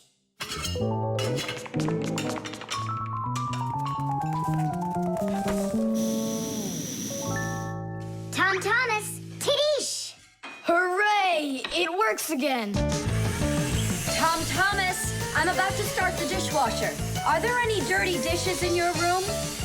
Nah. Slow down. Slow what down? Slow down your mom. We took the new part out of the dishwasher, see?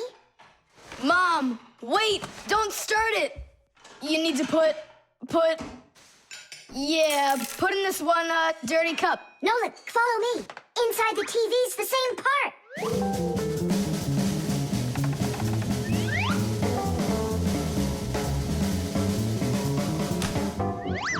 Now back to the dishwasher.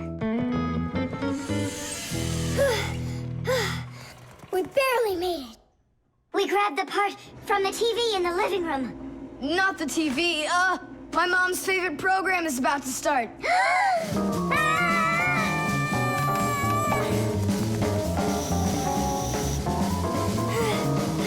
The television is working now. And where'd you get the part for it? From your dad's computer in his office. Hi, everybody. I'm home. Hi, hon. Are you ready for dinner? In a bit. I've got to finish a little work on the computer. Simka, hurry! Where else can we find that part? Stop. That's enough running. Here, take it back from the car. And then we put the part back into the computer and it started working again. Oh, that was really silly. Remember, you little experts, never repair any device at the cost of another one. I understand now. And I understand. If you were smart, you could have taken the part out of the old radio in the closet. Papus, but you know the radio wouldn't work then. That old thing hasn't been working for years. Marcia and I have pulled out half those parts already. The refrigerator.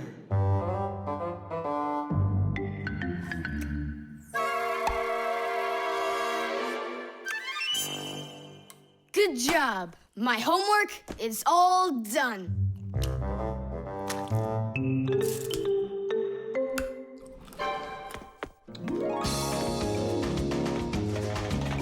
Tag, you're it!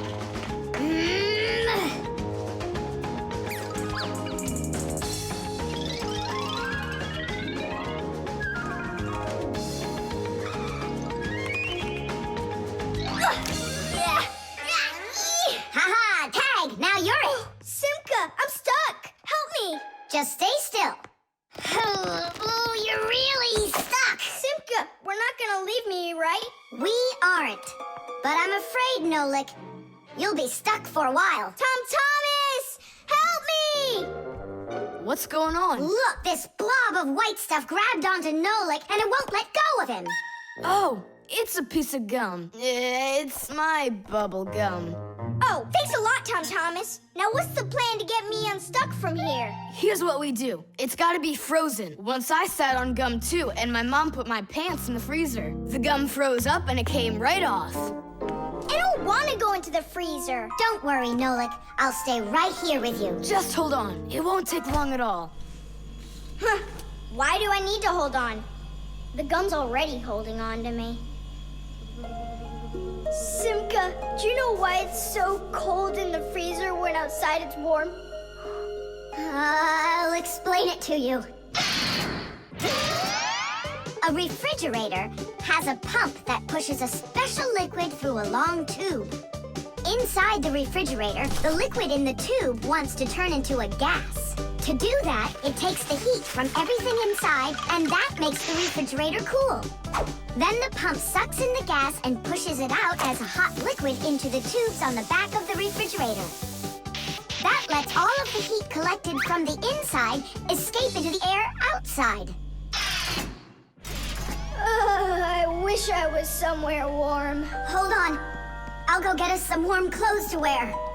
I don't want to hold on. I want to go with you.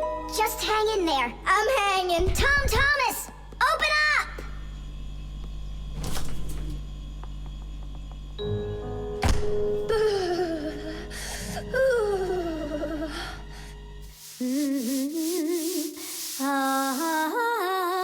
Marcia, do we have any warm clothing to wear? Why in the world do you need it? I just do. Well, I need to know what is happening.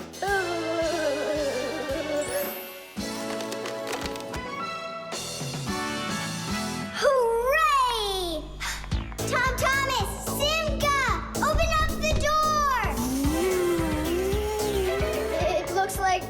gonna freeze up in here for good.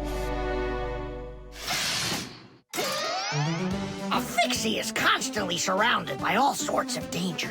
Inside a dark freezer, a Fixie can lose his way and freeze to death. If he's not paying attention, he can drown inside of a washing machine or inside of a dishwasher. And a careless Fixie is always at risk of getting an electric shock. Or suppose there's a short circuit inside of an appliance that starts a fire. If this happens, you need to run away if you want to survive. And what about humans?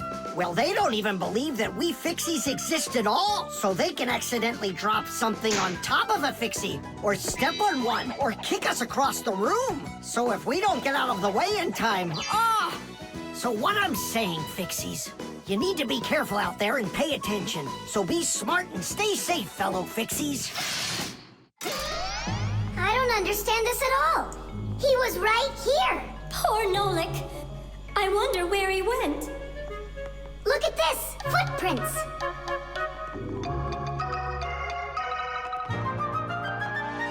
Nolik, you're alive. You scared me half to death. How did you get out of there? Well, you told me about how a refrigerator works. And so I found that cold tube and started crawling on it until it got hot, and then I was here. Hey, there's smoke coming out of you. We need to cool you down right away. Huh? Where? I don't want to go into the refrigerator. Stop! I was joking. Look how it froze. I could break my teeth on it. You aren't gonna chew it anymore. I'd never do that, not after Nolik sat on it. Well, you didn't need to stick it where it doesn't belong. Hey, I apologize. I'll go and throw it away. Maybe you'll try the trash can? The washing machine. Look at that, Simka. They're showing Titanic on the television. Hey, Nolik, that's not a television. That's a machine for washing laundry. No way. Yeah, it's just a plain old washing machine, Nolik, don't you know? Tell me about it. You're such a great explainer. Inside of a washing machine is a big drum. People put their dirty laundry in there and add a special kind of soap called detergent. When they turn the washing machine on, the drum fills with water, and then the motor starts to spin the drum. That makes the laundry rub together, forcing the soapy water in and the dirt out to make your clothes clean. After that, all that's left is to get out the water by spinning the drum really fast and sending the water down the drain. Oh, thanks a lot, Simka. I always wondered, why would you want to put laundry inside a television? Are you joking with me? Uh-huh. Oh, I'll show you a funny joke. Get over here. Shh, it's Tom Thomas's mother. She's got headphones on. We're safe. She doesn't hear anything except the music.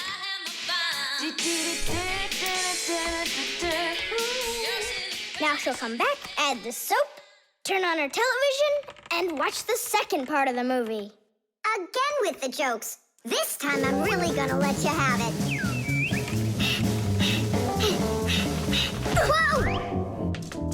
Nolik, just do what I say. I came up with a plan. What's your plan? To run away!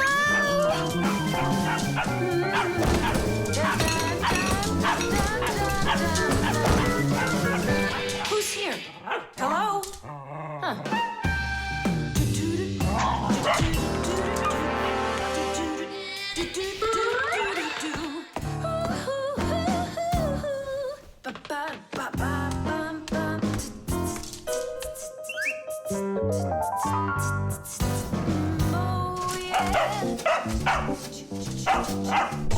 Oh, yeah. There are a lot of things to keep in mind with a washing machine to use it right. For example, do you know what can happen if you wash red and white shirts together? Well, the white one might just turn pink. No, it's not because it's embarrassed, but because some of the color from the red shirt happened to get onto the white one. Another important thing to remember is to empty your pockets before you wash your clothes. Things like keys, nails, and chewing gum might not only ruin your clothes, but they can destroy the washer, too. And this isn't only about little stuff. Big things like music players and mobile phones have managed to find their way into the washing machine. Oh, sure, these things look nice and clean after a good washing, but they certainly don't seem to want to work anymore. And never, ever put a pet inside of a washing machine. That's just no place for a living thing.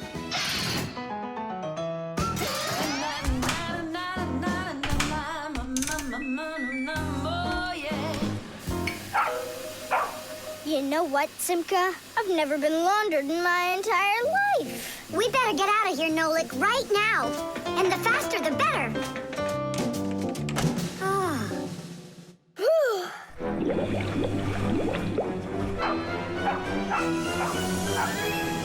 Come on, let's get going.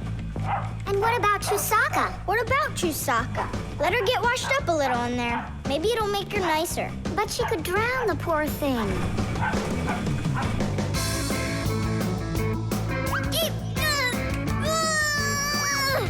I don't think we can do this alone. We should get help from Tom Thomas's mother. 1, 2, stop! What? She moved out of the way.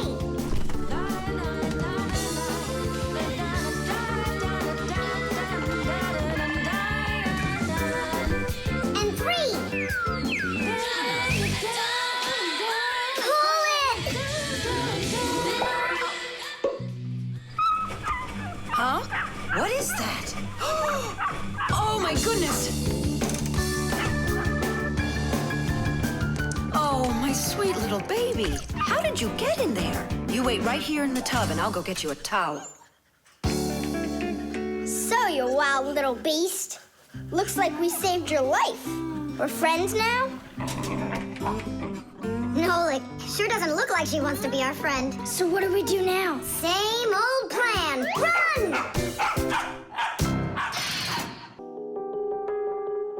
The piggy bank.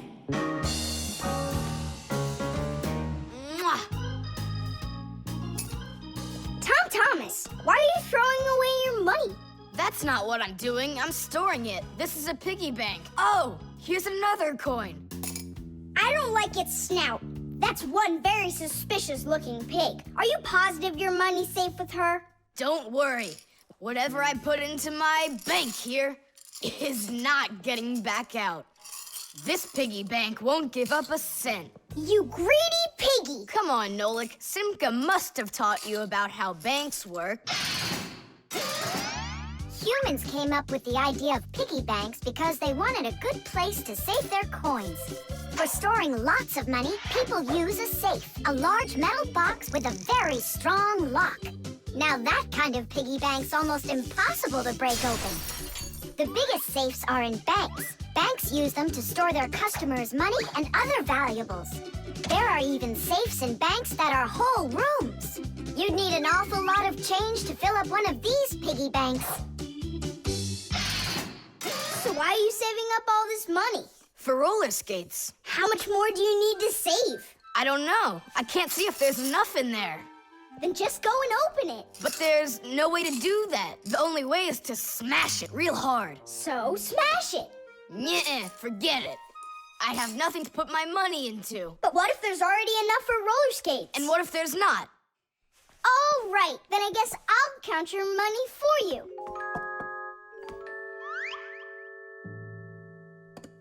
Tadish! Oh, whoa! Tom Thomas, you've got a fortune in here! There are many different kinds of money, and they're not just coins either. Long ago, people paid each other with shells and squirrel skins and even parrot feathers. And of course, metal coins are more convenient than any of those things. And paper money is even more convenient than coins. One piece of paper can be worth as much as 100 coins, or even 1,000. All that needs to be done is to print more zeros on it, and that's all. Today, humans can pay for almost anything without paper money or coins whatsoever. If you have enough money in the bank, you can just walk into a store, give the cashier your bank card, and take your purchase home with you without handing over any money. The bank knows how much money you spend, and they pay the store for you later. It's so convenient. So, will you count them? Here we go. 1 coin and 2 coins. Wait, Nolik, what 1 coin, 2 coins? What are you counting? You have to add together all of the different numbers. Huh. You should have told me that before. I never learned how to. Yeah, that's what I figured. Come on out. Hut! Hut! Hut! What can I do? What if you try stacking the coins so they're like stairs? That's what I'm already doing. Why don't you try tilting the piggy bank over? Hang on. Stop! I'm getting buried! Put it back the way it was before! This is worse! Just put the pig down! Nolik, hang in there, please. I'll get some thread and lower it down to you. I can't get a hold of it. It's too far away. Hey, Thomas, smash the piggy bank. What? Just smash your piggy bank. But I like it. And what, you don't like me? Of course I like you. Well, who do you like more?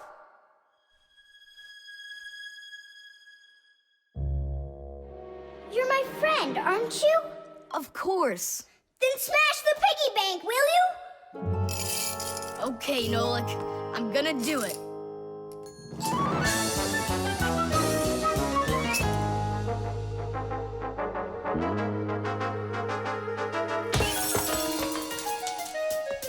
Nolik, are you okay?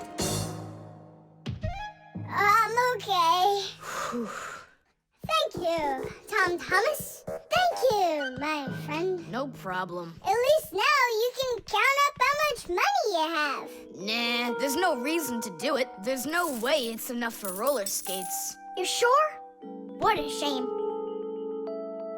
But now you've got all of this money here to buy a piggy bank that's totally brand new.